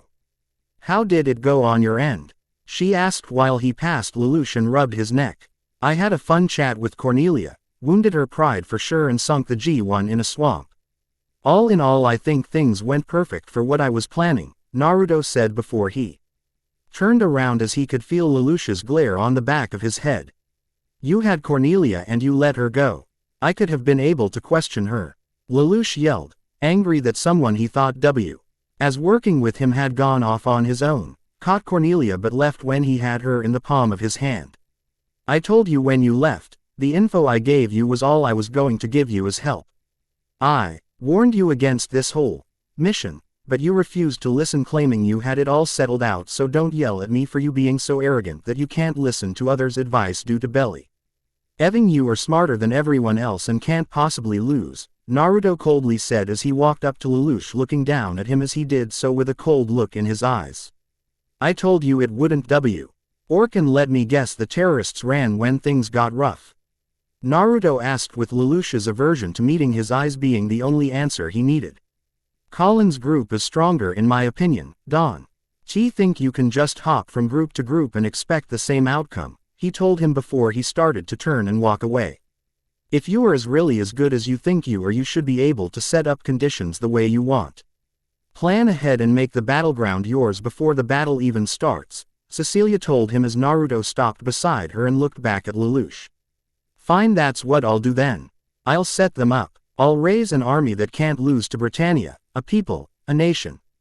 He declared before Naruto smirked and nodded. Okay then, we shall see how things go this new Naruto told him before the three of them disappeared in another vortex of Kamui. Later that night, with things settling down, Naruto found himself content and relaxing as he ate some ramen that he had ordered delivered. Finding it tasty but not as great as Ichiraku's back home. You handled Cornelia interestingly, like I figured you would, Aurora said as she appeared beside him on the couch, although, unlike him, she was standing on the cushion instead of sitting. Had her at your mercy yet let her live? Why? She asked, looking down at him with a somewhat tilt to her head. Cornelia have tried the same action Clovis did, but she is Yuffie's sister. I'm holding out hope that she has a bit of Yuffie in her and can maybe redeem herself after having her flaws pointed out since General Lee. It's my first step, with combat being the next, he said with a chuckle, as in the past it was always combat paired with him talking to them that ended up with opponents being turned to his side. He just hoped his uncanny ability still stood strong now after so many years. Well, I will admit your record of that being a valid tactic is remarkable, but results will prove if it was the right choice. For now I believe the code bearer is returning. If I need you I will return, Aurora said before he nodded at her with a smile while she faded away again just seconds before the door opened up to reveal Cecilia. Ah, welcome back. I wondered where you went. I ordered you a pizza and myself some ramen. It should still be warm for you, he told her before frowning as he noticed the look on Cecilia's face. Is something wrong? He asked, setting down his bowl and getting up to go over to her. Nothing wrong really, but tomorrow Millie needs to talk with you, she said as she looked up at him while he gently held her hands in his. Okay, I won't ask more as I trust you, so don't worry so much, he told her, kissing her knuckles as he smiled at her. Whatever you both need to talk to me about, I'll listen. For now, how about you eat your pizza before it goes cold, as I know how much you hate cold pizza, he added, which made her smile and nod. You're right, thank you Naruto, she said, kissing his cheek as they enjoyed their food. As the night went on and, eventually them laying down for bed, her worries of the coming talk lessened as she felt it would be fine in the end. Next morning, so all the people from Saitama are finally and safely integrated into the other ghettos for now. The community leaders help after they were told how you were so quick to save everyone, Ogi said over the CELL phone he had borrowed from Colin a bit after he returned from Saitama but before he had ordered food. Good, just be sure to let them know that they'll be able to return home in time as my clones are repairing the damage just like I did in Shinjuku. Give it a day or so and I'll send clones to escort them back if they want to return, Naruto said as he could hear the sigh of relief from Ogi over the phone. You really helped out a lot, Asura, more than any of us could have. It really means a lot to have you on our side like this. Everyone is really grateful to you, Ogi added, making Naruto smile while he was glad to be making a difference. Well, I'm glad to be of help. If you need anything more, just call Colin and tell her to get me that, or you can use the knife to summon me. I want help as much as I can, so just let me know if you need anything. I have to go though, so I'll be giving the phone back to Colin after this, he told the man as he had borrowed this from Colin from La Saint Night to this afternoon, which made him feel bad as he didn't know if this was her personal phone or what. Okay, I'll let her know if we need you, Ogi said before hung up, allowing Naruto to say the phone and swallow it up in his Kamui dimension and dispelling so the original could retrieve the phone and return it. The original Naruto, as the memories returned to him, sorted through them, and was glad things seemed to be working out for those he saved from Saitama. His clone had, after all, been working with Ogi all day to get things set up for them all for the time being. Throughout the day he had mainly been worrying about the looming talk with Millie that Cecilia told him about late last night. Though, as school ended, time didn't show up for them to talk just yet. For the most part they went right into preparing for the handmade dress party. It was essentially Millie's way to ensure the party doesn't become a contest of girls comparing brand names and price tags. Though, as he and the other guys on the student council were busy getting together boxes that Millie asked them to grab, he wondered, and was slightly worried, how things were going with the girls back in the club room. Especially since Colin was the dress model and Millie and Cecilia were there to possibly mess with her. With the girls, shish Shirley, and not there, Colin squeaked out, face turning red as S. He felt incredibly embarrassed and somewhat annoyed that she was being forced to wear a dress as well. Wow, Tilda, imagine if one of the boys were here to hear you talk like that.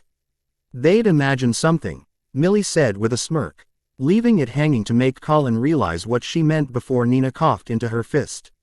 Kinky, Nina said with a slight blush herself from the sounds Colin was making. Sorry Colin, was it too tight? Shirley asked from behind her as she was bent over working on finishing up the dress's stitches to make sure it'd stay together. I have high hopes for you, Shirley, Lly said as she sat in a chair nearby with a smile as she watched the scene in front of her with Cecilia sitting on top of the desk behind. She sure doesn't look it, but she is at least good at sewing, she added, making Cecilia chuckle a bit as she pet Arthur, who was happily laying on her lap. Well, that is good, as personally I'm not too good at a lot of things.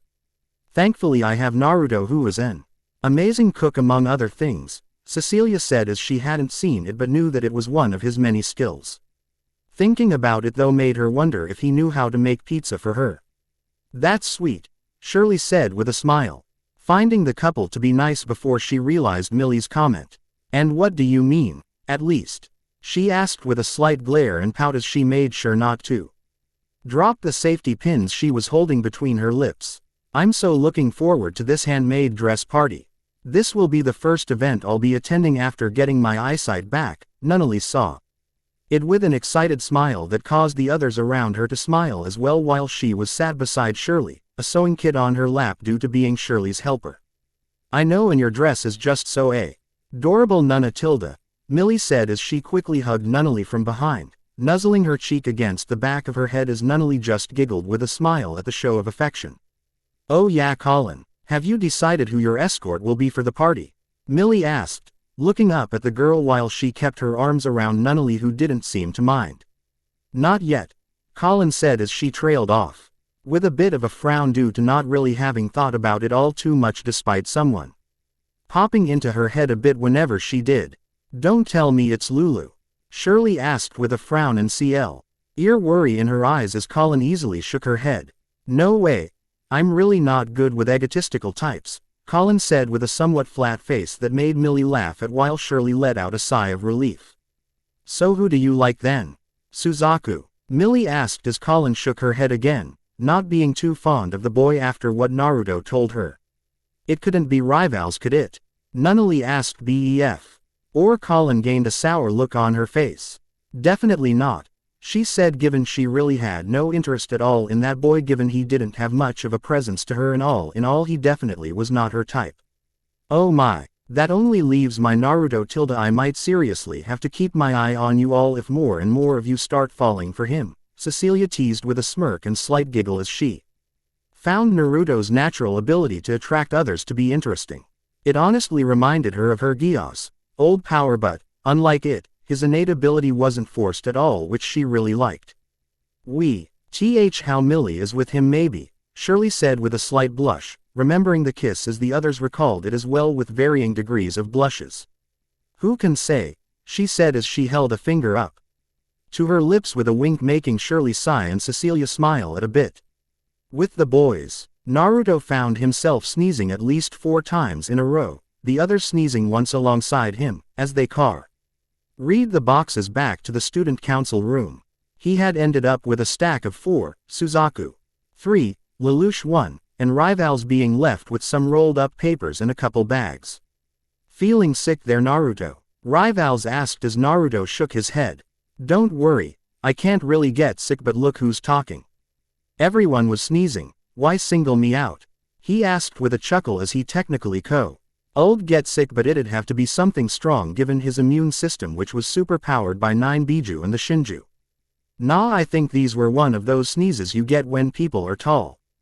King about you, and if so then a lot of people are talking about you Naruto tilde like for example some of the student council chicks talking about us, Rivals teased as he playfully elbowed him with smirk while Naruto rolled his eyes. Well, given the show he gave everyone with Millie, I wouldn't be surprised if people are talking about him, as it definitely got people talking, Lelouch said before Suzaku chuckled beside him. Whatever you guys, if anything the only reason the council members would be talking about us is because they are trying to decide who will escort who during the party, Naruto said, wanting to get the topic away from him since he was tired of their teasing. Who do you think you are going to end up escorting? He asked the others while Lelouch shrugged his shoulders. Nunnally, as always, of course, Lelouch answered in a tone as if to say, it's obvious. What a waste. You've practically got your pick with all these offers, Rivals said with a sigh before Suzaku perked up a bit with an ever so slight smirk. All right then, how about I escort Nunnally? Suzaku offered, which comically got Lelouch to quickly look his way with a look of shock and worry.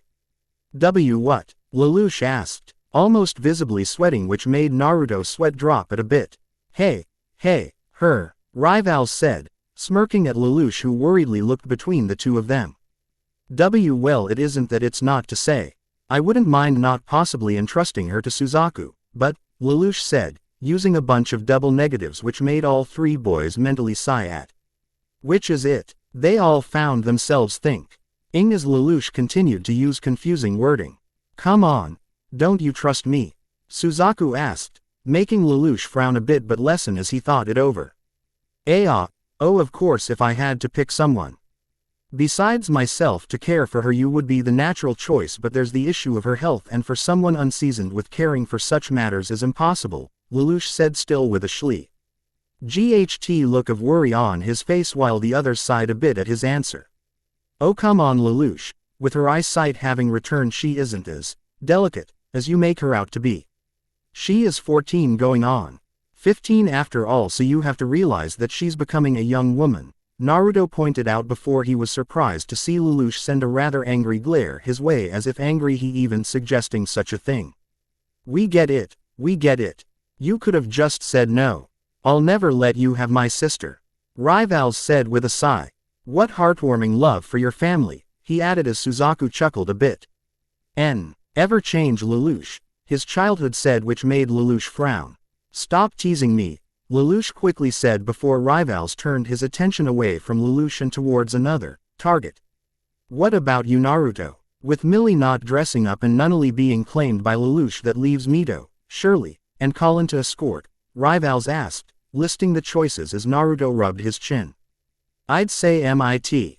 Oh, but a part of me thinks she has something in mind to keep me from picking her, just like back with the kiss reward, Naruto said with a sigh. If I had to pick any other, then I'd pick Colin, since we get along rather well. He told them as his picks would either be Nunnally or Colin if he couldn't pick Cecilia, but with how Lelouch glared at him, he felt if he voiced his choice of Nunnally the boy might seriously get angry. I believe there is a word for this from what I remember of your bit of using your sight to spy on anime. I think it was Siskin, right?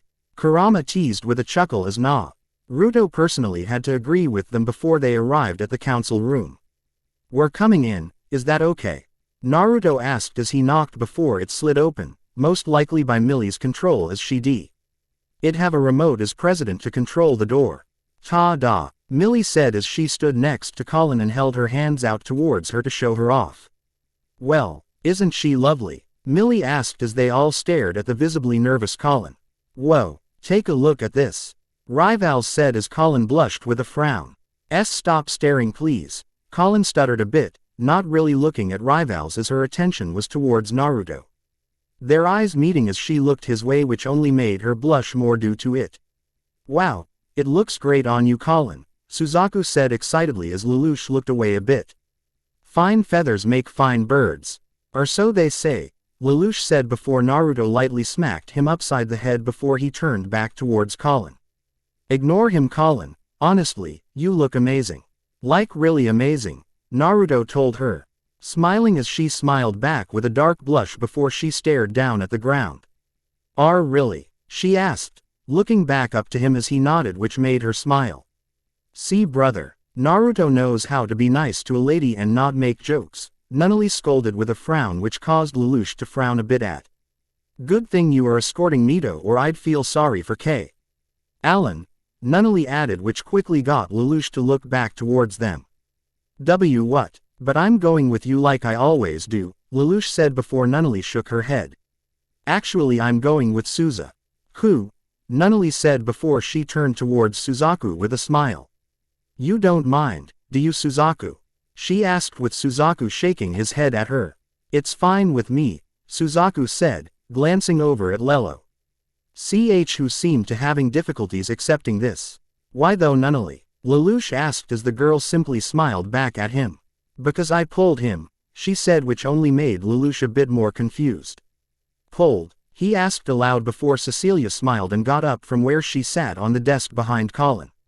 We all got names pulled for us from a program Nina made and Millie made us bound by its results. So no, you cannot blame me for you ending up with Colin, Cecilia explained, looking to Naruto with a knowing smirk since she figured a thought like that would go through his head while Nunnally nodded with a smile. So you have no right to refuse. Colin pulled Naruto, Mito pulled you, Lelouch, and I pulled Suzaku, Nunnally explained before Rivals did the math and sighed. Wait, so I have me? Rivals said before Shirley answered him with a tired sigh. Darn it, he grumbled as Shirley frowned and put her hands on her hips. Hey, what's that supposed to mean? I'm the one who wants to cry here, she said, making Rivals let out a tisk and try and escape, only with Shirley to follow after him due to wanting a response. Wait, open your eyes, people. No one in their right mind uses lottery to elect their partners. I'll never stand for these pairings, Lelouch argued before Cecilia grabbed him by the ear to silence him.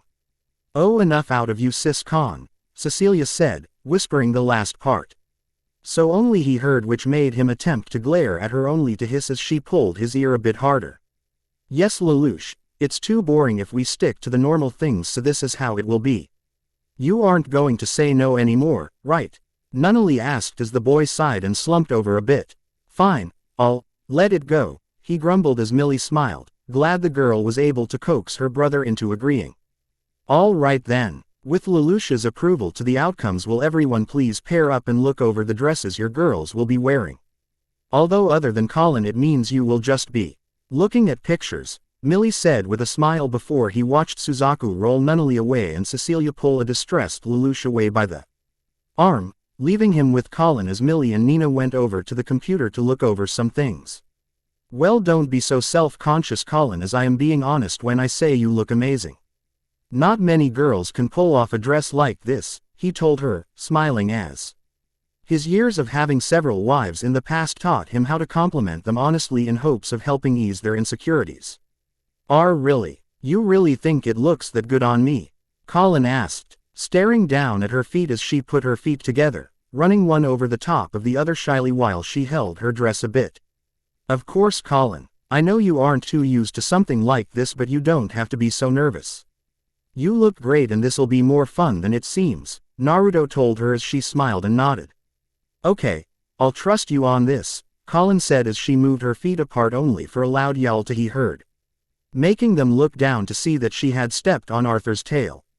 Oh gosh, Arthur, I'm so sorry, Colin quickly apologized, trying to scramble to get her head off him as Arthur, in a panic, started to flail around. Whoa, easy there, buddy, no need to freak out, Naruto said, trying to get Arthur before he potentially made Colin fall down. Colin froze, as she felt her whole body turn dark red due to her body being exposed before she let out a scream, falling to her knees to hug them close to her to cover herself up before she felt something get placed on her. As she looked up, she was surprised to see it was Naruto's uniform jacket that he had put over her while he was making it clear he was looking away for her. Sorry, Colin, if it makes it NY better. The other guys had their eyes covered before it happened, I think, Naruto said with his eyes on the ceiling before she looked around to see that the others had reacted fast enough to keep the other guys from seeing. It's okay. I just seem to have bad luck, which ends up with me flashing you, Colin said softly, only loud enough for him to hear as she chuckled a bit to lighten the mood, which seemed to work as he chuckled a bit as well. Well, I must be a real lucky guy to be able to see a girl like you naked twice, he said, causing her blush to come back a bit from his words before Millie stepped forward. Okay. Boys out of the room while Colin changes out of the dress. We'll talk more about this later, Millie ordered, shooing the boys out as the girls led the blindfold. Ed boys out of the room before Cecilia smirked at him as he walked by. So how'd they look? I imagine with their size they'd look nice, right? She asked with a playful look in her eyes that merely made him roll his own eyes at her. I'm not going to answer that, Naruto said, coughing into his fist as he joined the other boys outside the room. Man, Naruto. Got to kiss Millie and see Colin naked. Yo, you have some devil's luck, you know, Rivals said with a smirk as he leaned against the wall. Rivals, honestly, just stop, Naruto said with a sigh as he sat on the floor cross-legged, resting his chin in his hand as he rolled his eyes again at the boy's perversion. Cecilia had been mainly teasing him when she said it, but Rivals was just purely being perverted. Oh dang, I forgot to tell the president that I'm not actually going to be able to escort Nunnally at the show due to being busy with work that day, Suzaku said with a frown as Lelouch grew a tick mark. If you knew you weren't able to why did you bring up the prospect of you doing it instead?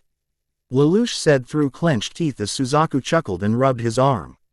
Mainly to tease you, he admitted, making Lelouch groan and bury his face in his palm. Whatever, I can talk to Millie about escorting her and making Naruto escort Mito once Colin is dressed, Lelouch told him before Suzaku shook his head. Sorry, but it seems in the case of the person who was supposed to originally escort them becoming unavailable, they get to decide who will escort them, and she chose Naruto, Suzaku revealed, making Lelouch turn his way with annoyance in his eyes. Oh relax, I can handle her, as, like I said, she isn't as frail as she seems, Naruto said, waving off Lelouch's worry before they were let back in before he could reply and undoubtedly yell at him about it. The rest of the council meeting was quick, the pairing up being the main thing to talk about along with showing off Colin's dress, which still had some ways to go until it was complete. He was just thankful things weren't too awkward between him and Colin, who smiled and waved to him as she and the others left. He though stayed behind after a look from Cecilia and Millie, sitting on the desk in the back of the room with Arthur on his lap as he waited for them to finish whispering at the other side of the room. Are you worried about what they are talking about? Gyuki asked as Naruto sighed in his head. Not really, I trust Cecilia and Millie seems like a nice girl overall. Whatever they are being so serious about is bound to be important, so all seriously. Listen to what they have to say, he thought before he noticed them walking over, Cecilia behind Millie and leading her with her hands on her shoulders as if to keep her from backing out. Naruto, Millie needs to talk to you. I'll be right outside, but know that I suggested this and didn't force her to do any of it, Cecilia said as Naruto rose an eyebrow at her but nodded as he watched Cecilia walk out of the room. He frowned a bit as he noticed Millie's nervousness, something of her he hadn't seen her be before. He got up off the desk and brought over the computer chair for her. It's okay Millie, take your time. Sit down and talk when you are ready, he started to say before he was interrupted by Millie kissing him deeply again. As they kissed he was able to feel longing and a hint of sadness to her kiss before she broke the kiss. Naruto, I want to be able to be in love, she said, her head buried in his chest as he frowned and started to rub her back. My mother is obsessed with being noble. Due to my family falling out because of Lady Marianne's death, she's constantly tried to set me up with others in hopes they might be able to get us back to our former life, and every time I hated despite being able to excuse my way out of it, she said as she clenched his shirt, her hands shaking slightly while he just continued to rub her back and let her talk. I've tried to stop myself from falling for others as I know it just ends in pain for me from my mom and dad refusing to let me be with them.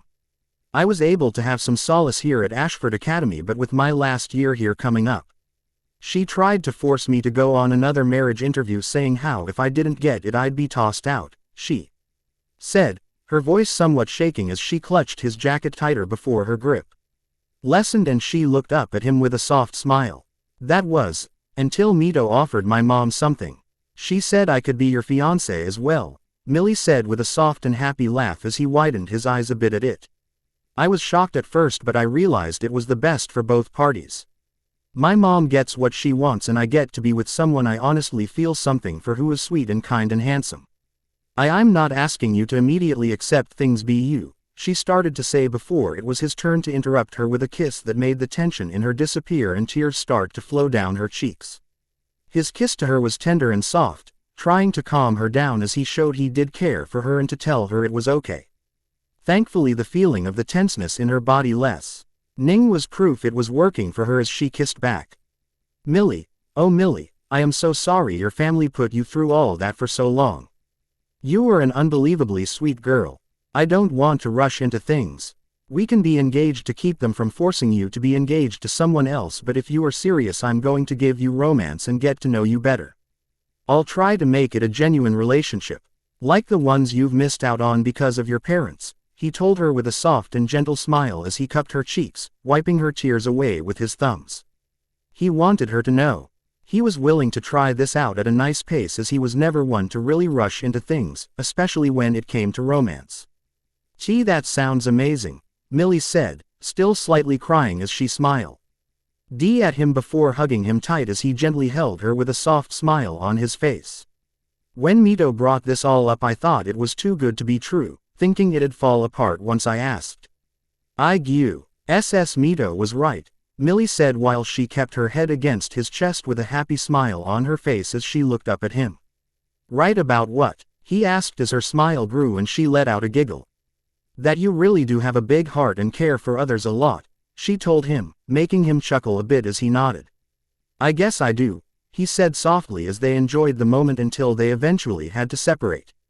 Millie walking with him and Cecilia as they headed back to his room since she wanted to walk her new boyfriend, fiancé, to his room. I know this is kind of fast but my grandfather got tickets to go to the Lake Kawaguchi Hotel in a couple days. There is a bit convention there due to Sakuradite stuff as while my family isn't involved my grandfather still has some friends who are. I'm inviting Nina and Shirley as well so you and Mito could maybe come too. Millie said unsure if they'd agree as she hugged Naruto's arm with a smile, hoping he would. Oh, so this would be a date. If so then of course we will be going. Right Naruto? Cecilia said as Naruto chuckled at her a bit before nodding. We'd love to go Millie. It sounds like a lot of fun and it would be a nice little outing, Naruto said as they arrived at his room. Well, I'll leave you two alone. Try not to keep him out here too long Tilda, Cecilia teased, making Millie blush a bit before she left the two of them alone. Don't he's only being like that cause she knows you'll react to it now, he told her which made her laugh a bit. Now I know how Shirley feels when I tease her but I can't say I hate it, Millie said as she moved in closer to him. Draping her arms around his neck with a soft smile. Today was so amazing for me despite just how nervous I was throughout it. I almost can't believe it turned out so well, she sighed. As he put his hands on her hips with a smile of his own. I was a bit nervous as well since Mito mentioned you needing to talk to me but in the end everything worked out well right? He asked as Millie nodded with a smile. It was perfect, she said before she leaned forward to kiss him deeply and press up against him as they began to make out a bit. She moaned a bit in surprise as Naruto's tongu slid into her mouth but quickly reciprocated to show she was okay with this as their makeout session grew more passionate to the point she was panting as they pulled away. Wow Tilda, if that is anything to go by, I wonder what I can get during our date at the hotel Tilda, Millie said with a blush as he chuckled and kissed her softly. We'll just have to see. Do you need me to walk you home? He asked as she pulled her arms off from around his neck and shook her head. I'll be fine but thanks, unless this is your way to get into my room Tilda, Millie teased before giggling as she noticed his blush and that he was about to say something. Which she stopped with a finger to his lips. Relax, I was teasing, I know you aren't like that. I'll see you tomorrow Naruto, she added with a happy smile before she started to walk away.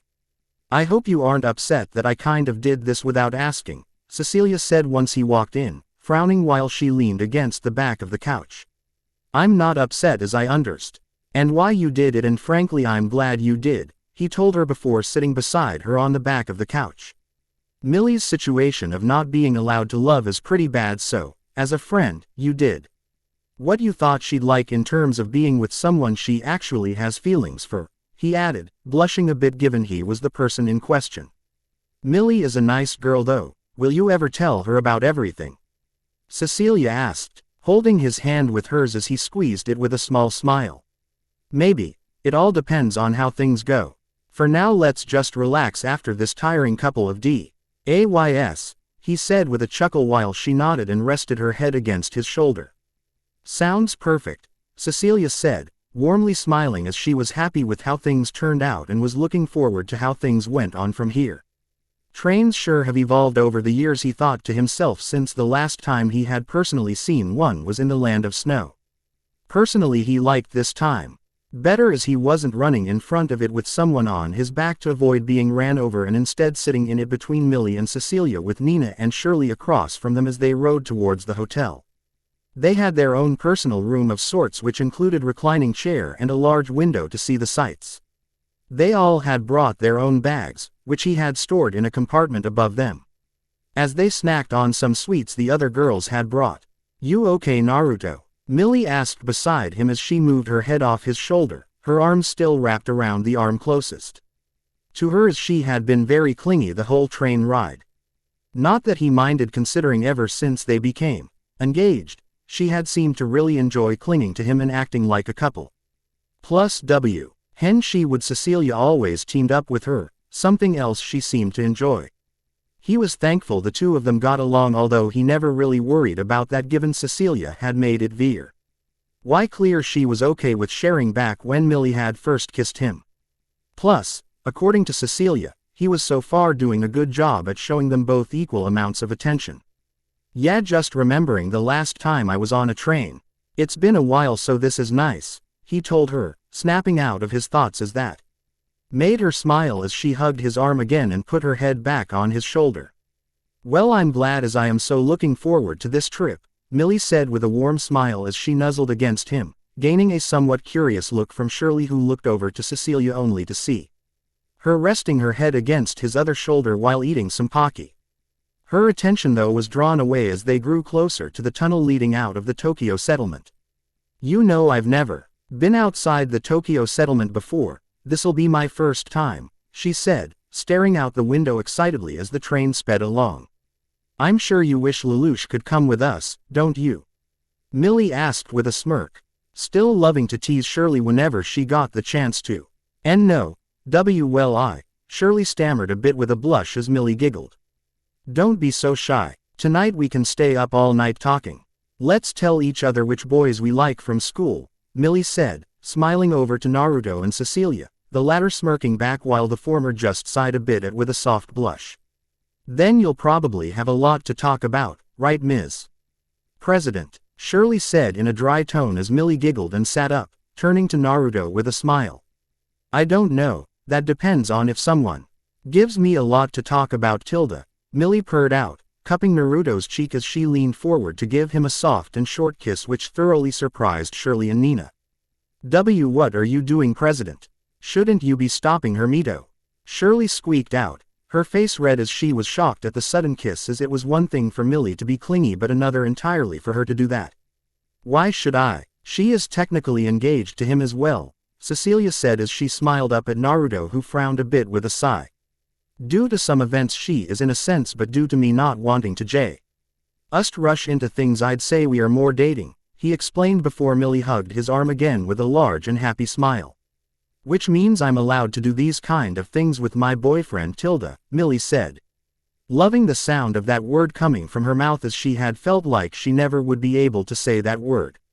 Nina smiled, happy for her long-term childhood friend, knowing Millie's struggles when it came to love before she flinched, her fear returning as they entered the tunnel. Nina, it's all right, Millie said, having moved her way down in front of Nina, crouching so she could see her. There are a lot of Britannian tourists at Lake Kawaguchi, so security is fine. Don't be afraid, it's not the ghettos, Millie told her, hoping to ease Nina's fears as Nina nervously nodded. I know, but Nina trailed off, still afraid before Naruto rubbed Millie on the back and smiled softly at Nina. I promise, if something crazy were to happen, I will do my best to look after all of you. I took one bullet for a girl. What's more danger to me? He told her, trying for lightheartedness as the other girls frowned at the prospect of their friend in danger. Don't be like that, Naruto. We don't want you to get hurt either, But thanks, I think we know what you mean, Shirley said, getting the thought behind it as Nina nodded as well while Millie held her hand in hers and giving it a squeeze. Before she sat back down and they enjoyed the rest of the ride to the hotel. Once at the hotel, Naruto wasn't surprised to see Millie had somehow gotten conjoined with him and Cecilia in one with Millie and the others in the next. For the most part they were able to enjoy the hotel, of course some parts weren't open due to the Sakuradite allocation meeting that was happening at the hotel. But then it's not like they were wanting to go to the meeting rooms or the floors the representatives were on. So I'm thinking tomorrow we can check out the pool. I have this great bikini I'm dying to show. Millie said as they all got back to their rooms after checking out what the hotel had in terms of food for lunch. That sounds like it could be fun, Shirley's tone as she and Nina opened the door to their room. Looking to Millie to see what she was doing to see she was hugging Naruto's arm and dragging him into his room. Millie, what are you doing? Shirley asked with her hands on her hips as Millie chuckled and smiled a weak smile once she was caught trying to sneak off. Well, I need to talk with Naruto alone for a bit. Mito, can you keep them company though, right? Millie asked, trying to send Cecilia some nonverbal signals as Cecilia merely nodded with a smile of her own as she understood what was going on. Sure, come on girls.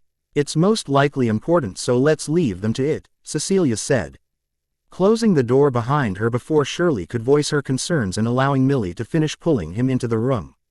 So what do you need to talk about?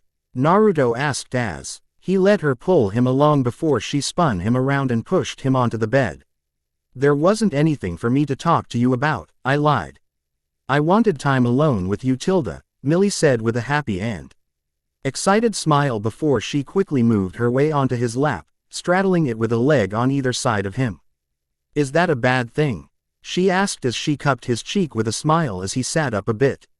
Not really, but I'd much rather you be straightforward with me since it's not like I'll say no, he told her with a slight smirk as he put his hands on her hips, pulled her closer to him and captured her lips in a deep kiss. Millie couldn't help but quickly kiss back, draping her arms around his neck and pressed herself up against him.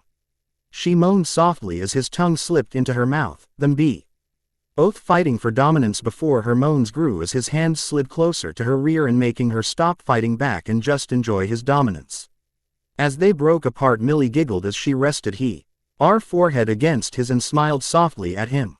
Well, someone is awfully close to something, Millie said as she looked down at his hands, quickly grabbing them before he had a chance to move them. Don't think that means I dislike it, she added with a smirk as she moved them around onto her ass. Though, as Naruto went back in to kiss her, he frowned before he grabbed her just as the door was kicked in to reveal a man in uniform with a gun who promptly pointed it at them. Britannian scum, you will come with us, in the name of the Japanese Liberation Front, the soldier declared before he drew a perverted smirk as he saw Millie's bare back. Come now or I'll have to use force, he said, clearly eyeing her with perverted intentions before Naruto pulled a nearby blanket over her and got from under her after giving her a soft smile. How about you let the lady get dressed before that?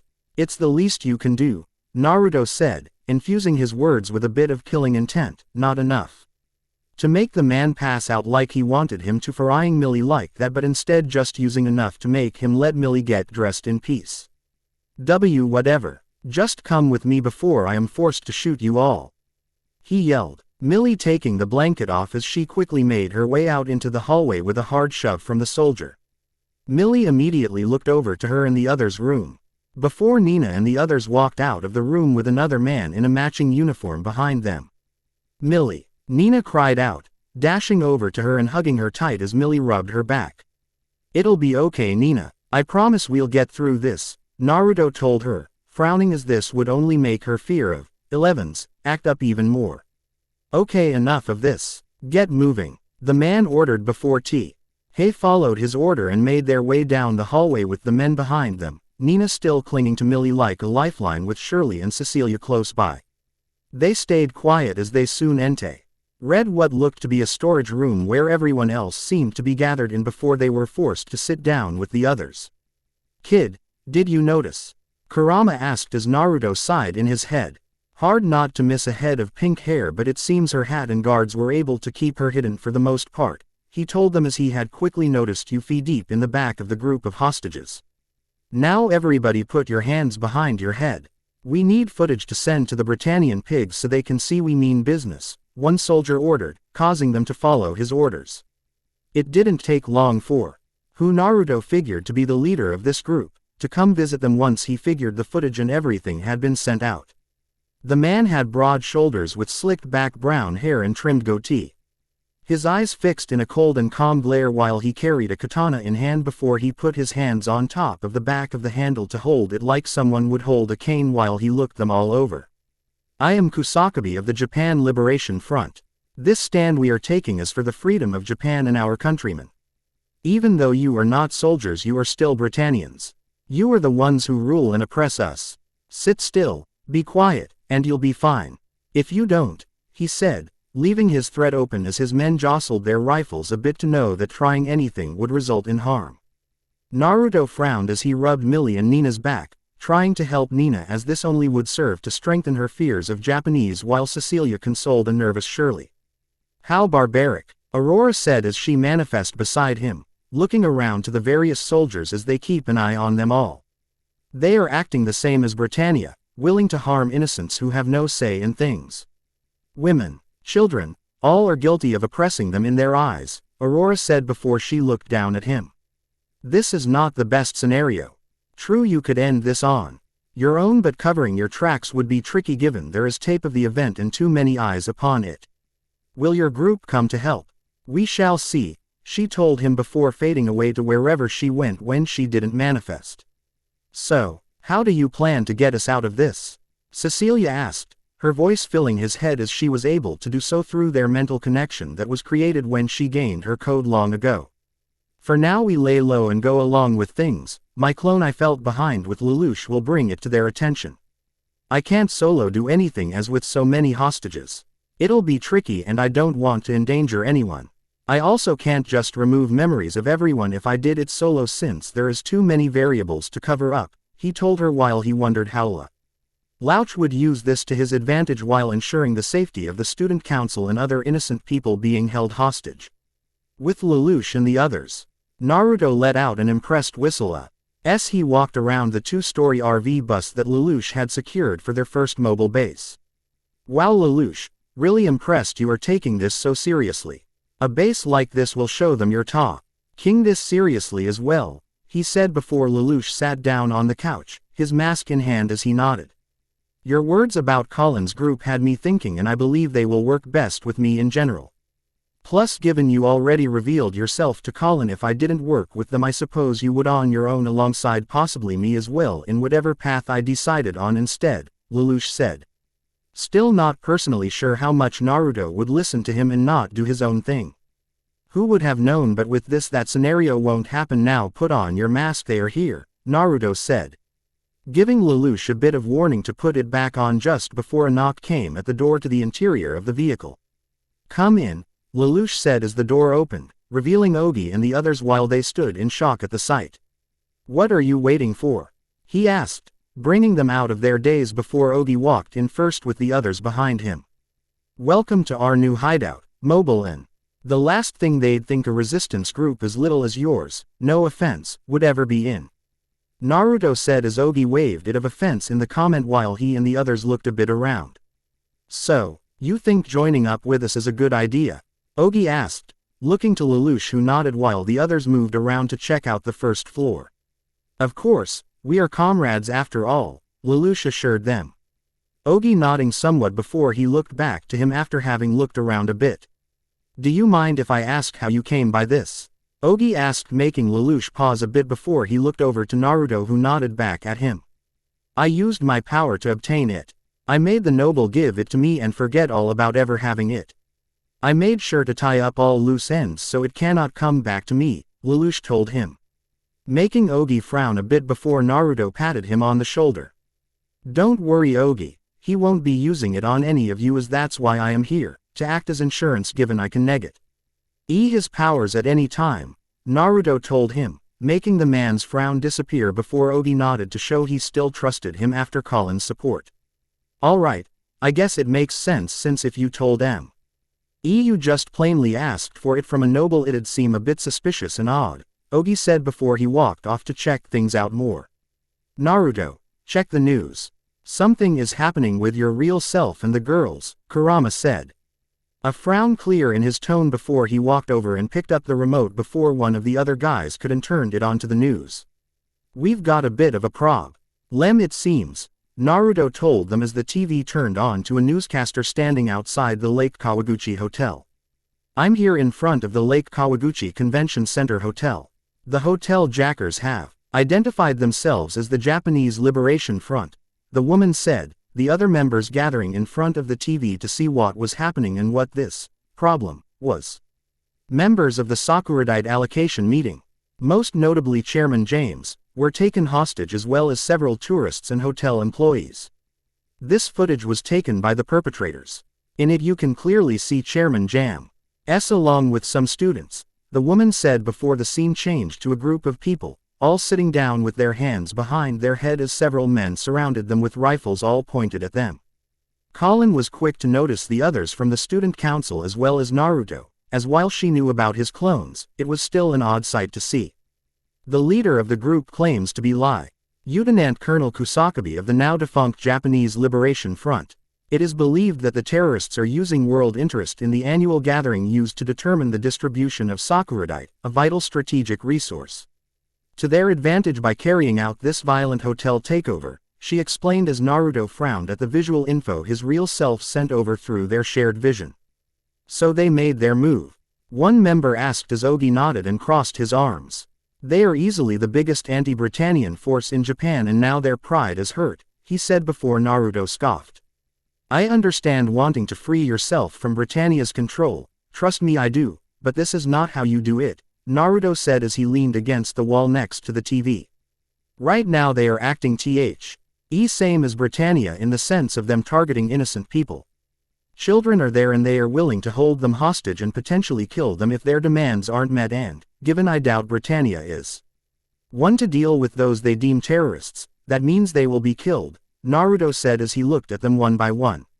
You don't like seeing Japanese children being killed so you feel the same about Britannian children as what has any child done against you? He asked making some look away or look at the ground due to his words while he stayed silent before looking to Lelouch who nodded and stood up. Asura come with me, everyone else I request you start moving your things in and unpacking some other equipment I gathered, Lelouch said as he made his way up to the second story. Wait Asura Colin said with a frown before Naruto put his hand gently on her shoulder to interrupt her with a smile. Don't worry, I promise we will talk in a second. Okay, he asked before she nodded, letting him go and follow Lelouch who was waiting for him. He didn't even knock as he entered the room and closed and locked the door behind him. So Lelouch, tell me, what do you plan to do? He asked, sitting down on the coffee table he had in the room as Lelouch sat at a desk and opened up a laptop to turn on the news before he took his mask off. I'm not sure Naruto, or are you a clone? He asked before waving it off. Either way there isn't much we can do as it is just much too early before we fight them. Cornelia and her troops are outside the hotel and the JLF is inside. Cornelia will follow the Britannian way of not dealing with terrorists and will be willing to sacrifice those inside so we are in a troublesome situation, Lelouch said with a frown as Naruto nodded. I'm glad you aren't rushing into things and actually thinking things over but this is Millie, Nina, and Shirley we are talking about as well as numerous innocent civilians. Cornelia though won't be so quick to sacrifice them. Not when Euphemia is among the hostages, Naruto said, making Lelouch widen his eyes at this information. Wait she is, are you sure? Lelouch asked as he nodded. My real self saw her among the hostages. She hasn't been noticed but if we are going to use this it has to be before they notice and use her. I'll leave you be but I'd try and plan something soon as how do yo? You think the JLF will punish Britannia for not listening to their demands? He asked, getting up from his seat while Lelouch frowned and looked away. Publicly execute them, probably tossing them from the roof to make it a show to put pressure on Cornelia to talk who will undoubtedly refuse to deal with terrorists at all, he answered as Naruto nodded with a frown of his own. I'll have a clone ready to catch anyone tossed off. You can probably use that info but keep them waiting too long and the JLF is likely to shoot all of them in that room, he told Lelouch before leaving the room to seek Hall. Down the hall, of sorts near the stairs. Asura, can we talk now? Colin asked, nervously rubbing her arm as he nodded and motioned her into an empty room near where she was standing, a few rooms away from Lelouch's. How is everyone doing? She quickly asked almost the second the door was closed behind them. They are all okay. I'm not going to let any harm come to them. But Zero agrees with me on the fact that we can't just sit still like this. Zero is going to make a plan, we just have to give him time, he told her, putting his hands on her shoulders to calm her down as she frowned but nodded. So are you a clone or the real one? Colin asked, knowing about his cloning powers but still finding it confusing a bit if she thought too much about it. I'm a clone but I can make myself see everything the real one can. I can also deliver messages to him, he told her while she rubbed her arm and looked at him. Just stay safe and keep the others safe. I don't agree with what the JLF is doing. Putting innocent people in harm's way, so I'm willing to fight them if it means saving those people, Colin said before she walked out of the room, missing Naruto's smile as he was proud of her telling him that. Hatred spawns more hatred. This is a clear form of it with what the JLF is doing, Kokuo said as she got his attention. I expect when you do act you will make it clear to those inside that you abhor their choices, she added before he nodded. I'll make it more than clear and make it clear to the hostages. Not all Japanese are monsters like Britannia makes them appear. The sooner people realize it the better, he thought as he exited the room and started to help with the boxes while he left Lelouch to think something up. As day came to pass into night, Naruto smiled as Lelouch came out from his room and looked down at the others as they relaxed on the first floor before started passing out black uniforms. Everyone, put those on please. Today is the day we make our stand, differentiating us from other resistance groups as Knights of Justice. And our first act is the same as my first, the saving of innocent lives. We will make our debut. Be ready to go in 10 minutes, Lelouch said, walking down the steps and towards the door before looking back at him. Asura, I'll need your help, he added as Naruto nodded and followed him out of the vehicle. Good, 'cause I was getting tired of waiting, Naruto said with a smirk before summoning 2 clones beside him to help get things situated. It didn't take long for them to get ready and off to the area near the hotel. Naruto decided to speed things up as he offered a Yomatsu Hirosaka portal for them all to use with only slight delay due to Tamaki, one of the members, freaking out over it until Colin shoved him in. Once there, Lelouch was easily able to acquire a vehicle for them to use with his Geass, which just so happened to be a news van. Although Naruto was certain Lelouch had a plan for it as he stood atop it with everyone else inside it. He though frowned as the JLF had already started tossing hostages off the roof, his clone having to save him before he hit the ground while still out of view. So what do you think Zero meant when he went off about justice earlier?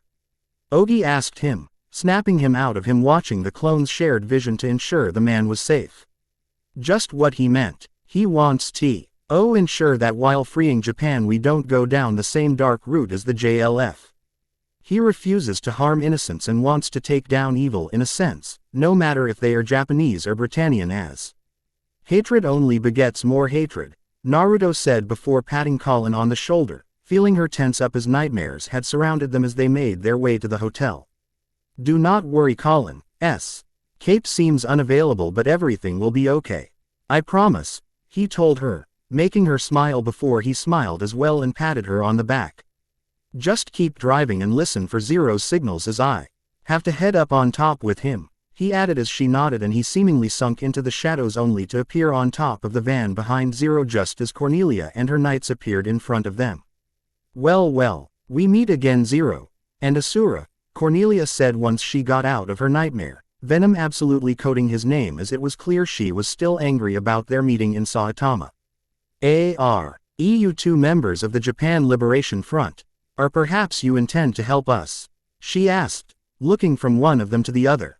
Regardless, our concerns take priority over yours at the moment, so for the death of my half-brother Clovis and your attack on me I shall take my revenge right here, Cornelia said, pulling out her sword gun, seemingly having gotten it replaced after he broke her first one. Cornelia, which would you choose? Clovis who is dead or Euphemia who is alive? Lelouch asked, Cornelia's shocked reaction and fury in her eyes at them somehow knowing of Euphemia being inside. Making it clear they had gotten their foot in the door so to speak. It is well within our power to save her as the dead, especially someone stained in blood like Clovis, is not worth risking the living. The JLF intends to sacrifice hostages, children, elderly, women, and men who are all innocent, which is something we won't let slide. Let us through and we can save your sister and everyone inside the hotel, Naruto said. Stepping up onto the camera that was positioned on top of the van, allowing him to look over Lelouch and directly at Cornelia. He could tell she wanted nothing more than to hoot him where he stood, but the opportunity for her sister to be saved seemed to outweigh things, which in turn allowed them to continue on towards the hotel. She really does care for her sister, doesn't she? At least that shows she does have some warmth in her heart and isn't a cold-hearted person all the way through, Naruto talked aloud as Lelouch nodded. She was always like that, even back when she was a kid. That alone was all we needed to get past her, as she'll gladly sacrifice everything to keep her sister safe. Reminds me of me and Nunnally, Lelouch muttered while they made their way to the other side and was seemingly welcomed inside, allowing for their plan to rescue the hostages could finally start. Back with Millie and the others. As he felt his clone and the others arrive, Naruto hoped things would end quickly since. As time went on, Nina got more panicked. She clung to Millie tightly, refusing to part with her even when they had been allowed to go to the bathroom. Her shocking only got worse as time went on, and with the way the JLF guards acted only made it worse for her. It's okay Nina, just breathe, Naruto tried to calm her along with Millie, Shirley, and even Cecilia. We'll get through this, he told her as Nina nodded weakly, her head against Millie's chest before she flinched as a guard walked by, his finger on his rifle's trigger as if he was just asking for someone to start something so he'd get an excuse to fire off a few rounds. And 11, Nina muttered, clearly frightened, as even he had to admit the man had a look in his eyes that would scare any normal person, as it was a look that was almost on the hunt. What did you say? Not 11s. We're Japanese, damn it, the man yelled, his eyes glaring even stronger at Nina, who flinched and clung even tighter to Millie. Which he didn't think was possible. We're aware of that. Just lay off her as she is terrified, Millie told him, a bit of anger in her tone as she held Nina closer to her as the man stepped towards them. Then correct her. We're not called 11s, the JLF member said as Shirley glared at the man. Fine, we'll correct her, Shirley snapped as the man was somewhat shaking, his gun pointed towards them. How dare you speak like that to me? You three come with me to the next room and I'll teach you a real lesson, he said, grabbing Nina's arm before Naruto decided to risk it and quickly grabbed the man's wrist to stop him. Yes, beat some girls because they are frightened of you men with guns. How big that must make you feel, Naruto said, glaring furiously at the man, causing him to FALTER and let go of Nina before struggling to pull his arm away. Will roughing up a girl who is frightened really make you feel like the righteous one? Will any of this, holding children and other innocent people hostage, really work out in the end and make you feel in the right? Naruto asked before grunting as the side of his head was slammed with a rifle butt before two men grabbed him, each holding an arm as he was picked up. And Naruto. And no, Nina screamed out, her quickly fearing for the safety of her friend and the man who had just got her out of danger, grabbing onto his leg frantically. As Millie and Shirley tried to hold her back with fear and worry in their eyes as well. If you really are going to be that way, I'll take you both then, the guard said with a sneer, making Naruto glare at the man before someone stood up in the crowd. Stop it, the woman said, Naruto immediately knowing who it was and cursing her purity in this instance, as the last thing he wanted was to put her in danger. Who the hell are you? The guard asked while Naruto noticed Yuffie look his way for a second before looking back at the man.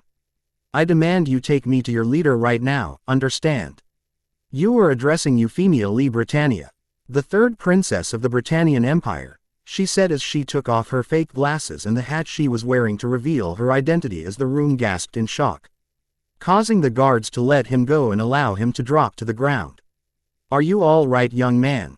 Have you or your friends been hurt? She asked, an apologetic look in her eyes as he frowned and shook his head at her. I'm fine, thanks, he told her while he couldn't help but watch her as she was escorted off, the other guards seemingly forgetting about their incident. He though was surprised, as Nina clung to him tightly while all he could do was gently poo and rub her back. Oh god Naruto, are you okay? I'm so sorry you got hurt protecting me, Nina stuttered out as she looked up at him. Tears in her eyes as Naruto was surprised a bit by how she was acting. Sure the two of them got along but this was very new. It's fine Nina, I was willing to get roughed up a bit if it meant you and the others would be safe. I can take a beating, he told her as he pet her head a bit before he felt Millie and Cecilia hug him while Shirley put her hand over his to show she was there as well with a soft smile.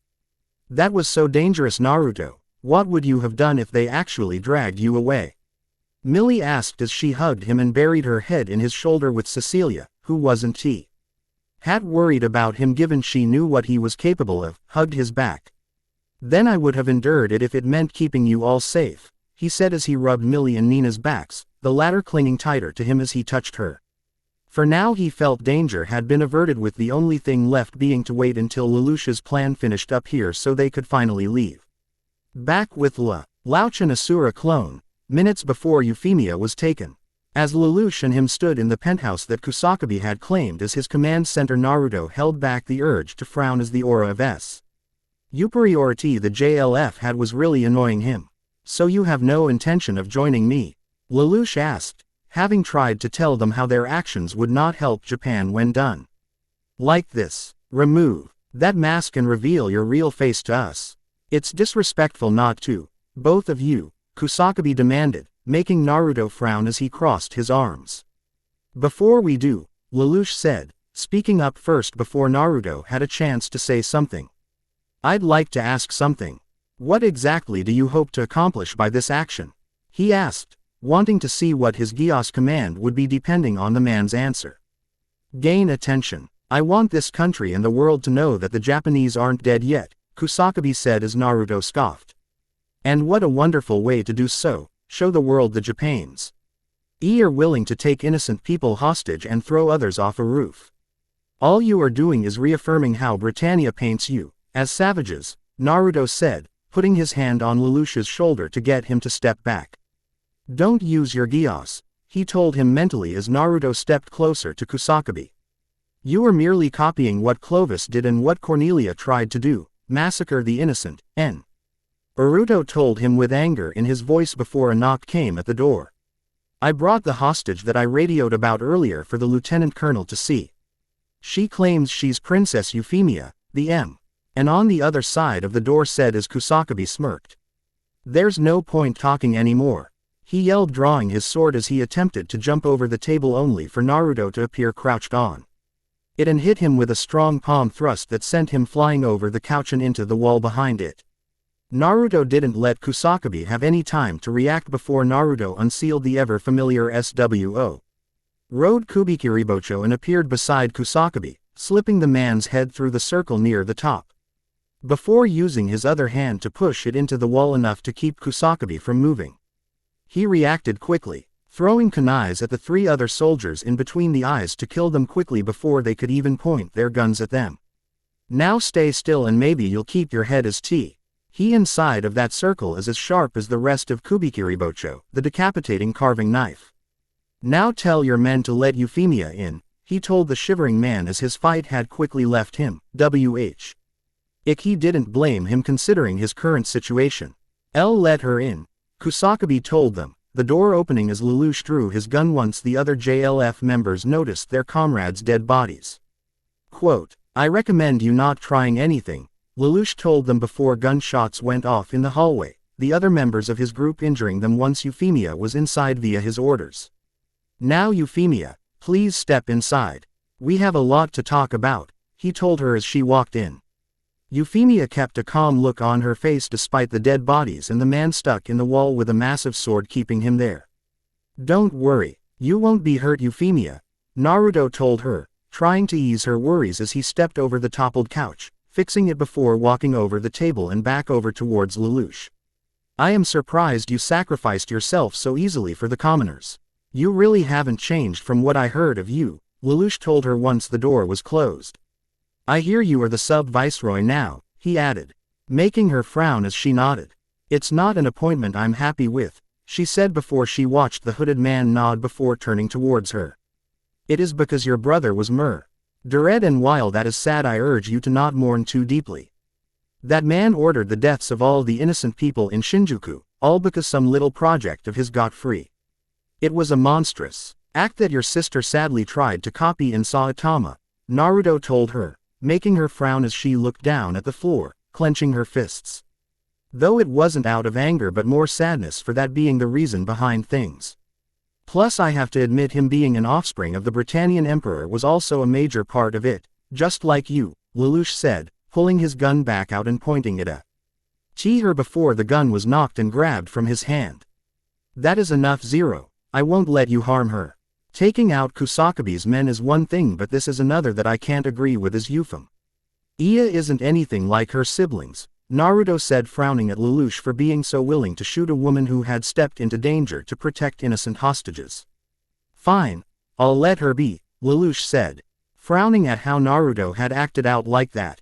Though before anything else could be said the door was opened, Colin walking in to frown at the condition of the room. "Zero. All the hostages have been accounted for, including the one that was thrown off the roof that Asura caught and saved. They are all standing by. What should we do next?" Colin asked, a bit surprised by the massive sword in the wall. "Order a withdrawal Q1. Tell everyone to be in their positions and ready to evacuate with Method Alpha," he told her as Colin looked towards Euphemia and the colonel against the wall. "What about them?" she asked as Naruto nodded and went over to grab and pull his sword from the wall before it disappeared in a puff of smoke. "Euphemia will not be harmed and will go rejoin her bodyguards, Kusakabe on the other hand." "Well, I have something planned for him," Naruto said, pulling up his visor before making the man pass out with use of an illusion before disappearing in a swirl of space. "Now, Princess, we really should be going," he told her as the building started to shake. "It's that same white nightmare from before. It seems to be involved in everything." Lelouch frowned as he pulled out the detonator and pressed it, causing the C4 he had everyone plant inside the upper levels of the hotel go off. It didn't take long for Naruto to get them in position, using his Hiraishin to Dr. Euphemia off in the boat with her bodyguards before he, Colin, and Lelouch appeared on the main boat with the others. "Now," Naruto said, looking over to Ogi to signal for him to turn on the camera before the man nodded and quickly turned on the camera they had taken from the news van they had acquired, with Lelouch and the others quickly getting in position before the camera showed it had started airing. "My dear Britannians, have no fear. All the hostages from the hotel are safe and sound. I, Zero, have returned them to you unharmed," Lelouch declared once the camera went live with a Q&A of Naruto's behind it in case the feed was cut, since he said he could keep it live for them. "People, fear us or rally behind us as you see fit. We are the Black Knights," Lelouch declared, the GHTS of their boat turning on to Revim with Naruto and Colin behind him.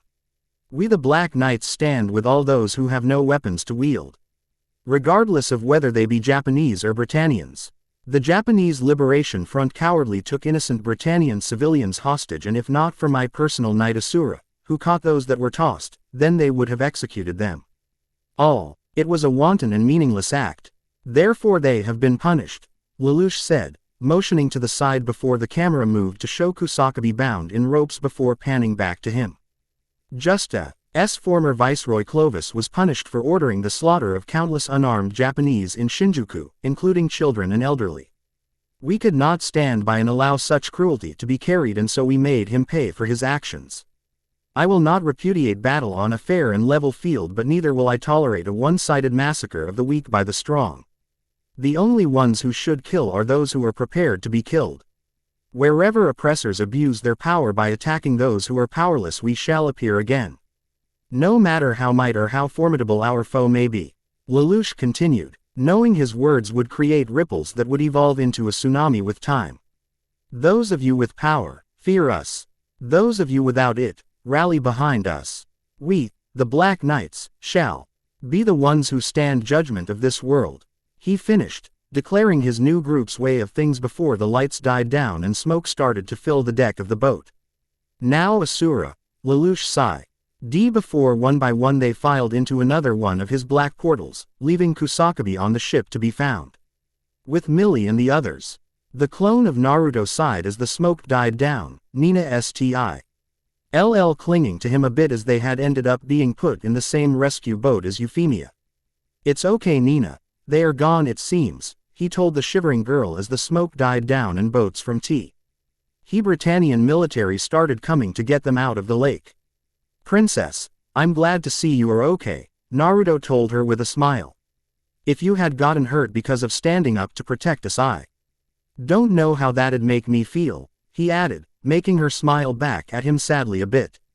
Well considering you got hurt protecting me once already I couldn't stand by and see you or anyone get hurt in front of me, she said before Millie and the others, even Nina who hadn't looked up from his chest since getting saved by him, looked at him.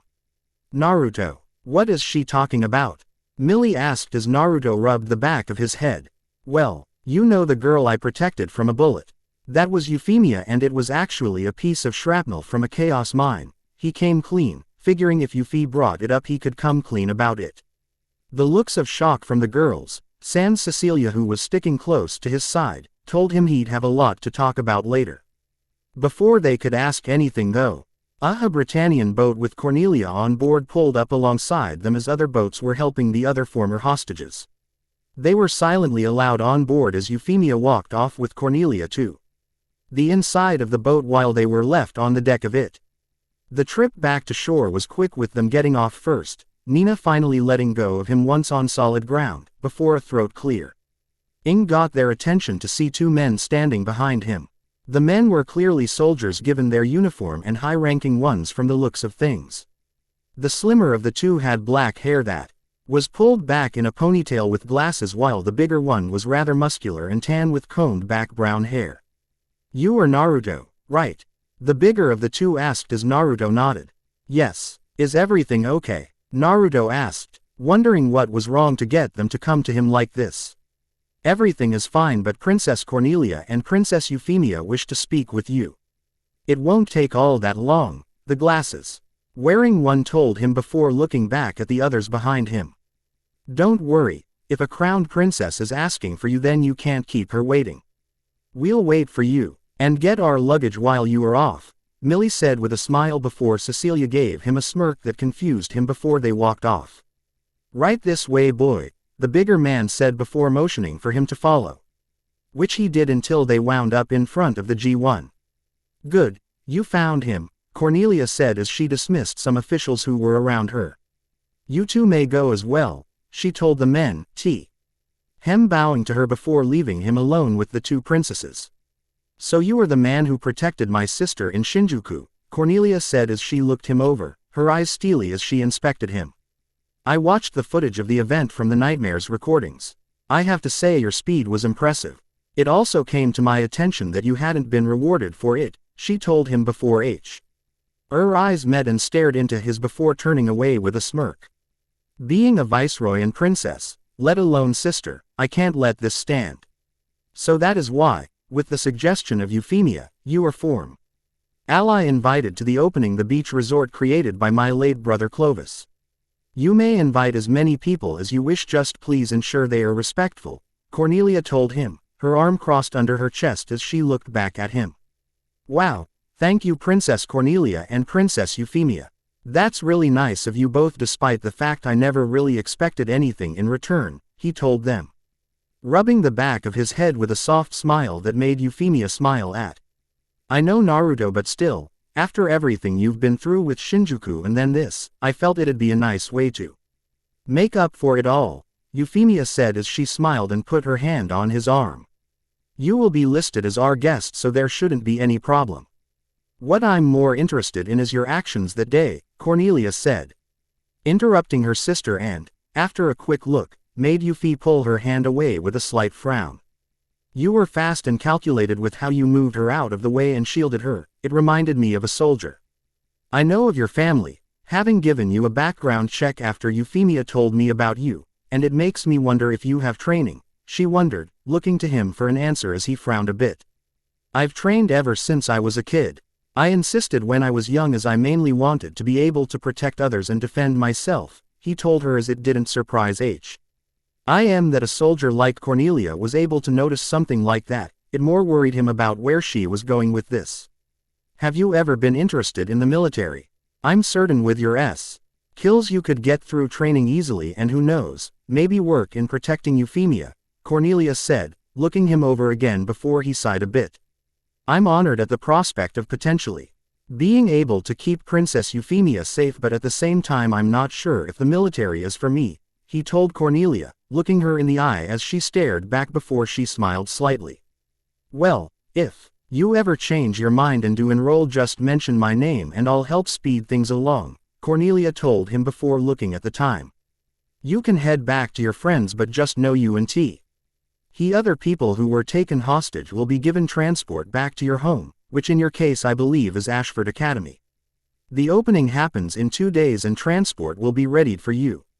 All, she added before she walked off towards the 2 men that had guided him over. I'm certain you and your friends will love the resort. Also I'll be sure to set something up so you can have an audience with us Despite how terrible all of this was, it was really nice to see you again, Euphie told him with a soft and sweet smile which made him smile as well. It was also nice to see you are just as willing to protect others, though at the same time I don't like seeing you endanger yourself, she said, putting her hands on her hips with a scolding look that only made chuckle at. I'm sorry, but IJLE whatever they would have done. Nina on the other hand wouldn't have been able to, physically or emotionally, given her fear of Japanese that I am trying to help her with, he said, looking off to where he could see Millie and the others. You wanting to help others like this is a reason why you interest me, Naruto. So many people just focus on themselves, but you just want to help everyone who needs it seems, she said. Smiling at him again before a throat clearing made her turn around to see Cornelia frowning at Euphie with her arms crossed. Come on Euphemia, we need to be going, Cornelia said, trying to get Euphie to rush as the Pinkett frowned and sighed. Looks like I have to go, though I guess we'll see each other again soon. Give your friend my regards that I hope she's okay and, she said, trailing off a bit as she held her hands in front of her before surprising him with a quick kiss on the cheek. I'll see you at the resort, she quickly added before rushing off, leaving H. I am a bit surprised with his hand on his cheek where she had kissed. He stood there, not sure what to do as she walked away, only looking back to him once with a clear blush on his face. It was only until Cecilia walked over to him, snapping her fingers in front of his face, did he snap out of it. There you go, thought we lost you there, Cecilia teased as he shook his head a bit. Sorry, was a bit lost in thought, he told her. Her rolling her eyes with a smirk as she nodded at him. Sure, you were thinking. Didn't have anything to do with a kiss on the cheek from Euphemia, she said, getting the other girls to gasp at the news. What, Princess Euphemia kissed you? Where? Millie asked as her eyes were basically sparkling as she hugged his arm and looked up at him, hungry for the info. Shish. E would never pass this info along to others but was mainly desperate to hear it given how big a scoop this was. On the cheek, she surprised him from the looks of it, Cecilia told them, making Naru to lightheartedly glare at her with only made her grow a Cheshire grin since she knew there was no anger or anything bad behind it. Wow, kissed by a princess. Not everyone gets to say that, Shirley said, a bit impressed that something like that had actually happened. Especially since that was something you don't hear ever due to the potentially scandalous nature of it, considering how the royal F.A. Miley was very careful about things even slightly like that. Whatever, on to more important topics. She's letting me invite as many people as I want to the opening of Prince Clovis Resort. I'm thinking of inviting the student council members so we have 2 days to get ready as a ride will be ready for us, he told them as he hoped this would diverge the topic which, judging by the squeals of Millie and Shirley as well as the bright look on Nina, he had accomplished just that. Oh my god, 2 days. We have to get the perfect swimsuits. But the school will be swamped the day after due to everything. Gee, Millie said before she frowned and rubbed her chin, not sure how it'd work out. Don't worry, Naruto will help us. Won't he? Cecilia said, looking to him as he nodded with a chuckle. Yeah, I'll help. I can make sure the reporters won't notice anything. Just trust me, he told them, making the girls smile as all three hugged him as he kept his hands in the air due to being unsure what to do while he chuckled a bit. Okay, then we definitely have to hurry to the cars. One of the soldiers already put our stuff into a car, so we have to go, Millie said as she walked ahead, guiding them to the car. While Naruto lagged behind a bit once he noticed Nina was looking at him as if she wanted to talk. So, how was talking to Euphemia? Nina asked, a soft pink color to her cheeks as Naruto smiled soft. Since he figured she was curious about the woman who also saved her. It was nice, she's just as sweet as the first time we met. She told me to tell you that she hopes you're okay as she did seem worried for you back there. We both were, he told her, rubbing her back as she smiled, her blush darkening as she nodded. Thanks again for that, you really protected me like a knight almost, Nina Shile. Said before she rushed to head to the others, leaving him smiling behind her. Sweet girl, I just hope this event didn't ruin any chances of curing her of her fear, Kurama said with a huff as Naruto nodded. Give some time to pass and I'm sure I can recover things. For now let's just let her be, he told them as he joined the others in the SUV they were given to take them back home with him. Betwee and Millie and Nina, since they all understood Nina felt safer closer to him right now. The trip back to school was quiet, all of them relaxing mainly before they saw the security guards of the school hell. Ping push reporters back and allow the SUV to pull in before stopping in front of Millie's grandfather, who Millie immediately rushed to once she was able to. Millie, I am so relieved to see you safe, he told her as they hugged before turning to the others. Come, rest in the clubhouse if you wish or return to your dorm rooms. You don't need to worry about classes for a few days if you want. I am just happy to see everyone safe, he told them, making them smile as Shirley nodded. I think that sounds nice after everything. I'm just going to visit my room for a bit and let my roommate know, Shirl. Said before Millie smiled and moved over to Naruto's side, hugging his arm as she looked up at him. A sleepover with my boyfriend Tilda sounds like fun since our fun was ruined last time, Millie whispered into his ear before she started to drag him inside, the others smiling behind him as they followed. Naruto though was just glad things ended up with no one hurt, and with this stunt Lelouch had offic. Ally stepped into a spotlight that had made the entire nation notice him and acknowledge him in varying degrees. He knew with the coming fall of public opinion about the JLF there would be a vacuum. One that he knew Lelouch would work to get them to a level to replace it. Now is when things really start, let's see how much the ball gets rolling, he thought with a slight smile as he knew things would just get more intense from here on out. He just hoped he could keep the others around him safe like he had done so today. The end. Remember to subscribe and like this video. See you in the next video.